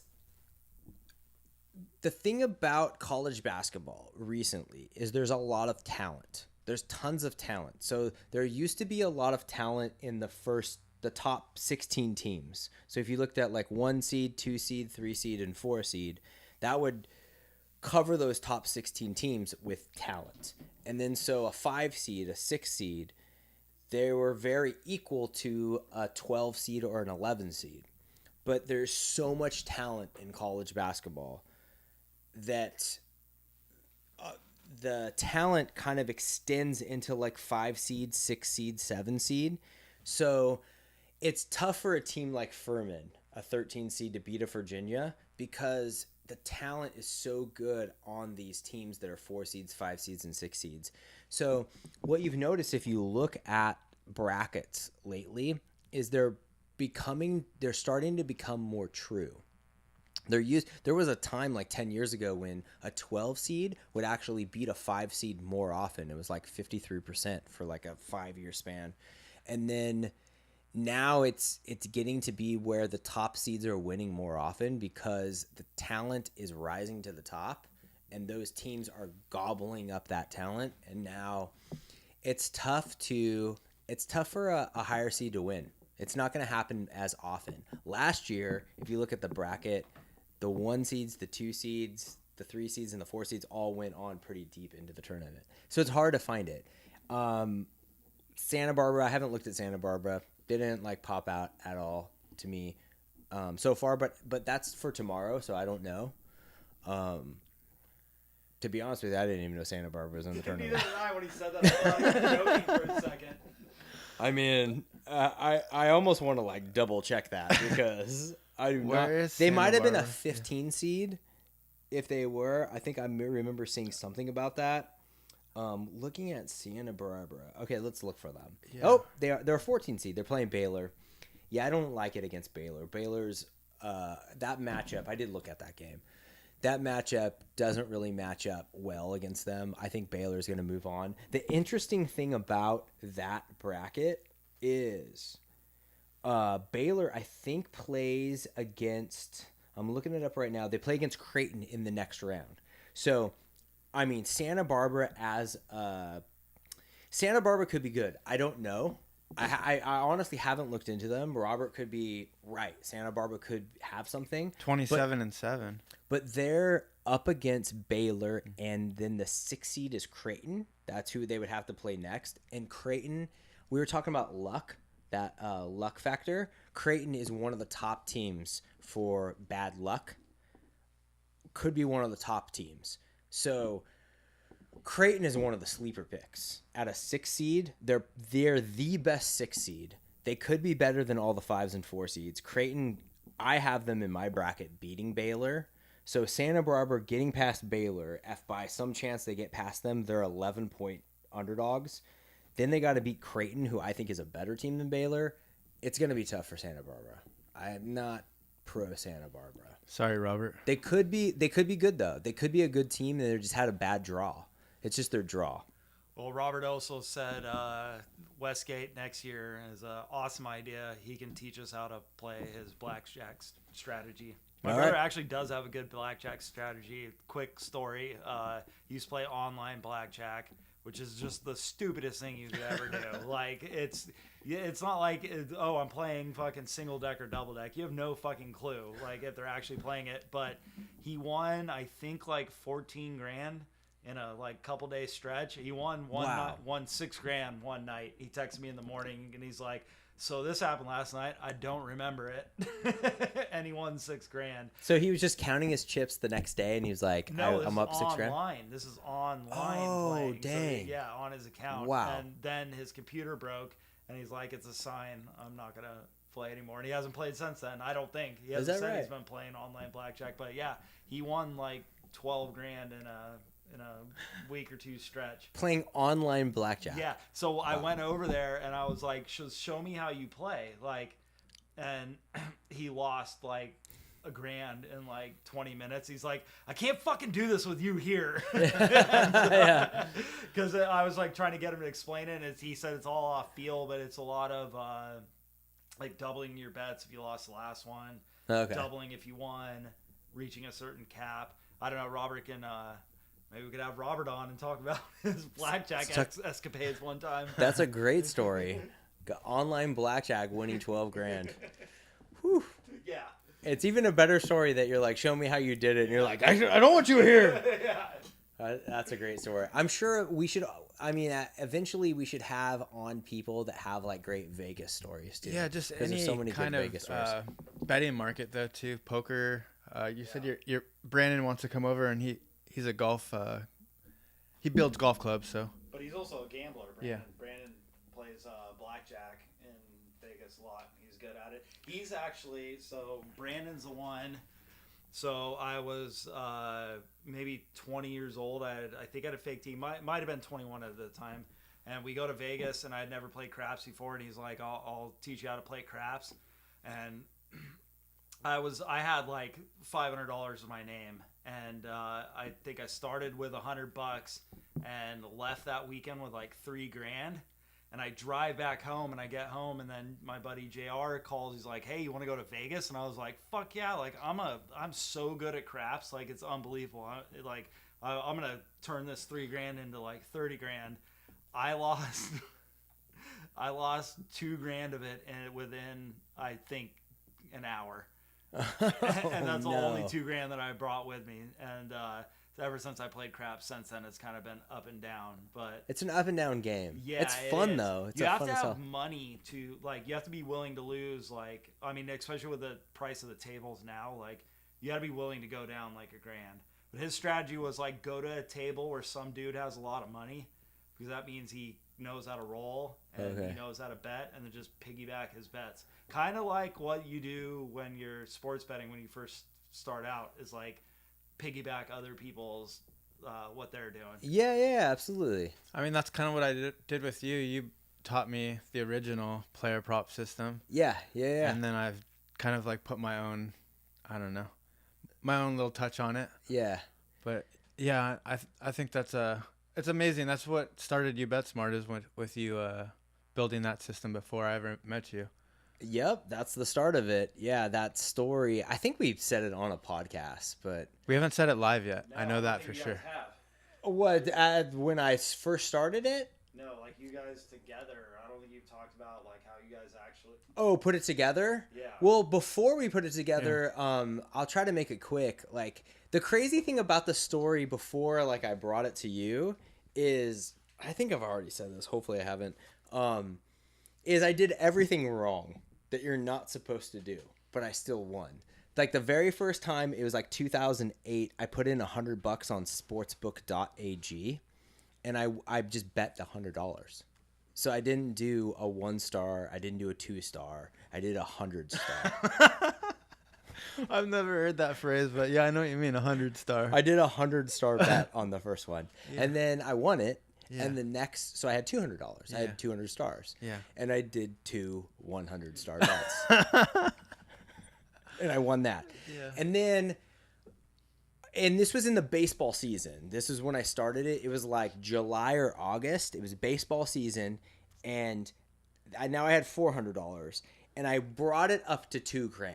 Complete luck. Because you're not supposed to do, you have to win. You have to win. So I got on I started on a heater. Got it up to $2,000. Once I got it up to $2,000, if you're doing $100 bets, all of a sudden you're doing 5-star bets. It's Yeah. not Yeah. against the rules. Yeah. Might be a little bit too much, but it's not against the rules.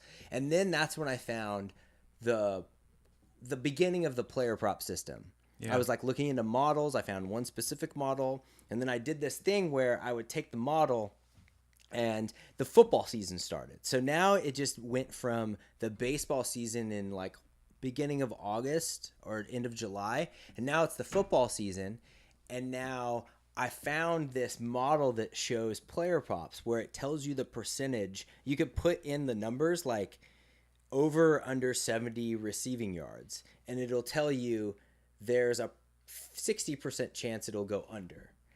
And what I did is whenever it said 70% or more, then I did it. No matter if it was over, under, no matter what. That's the only metric. I only had one filter. And it was if it said 70% or more, I did it. And I got lucky that season. So I started at $2,000 when I started the player prop thing. Obviously I started with $100 and got lucky and brought it up to $200. But then once I got to 2,000, I did like 18 player prop bets that first weekend and started making money. And every time I raised the bet up to 5%. So if I had $4,000, then I did $200 bets. If I had $6,000, I did $300. It maxed out at $500. I couldn't do more than $500 bets, but I brought it up to like $19,600. It was something around there. And then I started taking out the money. So back in the day, that's a .ag. So it's an Argentina website, and they would mail you checks. We're in California. It's illegal here still, but they would mail you checks through like Chinese and Canadian banks. And you could only like get the money $2,500 at the time. So I took it out $2,500. You would get like a check from China, and then you would deposit. Vietnam, Philippines. It's There were all so over many the different place. countries. So yeah, on Bovada, like 8 years ago, I would get a check, and I never knew what country it was coming from when it would come to me. Yeah. And they would write to me like, "Hey, when you deposit this, don't say what it's for." Yeah. They would spit every time, like, and they'd only let you pull out. I think on Bovada it was like $2,000 at a time, and it'd be like, "Do not tell them what this is for when you deposited it." Like, I forgot what the wording was, but yeah, don't. It's not from gambling. I remember being really suspicious. I didn't even think the bank would cash it. Me too. And I got nervous at the bank when I like gave it to them. They're like, "What's this for?" They used to say that, like, "What's this for?" And I just went, "Cooking." But like, what does that mean? Yeah, you could say anything. That's just right? the thing that just popped up in my head. Wow. I could have been cooking meth for all the. Like, you are a cook, They're like, or "Wait, you what? paid someone What to does that? feed someone." What does that mean? What does that even mean?" That's just the first thing that popped up in my head. But and then once you took out a certain amount of checks, I took out like 2 or 3 checks. I can't remember. So that was over the course. You can only do $2,500 in a month. Yeah. And so after 3 months, I took out $7,500, and they just started. You couldn't bet. It went from $500 bets to you couldn't bet more than 100. And then like they gave me a day of that, and the next day they're like, "No, it's $10 bets." And then a week later, it's a $1 bets, and it's like, all right, just pull all the cash out. At least they gave us all the cash. And then the funny thing is right after that, I don't think I had talked to you for like a certain amount of years. And Jake, you called me, and you're like, "What have you been up to?" And that was on the top of my head. So I was like, "This is what I've been up to." I don't know. I've always respected you as a poker player, obviously as a person too, but your poker skills are superior when we're playing tournament strategy. Like you're fucking money. So I respected that, and I always wanted to brainstorm about that. So that's probably why I reached out to you. Okay, yeah. And I didn't want to talk poker. I wanted to talk sports betting. I was like, let me teach you this. Yeah. What's funny is I met you through those same games playing poker, and I don't remember like your poker. Cause I'm not like a good poker player. I'm decent, but I don't remember like your poker game or anything at all. I just remember you were like really cool to talk to, and like we're into the same shit we were, and I don't remember you from like how you played. All I remember for those poker games was Scotty. Oh my gosh. Oh my god. Those were the best games. Scotty and JoJo, because JoJo would get under Scotty's skin, and then Scotty would go like complete meltdown, and you could tell it. Like he couldn't hold it, like the expression behind his face. So. He would become a speed bump. Like it would go around the table, and it would just like stop on him, and he would like sit like this with his legs crossed, like this with like a cigarette, and just like look at you. Shout out You to would- Scotty if you're listening. You would give him a raise, and he'd be like, "Oh man, that was great times. Those were fun poker games." Those were amazing times. Yeah, didn't Jake? You started playing like online poker with him, and like you Yeah. had to stop doing it because he was so annoying to play with. Like, Oh, it was hard so- because I'd make the right fold in the long run because there'd be a raise or a re-raise, and we'd have some shit cards. Jack 5 offsuit was his favorite, and if you folded, basically I would want to fold that every time, especially after a raise, and if it hit on the flop or the turn, like he wouldn't forget about it. He would say we should have played that hand. And then Oh, he that's would right, say I it remember all- that. He'd say it all under his breath. We should have fucking. Yeah. Fucking. We had And to like make it- 10 hands later, he would still be talking The about worst it. is if it was like Jack on the flop, and you're like, oh fuck, like he's not gonna give that up. Yeah. This game. So Missouri is up by 9 now. 5 minutes to go. Missouri 62-53. Oh. Utah State's not looking good. Some fan was like losing his shit. Yeah, he wasn't looking like he looked like he had money on the game. Yeah. And luckily we avoided that one. Looks like Utah State's not going to win it, and that was a 3-star bet on Monday, but we avoided that one. Kansas is now 66-52. No, 69-52. They just made a 3-pointer. That one is now at 121 points. That one is not looking good. They're still on track for 170. So it looks like it's going to be one of them ho-hum days. Nothing too crazy. Yesterday we had a 9-2 day. Yeah, 8-2, so. something like that. Yeah, I went 4-0 and Yeah, 9-2. 9-2 last night. All right, 9-2. Yeah, that's a good day. But today's it looks like it's shaping up to be one of those ho-hum days. But we still have a lot of bets left. I know there is a lot of bets left. You guys haven't even got into the hockey bets and just on the March Madness. It's hard. March Madness is hard. It is, and I do like it though. I think that it has a lot of value. There's a lot of system bets in it. But yeah, there's NBA bets and NHL bets that we haven't even gotten into yet. Yeah, I've only had 2 games play out. Oh yeah. Me too. I've only had 2 games. One of them's playing out right now, but it's not looking good. Looks like we're gonna go 2 and 3 while we're live, but you never know. We got 18 bets out right now, and I still have my NBA and NHL to go over after we get off. Utah State just scored a 3-pointer, so they're within 6 with 5 minutes to go. That'll be interesting to see if they come back on that one. They're 5 of 11 from 3-point range in the second half. You would think they would be closer in this game. What's your next bet, Jake? You got one coming out on San Diego Courtney State. Ramey on Arizona Oh, State. you have 2 on that game. And Caden Pierce under 8.5 rebounds. Both of them are rebounds. So Courtney Ramey under 4.5 rebounds and Caden Pierce under 8.5 rebounds. And that game comes out at, I don't see that one here. I think at 1:30. 1:10. They come out at 1:10. You got 2 on that one. Man, this makes me want to like do this again tomorrow. I can't do it, but it's a lot of fun. I can't do it tomorrow. No, I can't either, but it's just so much fun It is to fun. do this. So I was thinking we could do something like this for like during the NBA playoffs, maybe one day. The Go only do at least problem one is day. they only got like one game on at a time. But we could do one game, maybe when there's the day that there's a lot of games on.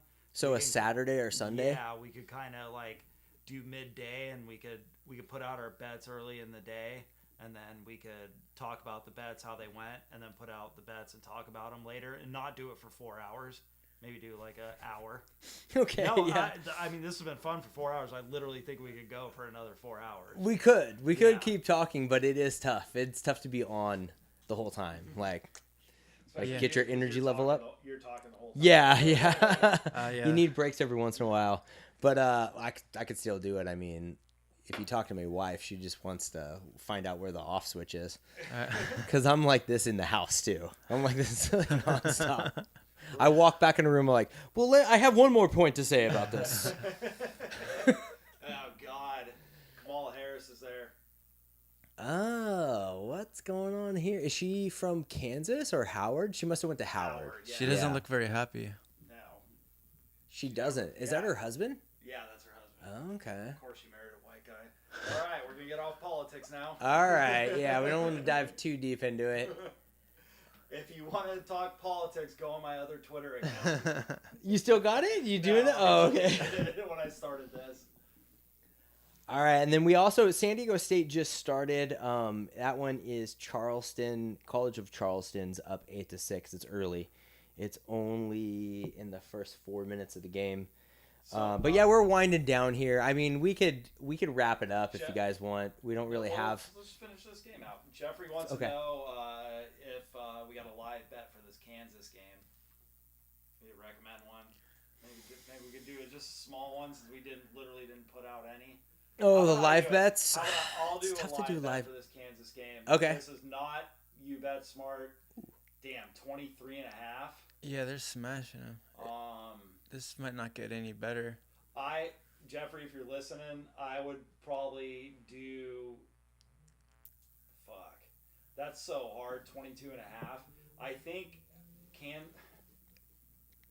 I don't know. That's really hard to touch. I'm not gonna bet it, but if you want to bet it, I would probably do Kansas. I would take the 23 and 22, 23.5, whatever they're gonna get. What's the under at?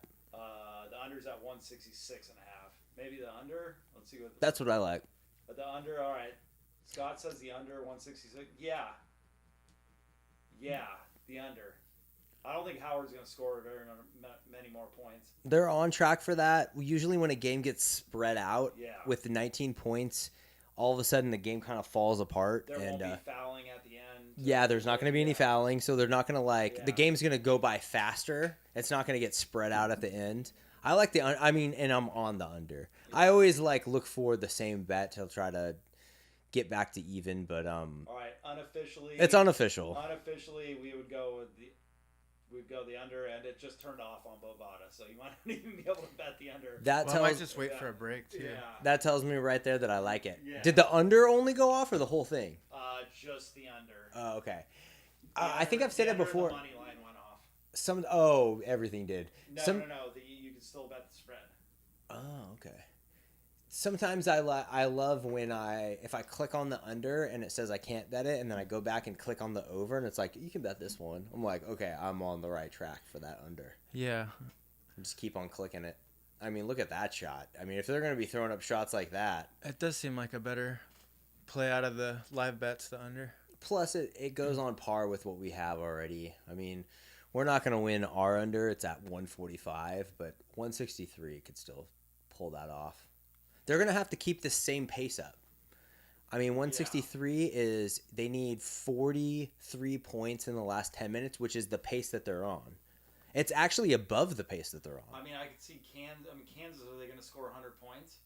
So if Kansas scores 100, that's could. 30 right there. I mean, if they're playing defense like that, then yeah. Is Howard going to score another 12? If Kansas interesting. scores 30? I mean, I see where sometimes with games that get spread out, all of a sudden you Whoa. stop. That was a hell of a shot. All of a sudden you stop playing defense, Yeah. and so that could happen too. But But Kansas could also put in their backups because they want to get them a little time. and they're not in going to the score tournament, and it's going to be really funny basketball. like that shot. Keep on shooting those shots. So the Utah game they're within 8. There's 3 minutes and 30 seconds to go, and Utah State is down by 8. I think that Missouri's probably going to pull this one off. It looks like. Yeah. Glad we stayed away from that one. We just got to get him to miss open shots like that.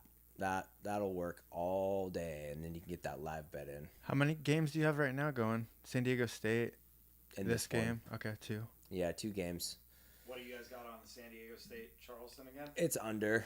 It's the under one. There's a lot of unders. Well, it's only We- 16 points, 6 minutes in. We've done so many overs throughout the season, Yeah. and then all of a sudden just unders. There's been an abnormal amount of overs lately. It's pretty wild. It's so agree. weird because we're so used to seeing so many unders. Unprecedented for us. Yeah. That's what I was.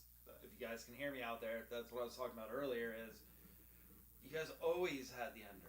We had on tons of everything. unders. We did So unders much- for yeah. years. We didn't. I don't know, the unders or the overs. We had a hard time finding value, and the unders worked like money, so we just kept with that. And then, yeah, it's changed so much. Yeah, I think of Jake when I talked to him about it was like the unders are like where the edge is. Like we have the edge on the unders. I have a feeling there's going to be some unders for baseball coming up because of the rule changes. I think they're gonna way adjust too far the handicappers like to think a lot of runs are gonna be scored. And I think it's gonna be a little different. Okay. Pitchers are gonna figure it out. Like so, I think the unders are gonna be good. All right. Well, we'll see what happens. What do you guys think? I think that at the beginning the overs are going to work, and then there'll be a slight adjustment. It'll be kind of like college basketball this year, where there's like 60% were overs, and then it like came back down to 55% because of the different style of play. But you never know. The weird thing about baseball was last year is unders were like, there was less scoring last year than so many years prior. I don't even know what it is. I think like 10 years prior. So the unders like came in huge last year, which is weird because these rule changes are going to be, it's going to be interesting to see what happens. I'm not going to commit to anything. For me, I don't anticipate it one way or the other. My opinion doesn't matter. It's whether the data lies. Well, and that's why I think it's going to take you guys a little bit of time to get the data on it because I tend to, like the first week, 2 weeks, 3 weeks, like that's where the data is building. In baseball, I have a large sample size, so I'm not worried about the rule changes. I'm just looking at what the data shows, and so I'm literally not trying to pretend one way or the other that I think it's going to go one way or the other. Yeah, and for team bets, we don't have like a whole lot of over-unders. We do, but like the Pythagorean strategy that we use off of the Pythagorean theorem, Yeah. it's based off of not over-unders, but War. money line. Yeah. Yeah, it's based off of war, but like And it money line. looks at money line. Like Yeah. it doesn't. It's a strategy not to find out what the over-under is. It's to find edge in the money line. Yeah, exactly. So we have a lot of money line plays. So JoJo, one of our listeners and our friends, was saying he wants to talk about his slot playing career and that he's a master at slots. So you remember what he used to do? Yeah, he used to. Yeah, you know the story better than I do. Yeah, he used to get paid professionally to play slots. Is that right? Oh Yeah. my gosh. He was part of a team, and some big banker funded this group of people, and they would go play slots for a living. And if you hit a jackpot, it wasn't yours. It was just the guy teams? Yeah, the guy who ran the teams. Okay. So And he got just paid like a salary or like I think he got 20 or 25 an hour, which is a long time ago. That was a lot. And basically, there were stories where you basically replace the team member in front. Like, there's someone playing in front of you, and once they get off, you jump on, so nobody else has a chance to make money. And you play sometimes for hours, and at times he would get a text message or something, and someone would replace him. He would go to the bathroom, and someone would slide him like $10,000-$20,000 or more underneath the bathroom stall. Like you're sitting in there in the bathroom, and someone slides you $20K under. You grab the money, and he'd go sit down, replace that person that just replaced him, and he'd play the whole time because it was a progressive jackpot, and they didn't want to lose that opportunity until they finally hit the jackpot. So the team had to stay there the entire time.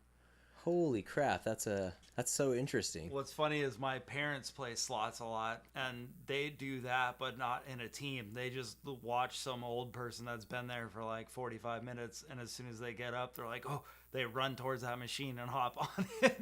So that's the strategy. It's like if you see a losing Yeah. machine, then after it loses so much amount of time, then you hop on it. Yeah, my parents have hit a couple like big like jackpots. Is that right? One Wow. time, quick story, my aunt was married to this douchebag, and we were all at, I think, Pala, and he was playing on a machine, like, and he didn't win anything, and then my parents hopped on, and they had paid for the whole, like, all the rooms and everything, so, like, this guy had nothing to be upset about. I think my dad hopped on, and he won, like, 10 grand, and the guy was so pissed the whole fucking weekend, even though my parents paid for everything, like their rooms, and like I'm pretty sure gave them money to gamble with, and he was still pissed off that he didn't hit that. Oh damn. He's like a slip and fall artist. Oh, okay. They're not married anymore, but yeah, He's sued multiple people for having an accident in their store.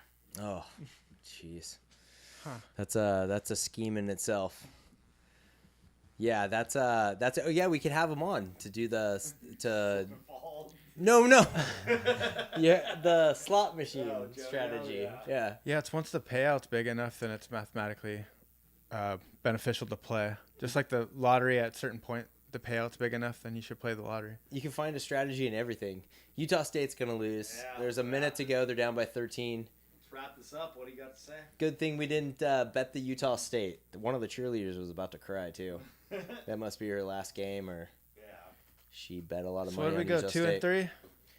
3? Well, 2 and 2. 2 and Don't 2. count me out yet. Yeah. We're gonna say 2 and 2. We almost went 3 and 1 if it wasn't for Furman shooting that 40-foot 3-pointer. Oh, I know. And the other one was a half. Was one assist off. Right? We Yeah, could have a easily half gone assist, 4-0. yeah. It looked like it was getting close to 4-0, but ended up 2 and 2. Not bad, but we still have 14 bets to go. You never know what we're gonna end up, and that's not even counting all of our bets. We got exactly. more coming out on dubclub.win. Search for us, You Bet Smart, the letter U, Bet Smart, and you can get all of our picks for free for 7 days. In 7 days, at this pace, you're probably going to get like 140 picks. But it's probably going to be around like 70 picks, and usually week after week we're winning. But More often than not. more often than not, definitely. So, and then after that, it's $50 a month. Dubclub.win, WIN, and search for You Bet Smart. We also have links that we give out everywhere. You can DM us on Twitter. On Twitter, it's at You Bet Smart. Chris, what is the podcast Twitter account? At SBJS Podcast. SBJS Podcast at So, Jess Sports Betting, Jake Scott. Podcast. Okay. All right. Yeah. Check us out on Twitter. This is the live show. We got plenty more to come. Chris, you got something else? I'm going to put a poll up on Twitter whether you want me to have a mic for our actual podcast episode, or do you want me to not have a mic? So, and we're going to exclude all my friends from betting because I'm sure they would put no mic. But hey, I just want to say thanks for everyone that listened. I know some of my family listen in Ohio, and hope we helped you out. You learned a few things. So they just want to thank everyone that came on. Yeah, and let us know what you think. Give us some pointers on what we're doing wrong. That under on the live bet's looking really good on Kansas, by the way. Yeah, this has been a lot of fun, guys. I can't wait to do this more. And I'm glad whoever's listening that you're enjoying this with us. And join us live in 2 hours. We're going to come back on. No, we'll do another one for the NBA playoffs. I think we should definitely do one for the NBA playoffs. Yeah. And maybe one for MMA one time. The John Jones music, if we're not there. If we're not there in person. If we don't go in person. If we don't do it live in person. Yeah. We'll do it live here. All right, guys. Thanks. That was Yeah. fun. That was a lot of fun, guys. Good luck, everyone. Yeah. Have a good one.